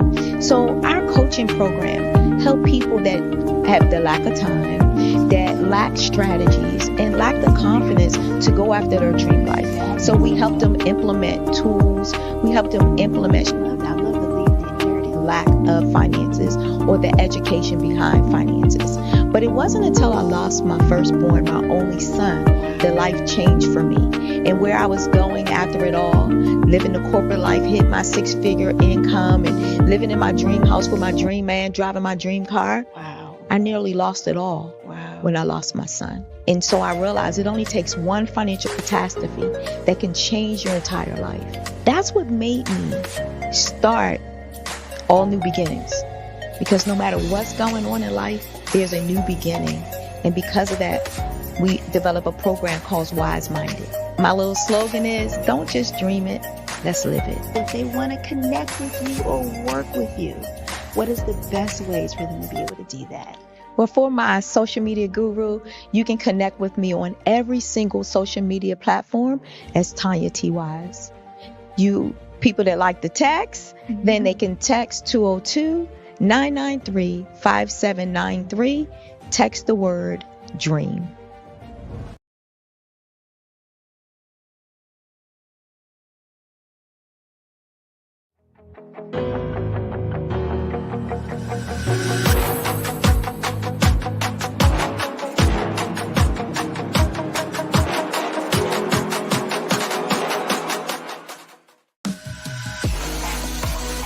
Are you a forward-thinking entrepreneur or business owner? The world is changing faster than ever, and it's time to pivot and adapt to the future. Hello LLC is here to help you do just that. Hello stands for helping enterprises leverage leading-edge optimizations. Our innovative solutions can streamline operations, reduce overhead costs, and give you a competitive edge in a market projected to reach $5 trillion by 2030. By pivoting to the metaverse, businesses can tap into a rapidly growing market that is projected to be a significant part of daily life for 25% of Americans by 2026. As a full digital metaverse agency, the Hello LLC can help you create custom solutions to streamline operations, increase productivity, reduce costs, and drive brand recognition. Why should you pivot to the metaverse with the Hello LLC? By leveraging cutting-edge technology, you can provide immersive experiences for your customers, expand your global reach, and unlock new revenue streams. Contact us today to make the pivot. Why do I do what I do? You know, my life coach asked me that a few years ago. And she said, Tony, what's your why? And I told her, and she said, girl, you've already accomplished that. Perhaps you need a new why. Hi, Tony Harris, Amy Hoydu with Say It Said Marketing, one of your students. And just wanted to say thank you, Tony Harris, for spending so much time with me and giving me that boost in my business that I so drastically needed.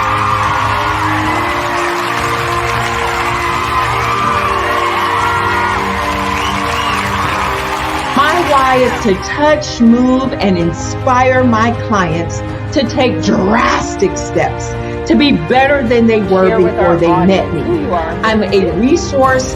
I'm a connector. I want to help people build deeper relationships that are beneficial to their life and business. That's what I do best. So, first thing you got to do is show up. And speaking is a way to magnetically attract your ideal client to you. How many of you use social media that way? Absolutely, and this is how you look to the world. Drastic steps are the steps that are needed to be successful. And my business is drastic denotes a mindset. Getting out of your comfort zone. Doing something that you don't necessarily feel comfortable doing, want to do, but you know it's a necessary step to be successful in your business. I get the most satisfaction when I see my connections flourishing into relationships long after I am gone. Hi, my name is Jasmine Augustine with Media Jasmine, and I've joined several networking and referral groups in the area. And Network in Action Northeast Houston with Tony Harris Taylor is one of the best organizations that I've joined. I love that piece of what I do, and it is what fuels my fire.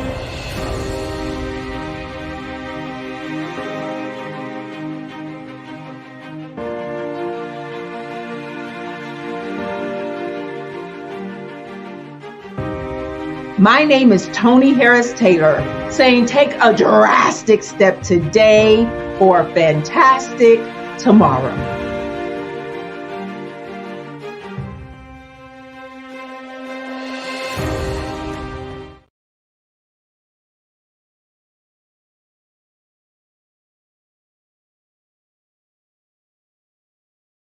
Are you tired?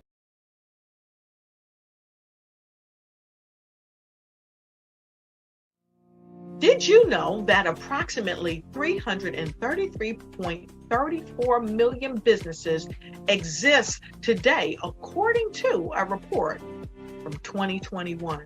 And you may be one of those businesses, or maybe you're not in the business market yet, but you're aspiring to be a business owner. Well, guess what? You're in the right place at the right time. Because let's face it, everything is about timing and opportunity.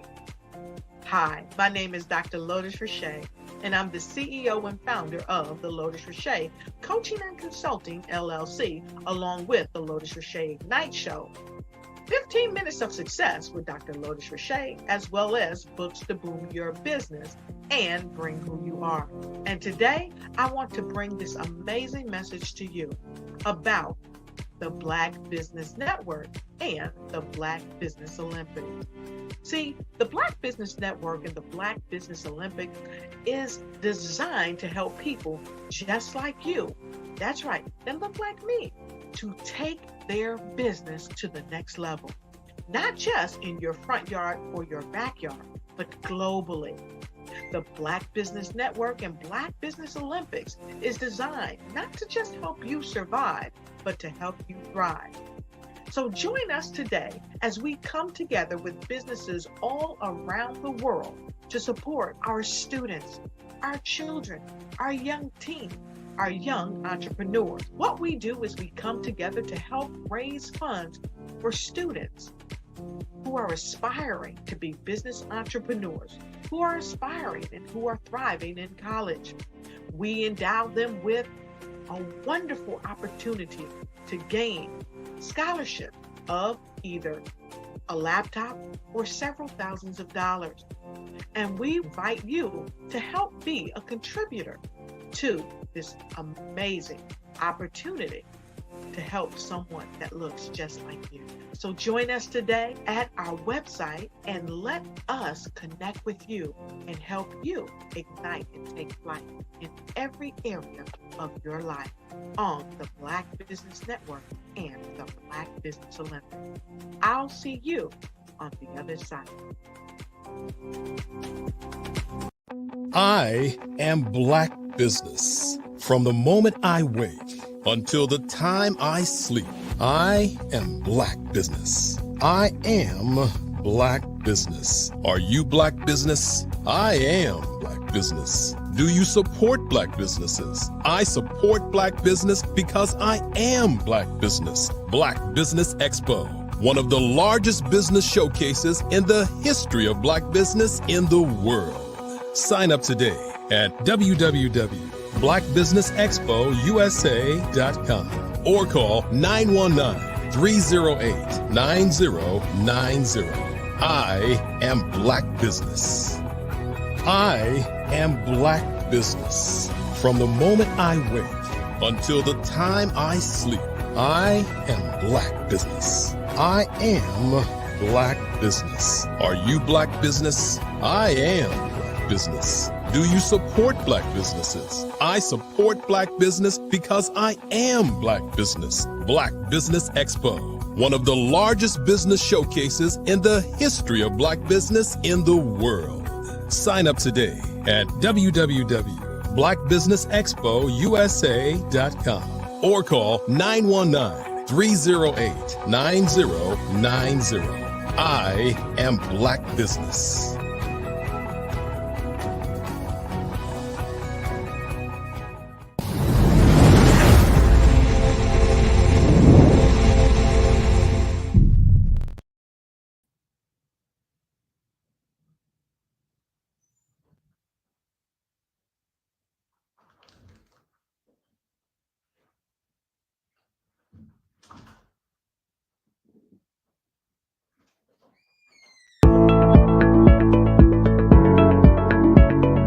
Prepare for what's coming and dominate in economic winter.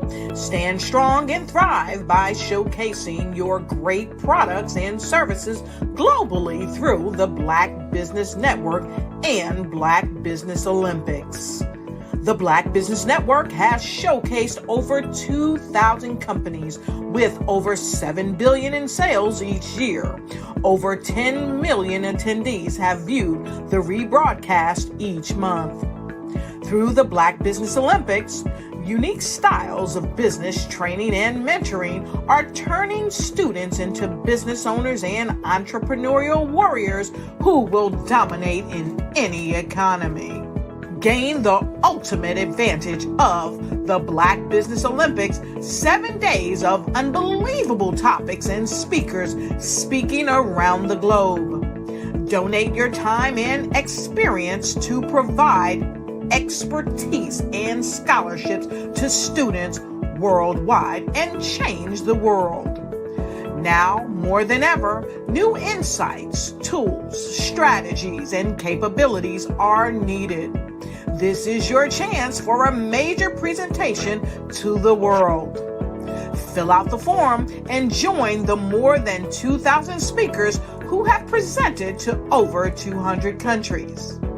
Join the Black Business Network streaming live into the Metaverse, STEM City, Black Multiverse Enterprises, Hulu, Amazon, YouTube, iHeartRadio, Apple, Facebook, LinkedIn, Pod TV, IBM TV, Spotify, and Google Podcasts. Sign up today. Spaces are limited, and we will see you there.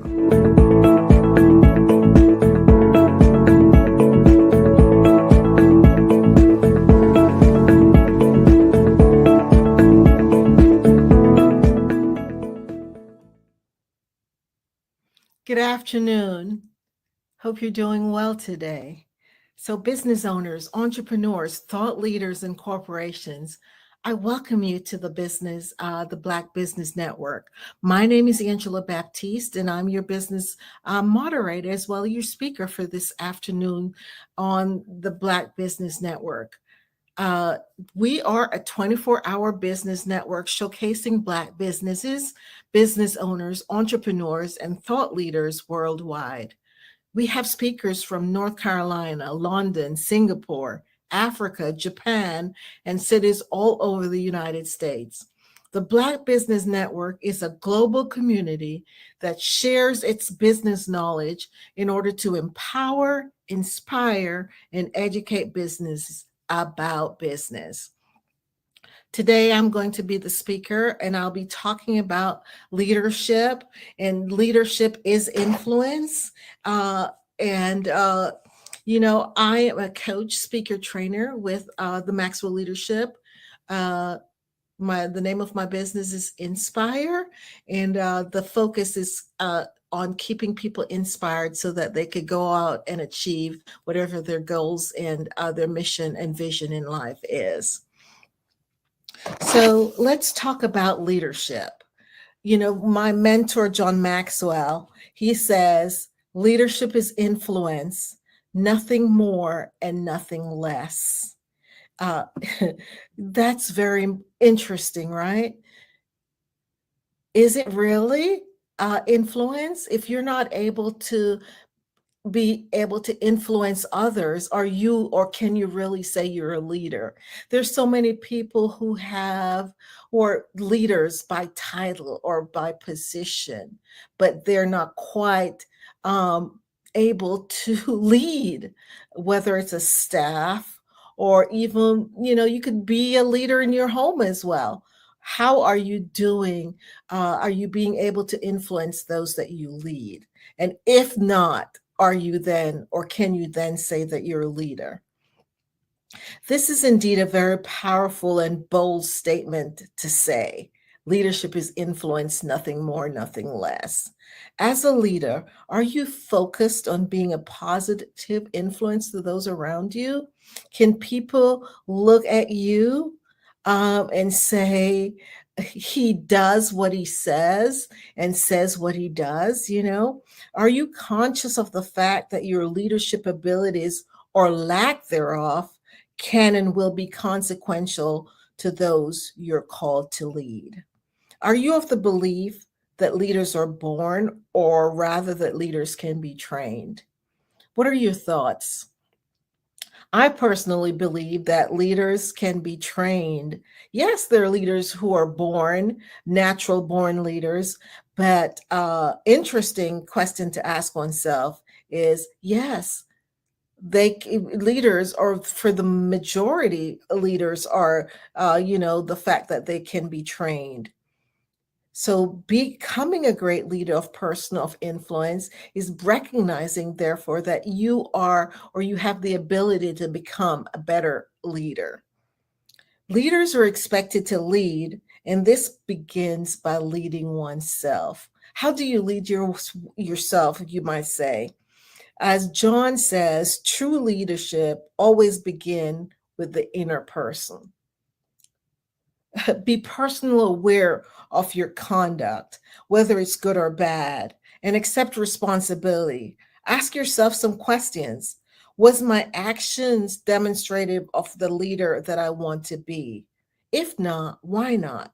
How can I improve? What steps can I take to be a better leader? And then you reflect on that. You learn, you grow, and you multiply.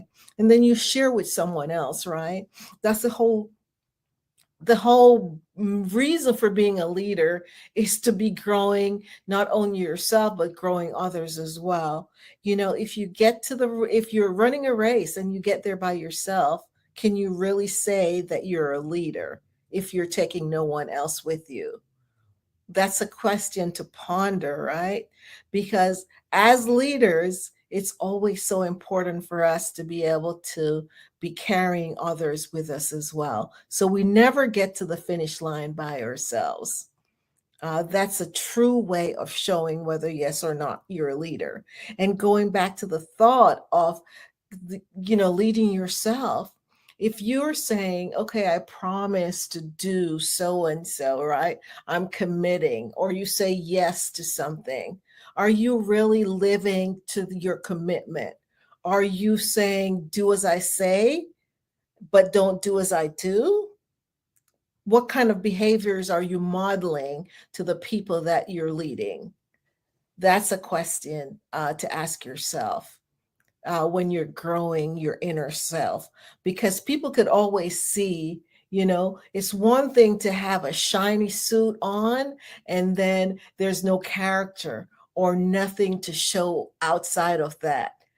But when we lead ourselves well, and I really believe that everyone should be led well, then it's so important that the first person we decide to lead is ourselves.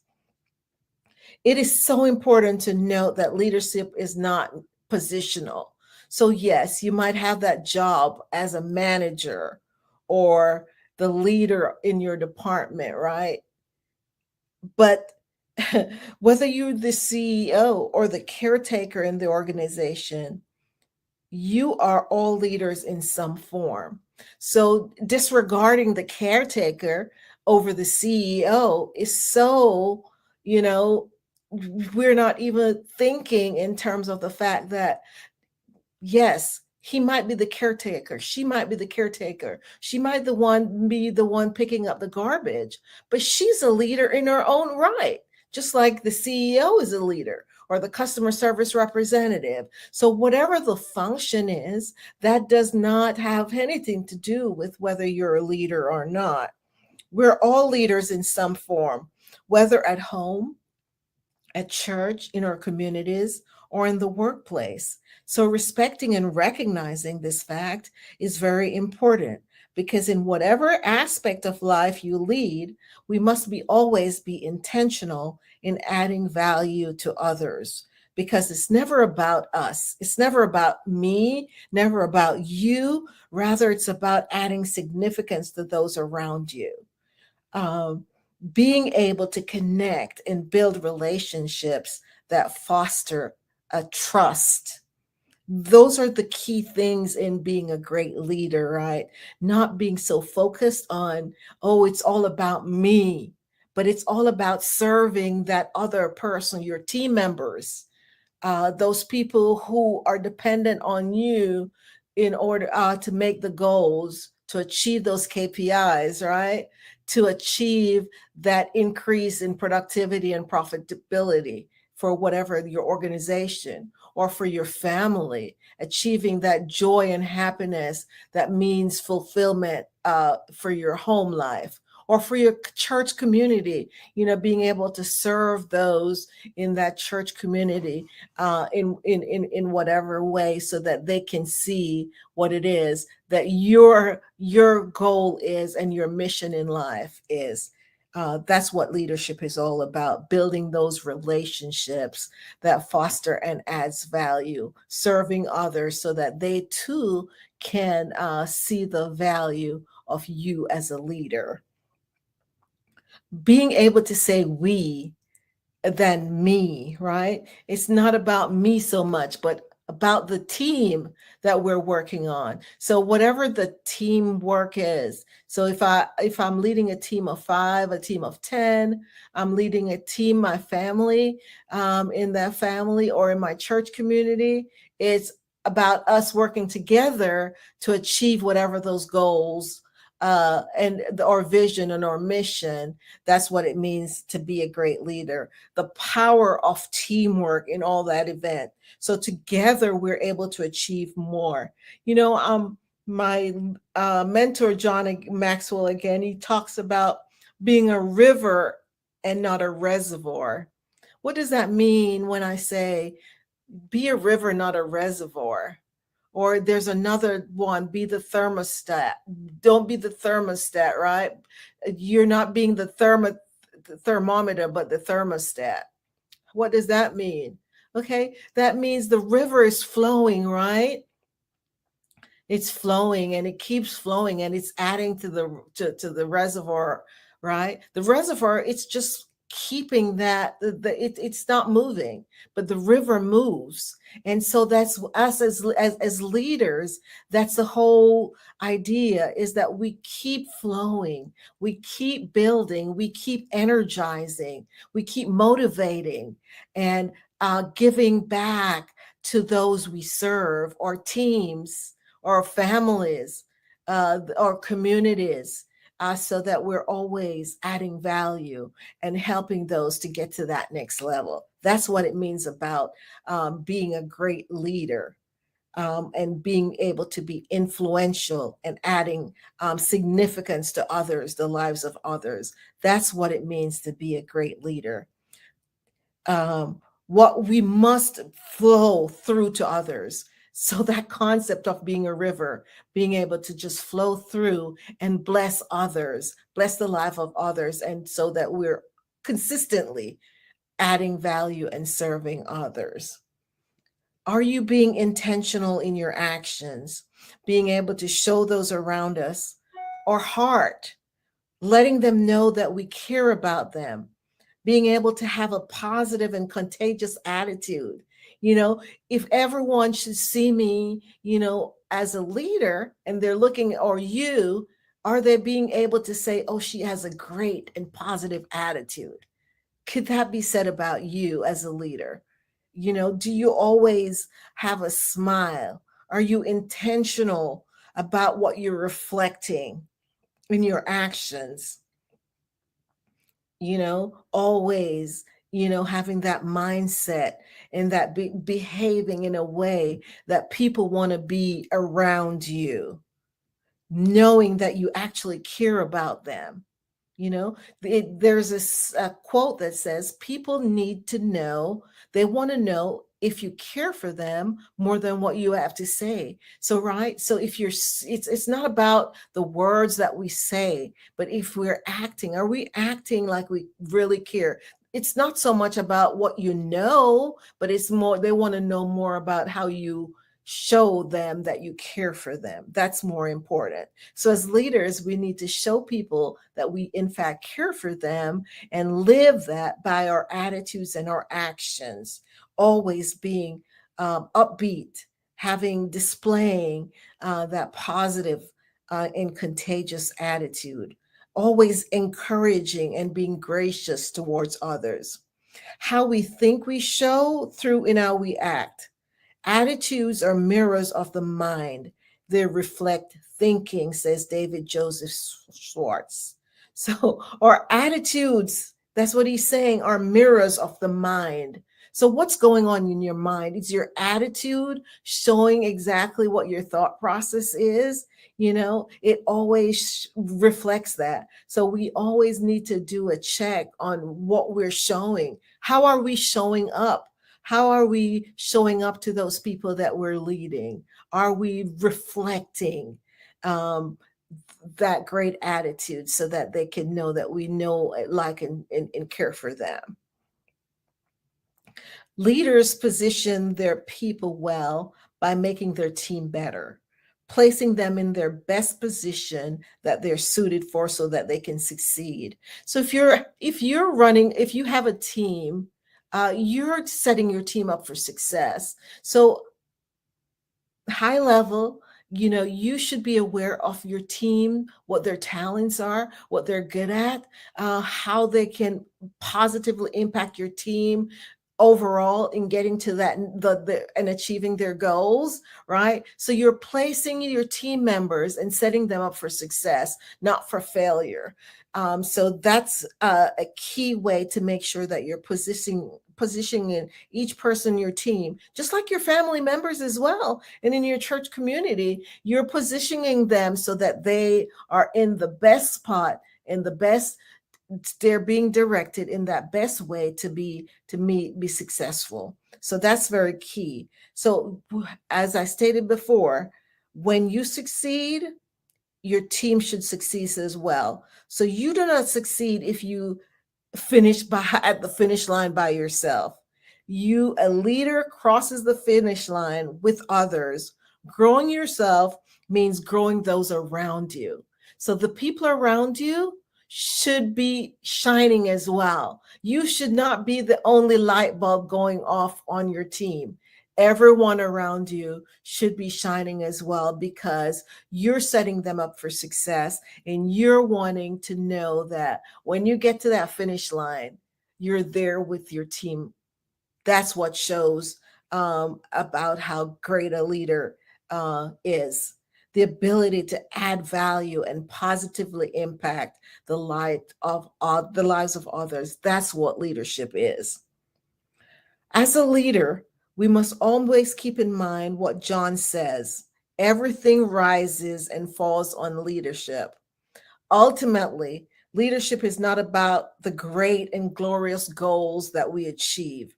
Rather, it's about how you kept your team, your tribe, focused and motivated to get to that next level, right?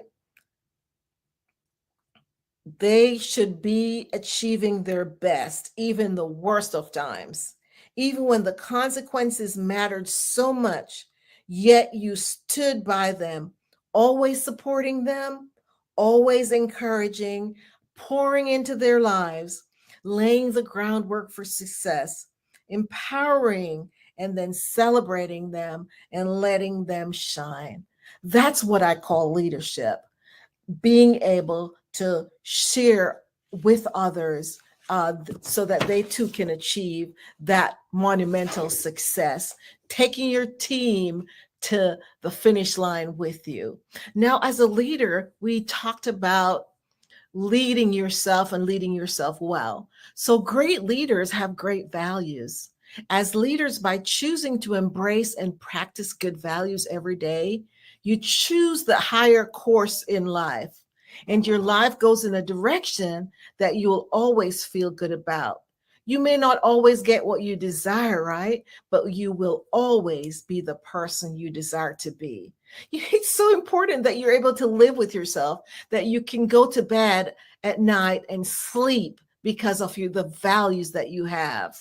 And so it's so important for us to be able to identify and define what the values are for you, and what is most important for you as a leader.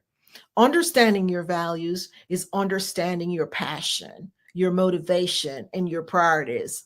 When you know your values, you will be able to make decisions quickly, determine what you should dedicate your time and energy on, and discover the determination to live out your purpose.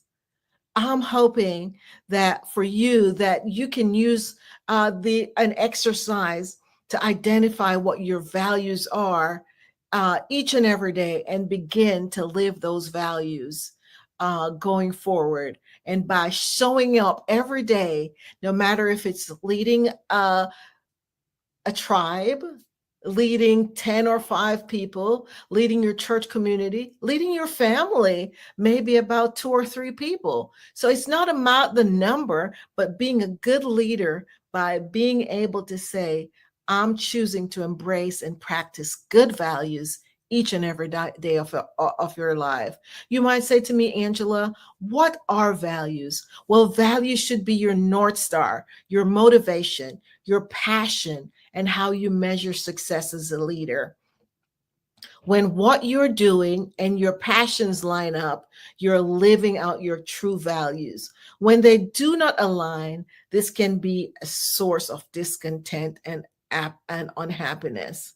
I would say if you would go through and just take a note and write down all of this, several different values, and then you could choose to say, what are the values that that really suit and embrace and for me, as that I could identify from. I know for me, my top 3 values are faith. That's number 1, because of course I'm a believer, and that's my value. It doesn't have to be your value. So you could go through and decide, okay, what are some values that I really treasure and I would like to lead from?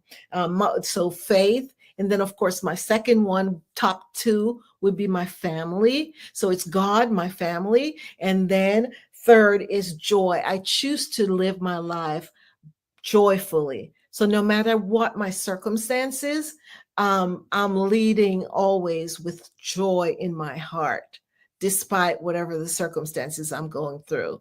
So for you, what would be your top 3 as a leader? And I could name some of the values: compassion, right? Honesty. It could be money. That's a lot for some people. Integrity, I know, is a big one. That's one of the top criterias, integrity and trust, that leaders identify that those are key for leaders to lead with. Selflessness, determination. How about generosity or courage? We talked about trust already, or status, or legacy, growth, right? Knowledge, creativity, simplicity is another one. Passion, fun, family, we talked about as a top 2 for me. How about balance, having a balance in your life as a leader? So those are just some of the values that I am highlighting, but you could get to go through and say, okay, what do I value most? And how do I want to come through to serve those people that I serve, so that when I get to the finish line, I will take my team with me? And so I encourage you today, as a leader, just always keep in mind that everything rises and falls on leadership.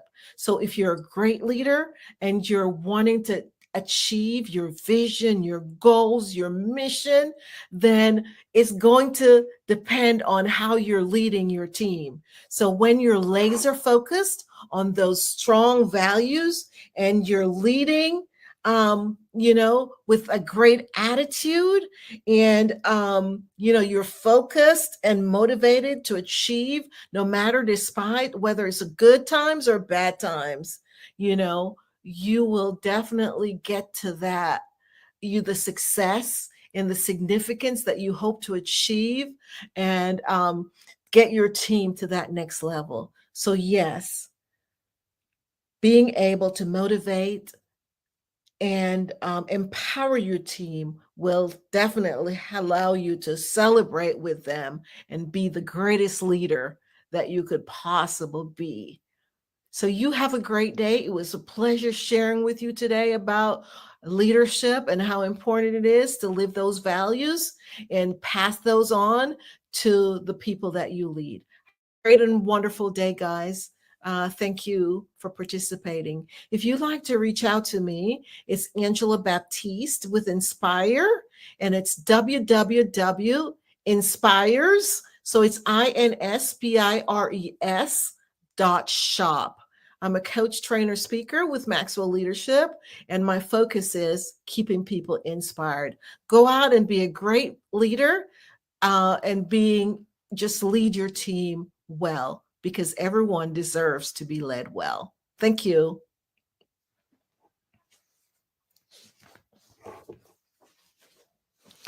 I would like to promote some scholarships.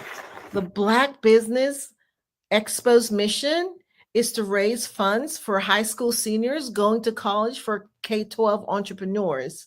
This expo is a fundraiser for students.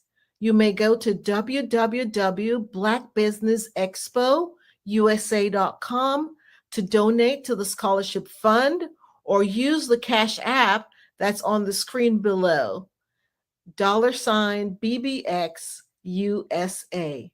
Our goal is to give laptops and up to $5,000 to 10 students.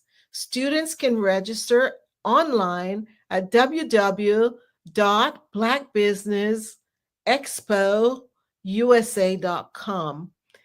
Remember, every dollar counts. So we want you to be reminded to donate to the scholarship fund. Please, we're looking for every one to donate to the scholarship fund. We want to thank our Black Business Expo USA sponsors for this month, June 2023. NC 100, Moody Capital Partners, Suede Soul, Lotus Ritchie Coaching and Training, Carolina, Virginia Minority Supplier Development Council, Step Management, BHS and Associates, Margie McLean Foundation Incorporated, Genius is Common, Earth Essentials, Milani Shawnee Global, Executive Women Success Institute, the Quality Coaching Company, Superwoman Business Services, Creative Forces Studio, Lee Entertainment, Artistic App Design, the Black Business Expo USA. Thank you for your sponsorship. Genius is Common, and I'll see you on the other side. Introducing Electaworld. The metaverse is widely being labeled as the next phase in human evolution. This second world is no longer just science fiction. AR and VR are coming together to form new communities and limitless possibilities, powered by a brand new kind of money, virtual currencies. Our world will be eco-friendly, emitting near-zero carbon, and feature electromotors and their full fleets of green electric vehicles. This will create real business opportunities where users can actually earn real revenue. Electaworld will be completely free of all types of discrimination. No race, gender, sexual orientation, national origin, or any other type of discrimination will ever limit you in Electaworld. Electaworld will feature around 3,000 plots of land of various sizes for sale in year one, with a heavy focus on commercial land and luxury residential real estate. More details coming March of 2022. Electaworld. Join the new evolution.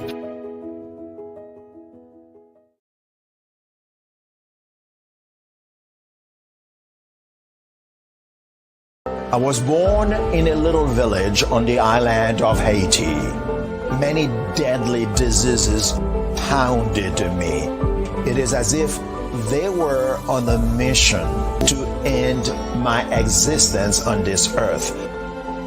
I refused to give up. In 1983, I left Haiti and came to the United States of America. And I came with $5, 2 shirts. I didn't speak any English. I came to Atlanta. I got a job. I was a doorman. I was a doorman with a dream. What I used to come on stage. I'd rehearse this moment that I'm standing in front of you. That's the power of a dream. Maybe today is the day you begin acting as if you already have it. And then step out with full force. Take a risk. No condition is permanent. Don't let your situation distract you. You are chosen. You are called. You are born for a purpose in this life. Are you a forward-thinking entrepreneur or business owner? The world is changing faster than ever, and it's time to pivot and adapt to the future. Hello LLC is here to help you do just that. Hello stands for helping enterprises leverage leading-edge optimizations. Our innovative solutions can streamline operations, reduce overhead costs, and give you a competitive edge in a market projected to reach $5 trillion by 2030. By pivoting to the metaverse, businesses can tap into a rapidly growing market that is projected to be a significant part of daily life for 25% of Americans by 2026. As a full digital metaverse agency, the Hello LLC can help you create custom solutions to streamline operations, increase productivity, reduce costs, and drive brand recognition. Why should you pivot to the metaverse with the Hello LLC? By leveraging cutting-edge technology, you can provide immersive experiences for your customers, expand your global reach, and unlock new revenue streams. Contact us today to make the pivot.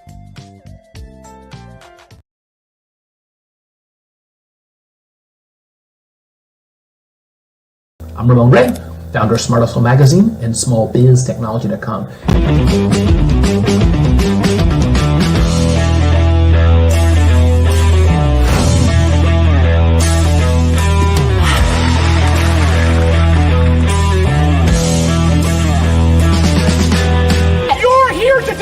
To celebrate small business success. Stand up on your feet. You rocked the house. Hey, thank you. It was amazing. Didn't we learn? For me, success comes from failure. One thing not to do is shake somebody's hand like this.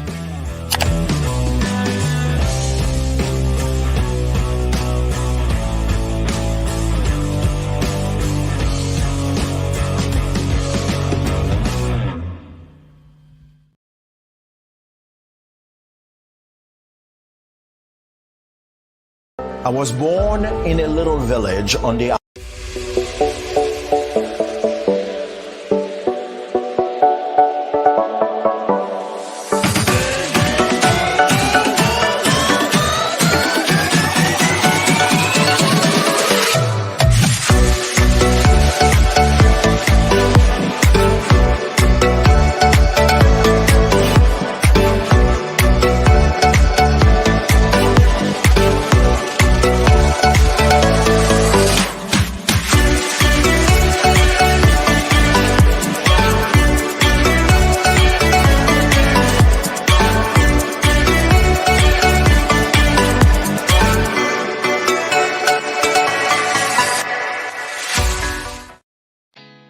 Did you know women represent just 3% of Fortune 500 CEOs and less than 15% of corporate executives at top companies worldwide? Have you wondered what the secrets are to getting into the top ranks, whether in the private or public sector? Do you want to figure out how to stop being held back in your career or passed over for promotion? Then you're in the right place. Hi, I'm Dr. Madeline Ann Lewis, President and CEO of the Executive Women's Success Institute. I have decades of experience in the military, the federal government, and corporate America. And my mission is to help women succeed and tap into their full potential.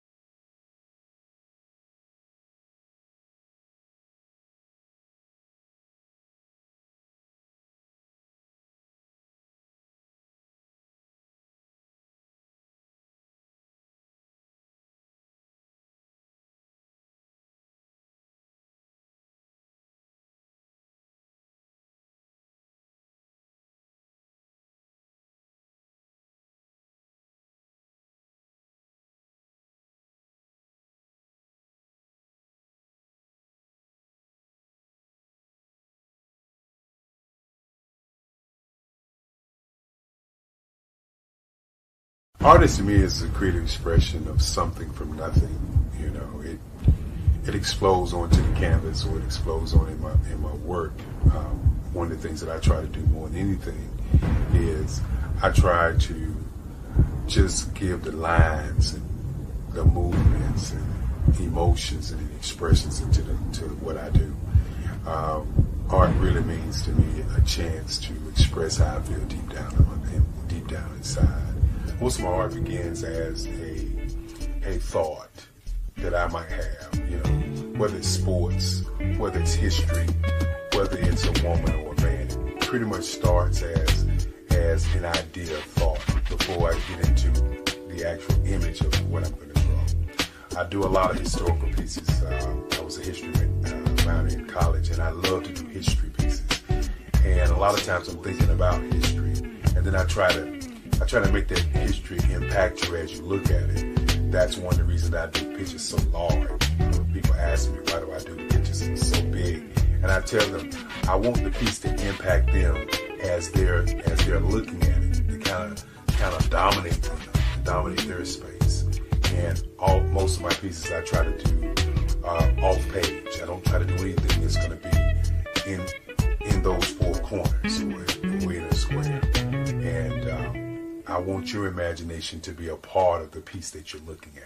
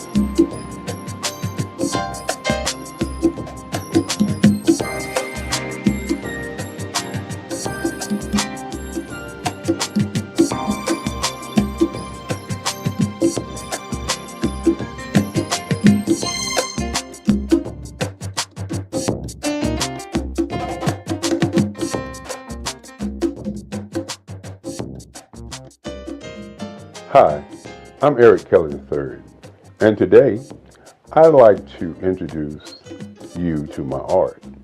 Welcome to the Eric Kelly III Museum, located in Durham, North Carolina. Today we're going to be discussing my art, my journey, and where I'm going next. You know, the past, the today, and the future. When I think about the beginning of my work, I have to go all the way back to when I was about 4 years old. And my grandmother gave me a pen, and I was in church. And I took that pen and I began to draw. And as I was drawing, later on, my grandmother said that the picture that I drew then looked like the choir that was in the church. And so my affinity for utilizing the ink pen to do work still happens today. Now, many times when we begin to talk about art, the question always is, what is the intent? Why do you do art? What makes you an artist? And so, as we look at my early years, I was not thinking about what I was drawing. I was just in love with drawing. I remember in the 5th grade when a young man, one of my friends, came to my desk and saw me drawing, and he said he'd like to draw. And so I said to him, anyone can draw. Because in my mind as a young kid, my art was just a way of, I would say, expressing how I felt. And so each day I would give him triangles and squares and show him how to draw. And so in my mind, I wanted to be an art teacher. And being an art teacher, I thought I could give back to other young people, other folk, how I felt about art. And so as we moved through my timeline and moved past the 5th grade, I began to draw, I would say, comic book figures, a lot of figures, a lot of pictures of what I saw in comic books.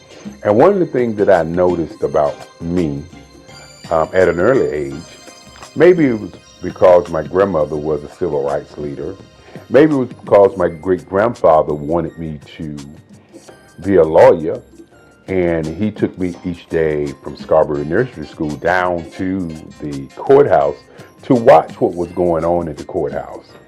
And maybe it was me watching television and seeing the civil rights movement happening and seeing things that was going on. But I remember when I was about 12 that there was this thing called identity. Say it loud, I'm black and I'm proud.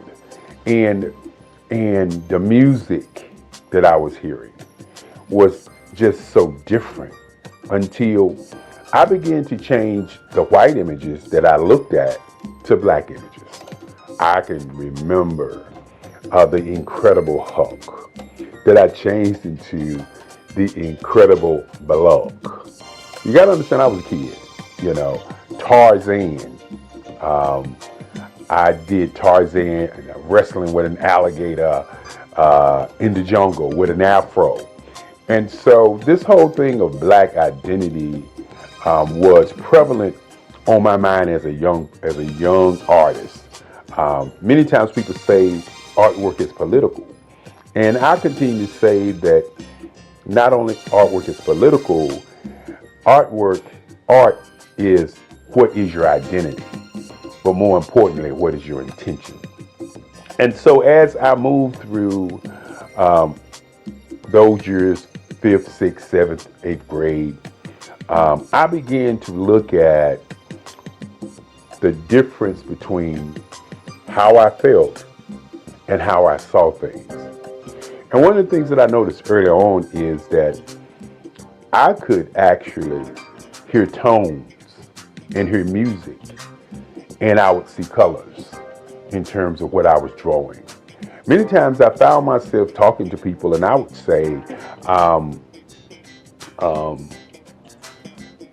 I can draw you if I think about you. And that was one of the games I used to play when I was a young kid. I would talk to somebody, I would listen to them, and then I would go home and I'd get my sketch pad and I would actually draw them. Many times when I was coming up, I used to tell people that if you talk about what you want, I could draw some lines and then I can go and create that particular object. Intention, identity, and color was very prevalent in my work at an early age. I remember my first paper mache dog that I did. It was white. And my teacher kept the paper mache dog. And my great-grandfather used to say to me that don't give my artwork away. And so he said, only sell to collectors. And so at 7 years old, he started a museum for me called the Eric Kelly III Museum that would house my artwork in his house, along his halls, and house my writings. I'm also a poet. I do poetry, 3 portrait CDs that I've done in the past, along with some more interesting writing. My work, again, as I said before, is about identity and intention. When you think about colors, and we will see some of those pieces later on, but the colors and portraiture that I've moved into, very, very important. Initially, I was doing a lot of figuration, and that figuration was a lot of history pieces. Now, fortunate for many artists, they have what I would say, some guidance, some leadership. When I was growing up, once I got to the 12th grade, 3 of my teachers, Sandra Dowd, Miss Corbett, and Miss Cousins, pulled me into the teacher's lounge. And my art teacher, Sandra Dowd, said to me that I was cheating the world because I was not doing enough art. And she said each day that she give out a project, that I would come in the day of the project and do the best piece in the school. And I used to think about that because I wasn't really aware in terms of my art. I just was doing art. And so my English teacher said that, well, this year you're not going to graduate. And my history teacher says, that is correct, you're not going to graduate. And so you got to understand, back in those days, graduation, senior year was very important. And so what I did was I said to them, y'all can't do that. And they said, yes, we can, because we control your grades.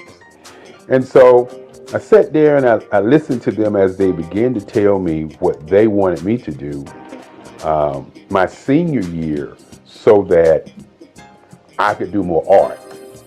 And many times when you have people that come into your life and say they want you to do something and you have your own mission and ideas of what you want to do, sometimes you just, don't do it.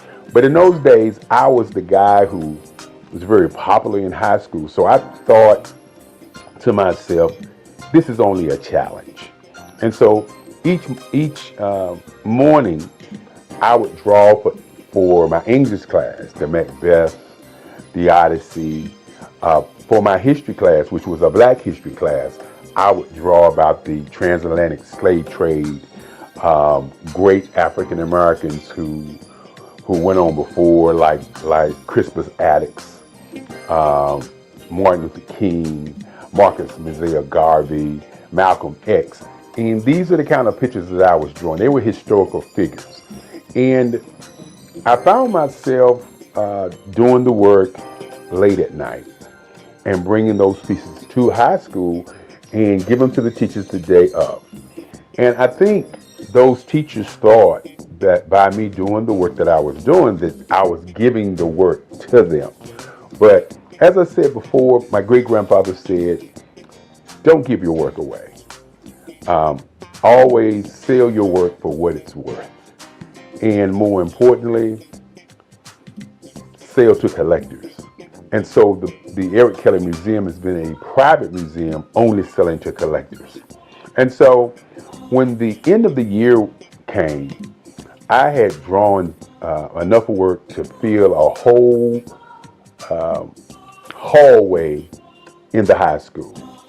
And as I said before, I started out doing figuration and doing historical pieces. And I hadn't yet started thinking about what my intent was going to be. Why was I doing the work?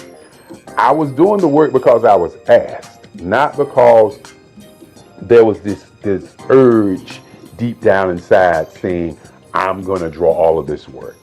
And so at the end of the year, I received the the links, best artists in the state. And this is what has propelled me to become the artist I am today. I looked at the art award that I received, and I thought about where did I want to go to college. And so I had letters coming to me. I was in the news, I was on television and all these great things. I had these things to happen. And so I had letters coming to my house to go to different schools. And my great-grandfather used to say there are 5 things that you need to think about as you live. He said, number 1 is to think. Number 2 is to sell something. Number 3 is to do research. Number 4 is to be relentless. Number 5 is to have energy in everything that you do.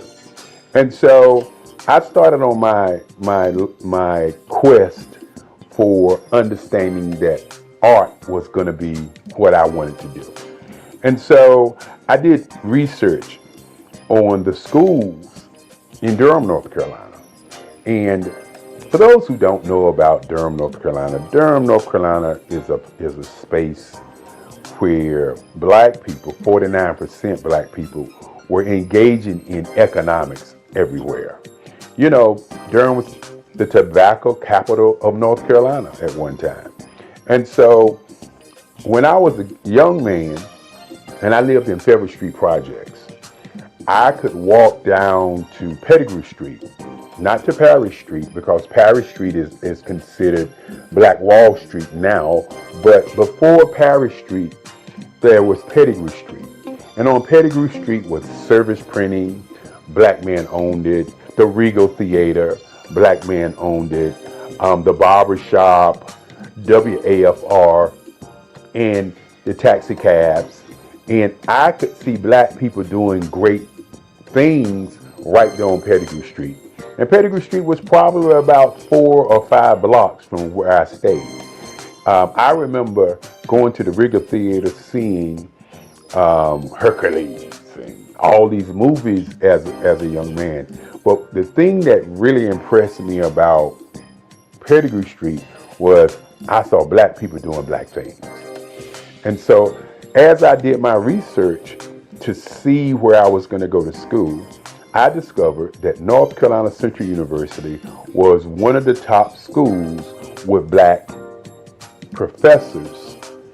And one of the things that I wanted to do, you know, as a young person is I wanted to go to a school where I could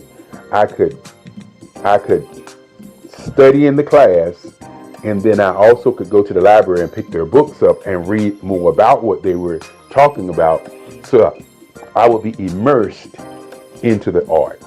And so at that time, North Carolina Central University did not have an art scholarship program. And so remember what I said earlier about my great-grandfather. He said, think, and then sell, and do research. And so in doing my research and thinking, I said to myself, I want to take my portfolio down and ask them to come to that school for art. Now, many people don't know, and I didn't know at the time, that Ernie Barnes, who is one of the greatest artists who've ever come out of Durham, North Carolina, didn't know that Ernie Barnes had gone to North Carolina Central University. That was not, in my mind, something that I knew. I was an artist who was influenced by the people that I knew, not the books that I read, but the people that I actually knew. And so I took my portfolio down to Atlanta Henderson at North Carolina Central University. My portfolio was full of historical art, as I said before, because that's all I was doing. Many times you hear the idea that all art is political art. While I wasn't thinking my art was political, my art was always about identity as a black man, as a black person, as a black entity on the planet. And so I left my portfolio with Dr. Henderson, and a week passed, and they sent me a letter offering me an art scholarship at North Carolina Central University. This was probably one of the greatest days of my life, as my grandmother at the time said to me. She said, well, since you're going to school for free, I'm going to give you the family car. And you know, when you're thinking about your life and how things transpire to get you where you're going, these are the kinds of things that move you to believe in yourself. My grandmother used to say, you can do anything that you want to do. Just stand up for yourself and do it. And so, with that being said, my grandmother gave me the family car, and off to North Carolina Central University I was. And, you know, one of the first heartaches that I would say that I had at North Carolina Central University was the whole I'm on art scholarship. And why I say it was a heartache is because the other students that was in school in those days, they knew I was on art scholarship. I didn't know they knew I was on art scholarship. So when classes began and I was asking the other students about painting, because in high school I had done 3 paintings, hadn't done a lot of painting. As a matter of fact, I was self-taught for my painting. My art teacher, Sandra Dowd, said to me, and I'll never forget it, she said, you're an artist. I don't have to tell you what to do. Just take the paint and put it on the canvas and you will figure it out. And that was my first foray into painting. And I did pretty good. I created an abstract. I created a couple other paintings, and I was doing pastels at the time. And pastels was my first love after pencil and ink pen. And so what I did was I utilized my pastel skills as a way of painting. So when you actually see some of my painting, it looks like pastels, because that's how I mix, that's how I match my colors, that's how I draw, that's how I utilize my line work on my paintings, just like pastels. And we'll get an opportunity to see some of those things as we move forward. And so as I got to college, I won't ever forget, I was asking a young lady how to paint. And she said, you got an art scholarship, you ought to know how to paint. And this was a heartbreaker for me, because I came from a background of people helping people to get to where they go. And so with that in mind, in terms of how I was raised, I was never raised to say to people, I can't help you, I'm not going to help you, you got something, so go do what you do. And so this was a daunting task for me, because I was looking at seniors doing artwork, and I was expected at that moment to be able to do work just as well as the seniors were able to do the work, because in their minds I had an art scholarship, and that art scholarship meant that I had some magical powers, some great art in me that they didn't have. And so I was very, very depressed on that day. I remember it like it was yesterday, because what I did was, as they laughed at me, as they looked at me with those eyes of, you know, I don't know why you got an art scholarship if you can't paint kind of feeling, I just walked out of the classroom, got into my car, and I drove home.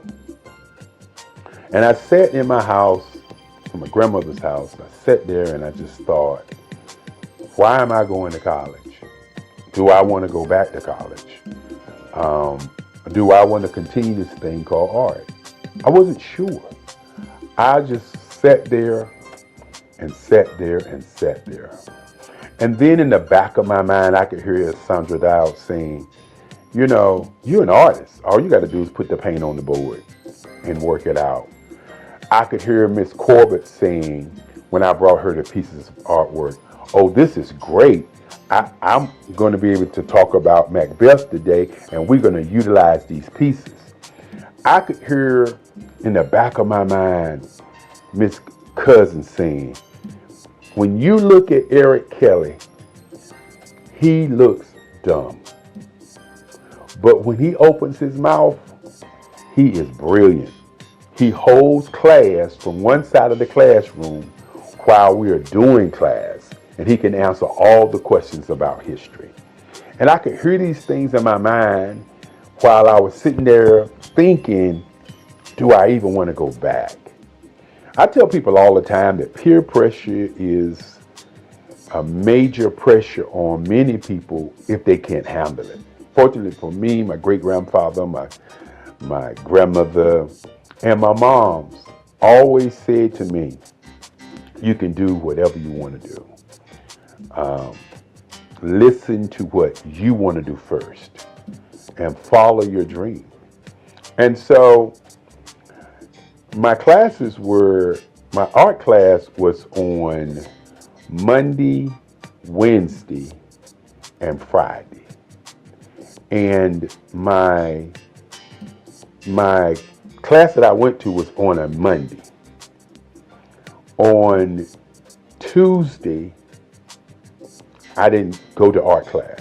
Wednesday, I didn't go to art class. So on Thursday, I decided that I'm going to go over there to North Carolina Central, and I was going to paint. Now, you got to understand, as a young kid, a young black man, when you're thinking about your identity, you're thinking about what you want to do, and people are pressing against you and doubting who you are and really identifying and seeing who you are. You gotta understand, you're not the guy that I am today. You are a young man who has fear, a young man who's uncertain, a young man who is asking the question, why am I here? And so on that Thursday, I went to the art department at 4:00 when I knew most of the students were not there. And I went to my board and I pulled out my paints and I started painting. And I just kept painting. And I just kept painting. And I continued to paint. I was working it out, trying to figure out what in the world was I doing. And I remember when I got to the art department and I thought about what I wanted to paint. And I painted a piece that if people saw it today, they probably would say that it's racist. If people saw it today, they would probably say, what was he thinking? What was his intent? But I had done a piece in history, in Black history class, of a slave being hung. And it showed a plantation owner grabbing the slave in his hair, getting ready to put the slave into a rope. The name of the picture was I Didn't Do It.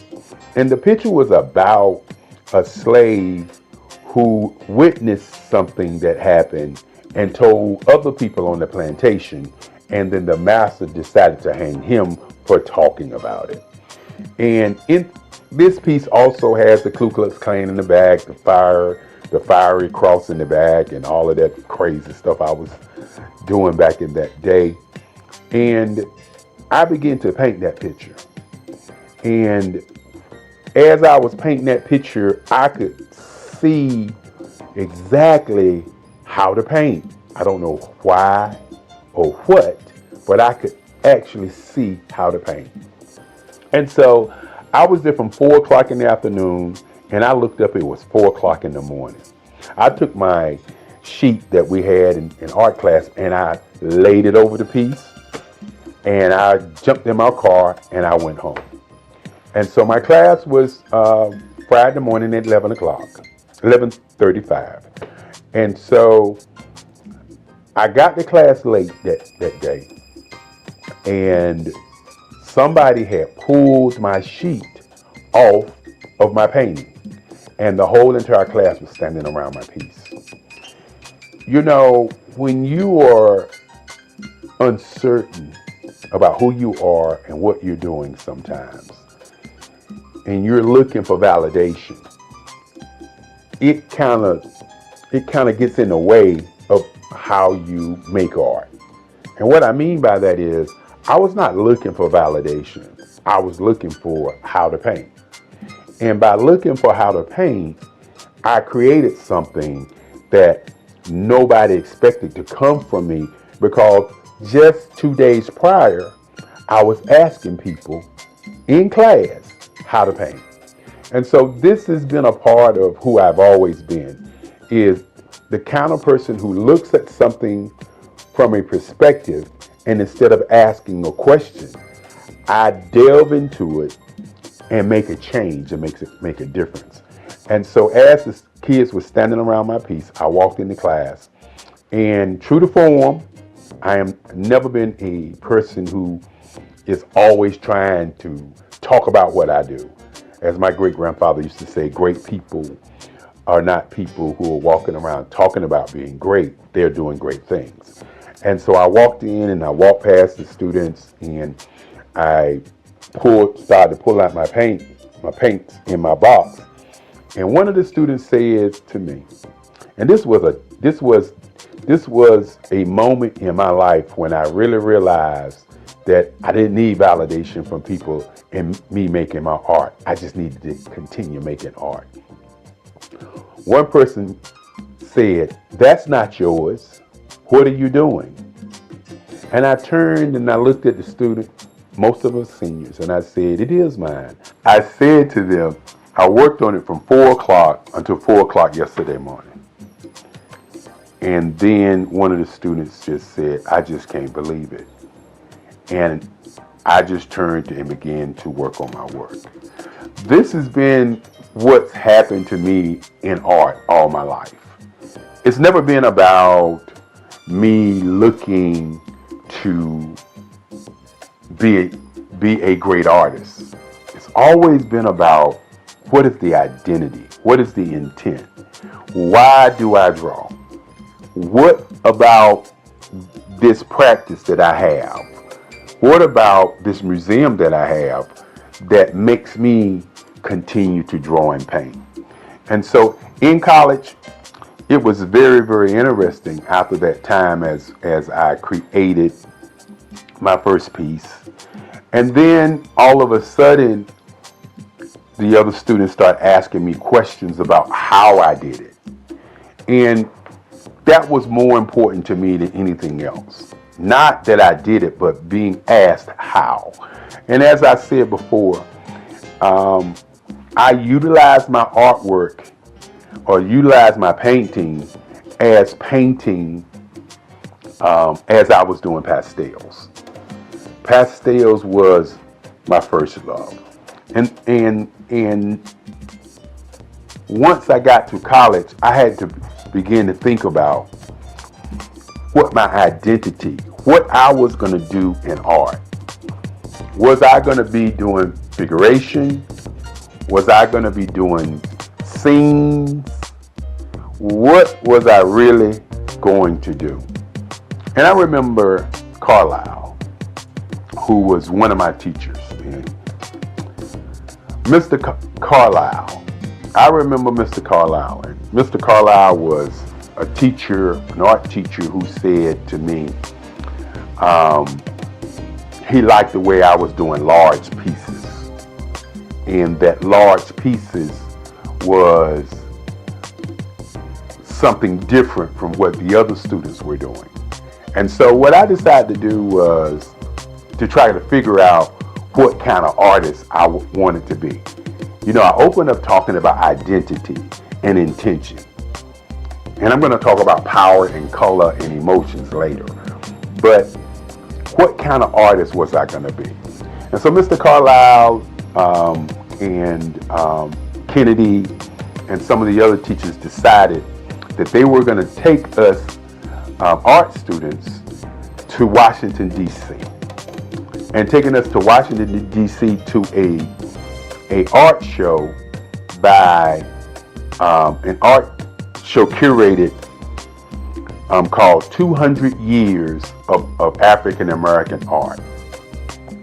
And you have to understand that in those days, the information that we got was just so powerful. It was not information that we didn't look at the information, but we looked at the information and worked on analyzing why it existed. And so had an opportunity to go to Washington, D.C. There was over 85 pieces of artwork by different artists from all over the world. And that's when I first saw Aaron Douglas. I had known about Romeo Bearden. I had known about Ernie Barnes because Ernie Barnes came from Durham, North Carolina. And I knew about Ernie Barnes because of Good Times. And I knew about Ernie Barnes because he went to Hillside, that same high school that I went to. And many times when we were drawing as young kids, we would always get, you trying to draw like Ernie Barnes. That's Ernie Barnes. That kind of like Ernie Barnes. And so my mind was like, I didn't want to be a copy or a duplicate of any other artist, but I wanted to know what these other artists were doing and who they were. And then I ran across a man by the name of Charles White. And this is where my entire existence was shook. Because I believe that art is the expression of how one feels. And we walked into this big room, and on this room was a mural. And this mural looked like I drew it. It looked like my work. Mr. Carlisle said it, Mr. Kennedy said it, and I was looking at it and I was like, how can this be? How can this man's work be like my work? And who in the world is Charles White? And so this was a journey to kind of discover who he was, why he drew the way that he drew, what was the political part of the kind of art that he was doing. And more importantly, in those days, some artists was doing something that they call today super realism. And that's what Charles was doing. Charles was drawing these pieces with asymmetrical lines, and the line work was just so awesome. And so after discovering Charles White, I began to study Charles White. And of course, I was always studying Ernie Barnes. And so I had to figure out what I was going to put in the art canon.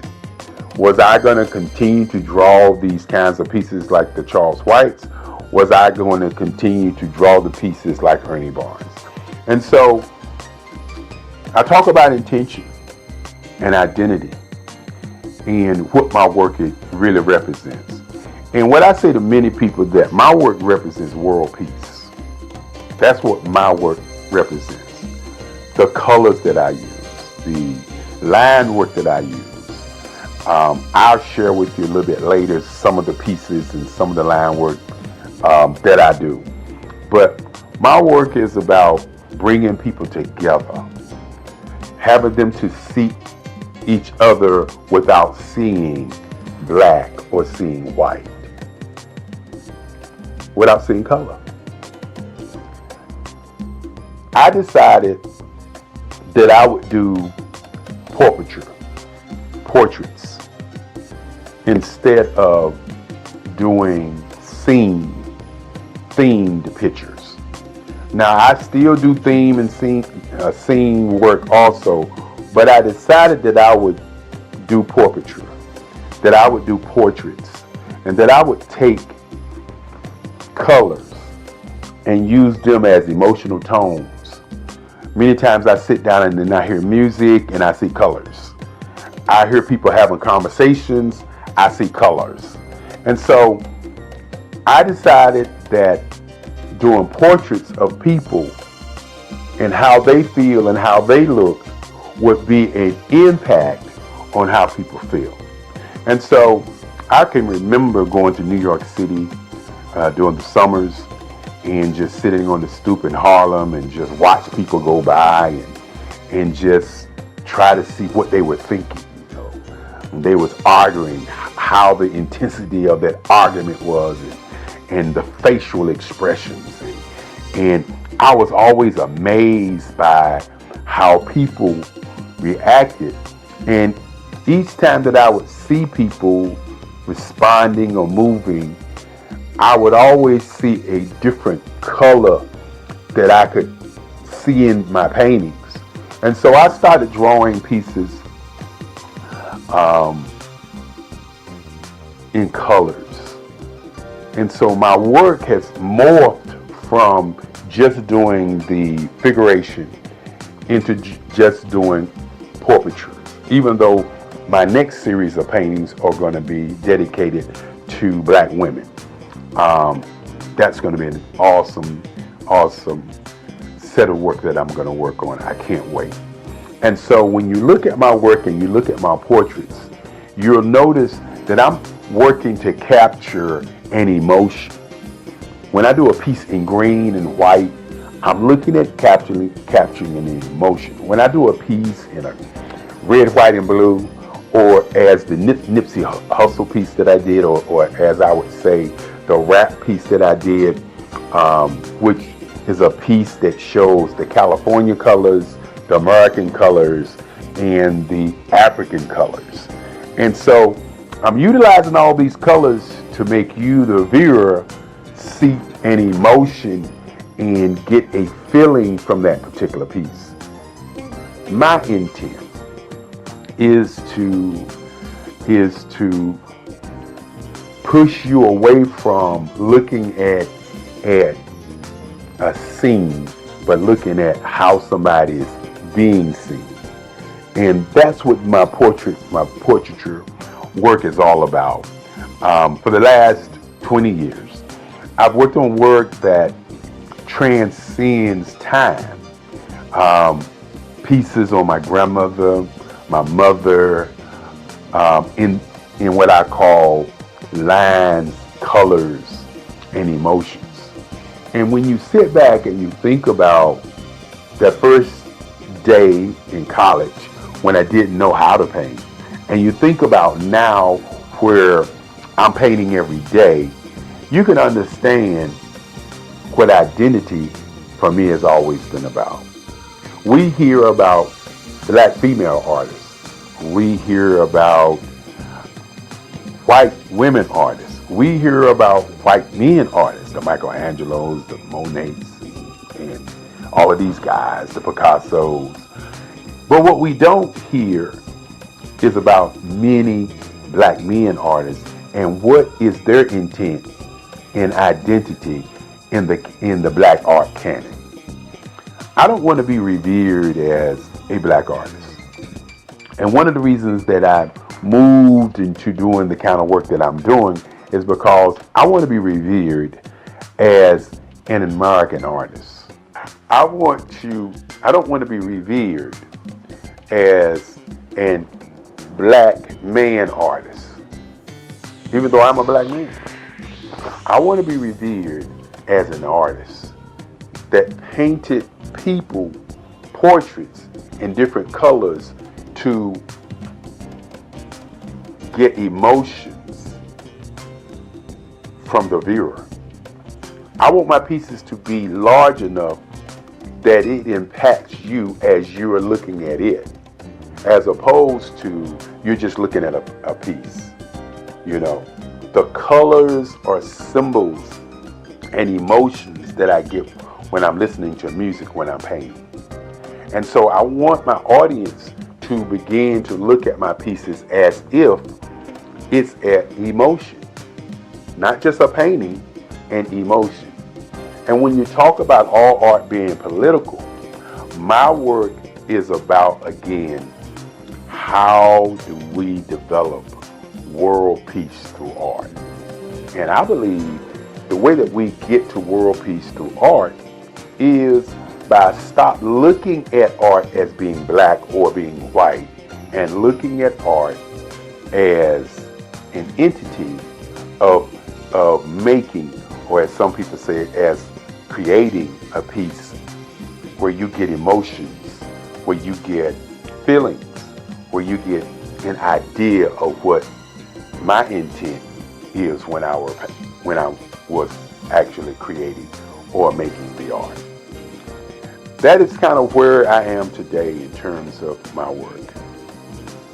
When you think about my great-grandfather, so many years ago when I was 7 years old, walking into my bedroom saying that he wanted me to be a lawyer, and he asked me what did I want to be, and I said I wanted to be an artist. And at that moment, he made a decision to create for me the Eric Kelly III Museum. After we went to look at museums to see what they were about, you have to understand that the future of what I would like to see happen is museums for artists who have been marginalized, for people who we don't talk about. Why is there not an Ernie Barnes Museum in Durham, North Carolina? Why is there not a Rumer Bearden Museum in his hometown? Why is there not a museum for black artists so that our young people can see how they went through the process of how they do work? And so with my museum, it's been kind of a blueprint for these kinds of things. The Eric Kelly Museum houses the collective writings, the collective works of my work for over 65 years. And one of the things that I would like to see happen is many, many more museums for great artists. When you sit back and you talk about Basquiat, for example, great artist, a New York artist, where's his museum? Where's a place or a space for us to go and see his work? I talked about Ernie Barnes, Charles White, for instance. Where can we go and learn about Charles White? Another gentleman, and I could go on and talk about Kennedy Wiley, who's doing awesome work, Lisa Butler, who's doing awesome work, Mark Bradford, who's doing awesome work. We can go around the country and around the world and see the Van Gogh Museum.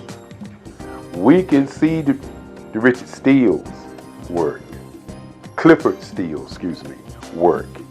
We can see all of these white artists around the world. Museums. Where are the black museums for our young people to see the greatness of these artists who have gone on before us?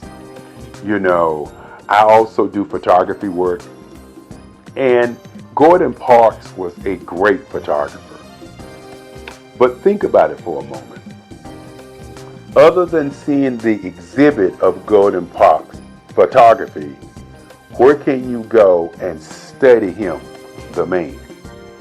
One of the reasons that I'm doing this video is because when you look at or talk about artists, many times we have people to narrate what was that artist thinking about, okay? And what was he feeling about what he was doing? And you don't get the conversation from the artist. The artists don't talk about the line work. The artists don't talk about the color. The artists don't talk about how he got to where he is. There's always somebody else talking about how he got there. Van Gogh, for instance, they talk about him cutting off his ear and sending it to somebody. They talk about the Starry Night piece. From their perspective, they don't talk about, or we don't hear Van Gogh say, well, the reason I did Starry Night because I was depressed and I just thought tonight this was a piece. I was studying to do these kinds of things, and this how the Starry Night happened. We don't get that story. So you really don't know the intent.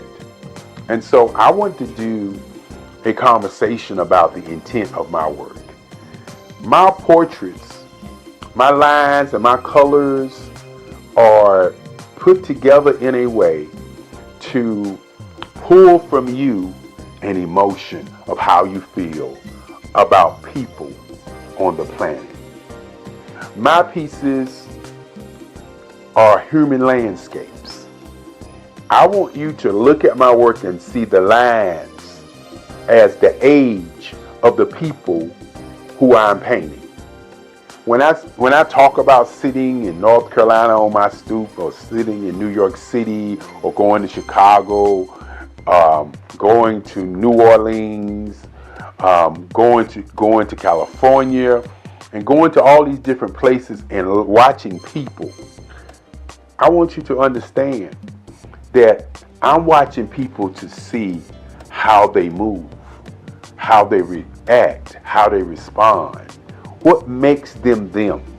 And so when you see my work, you may see a piece and say, that looks like this person, or that looks like that person, or that looks like this woman or this man. Well, what I do is I watch people and then I create the feeling that I got from those people. So while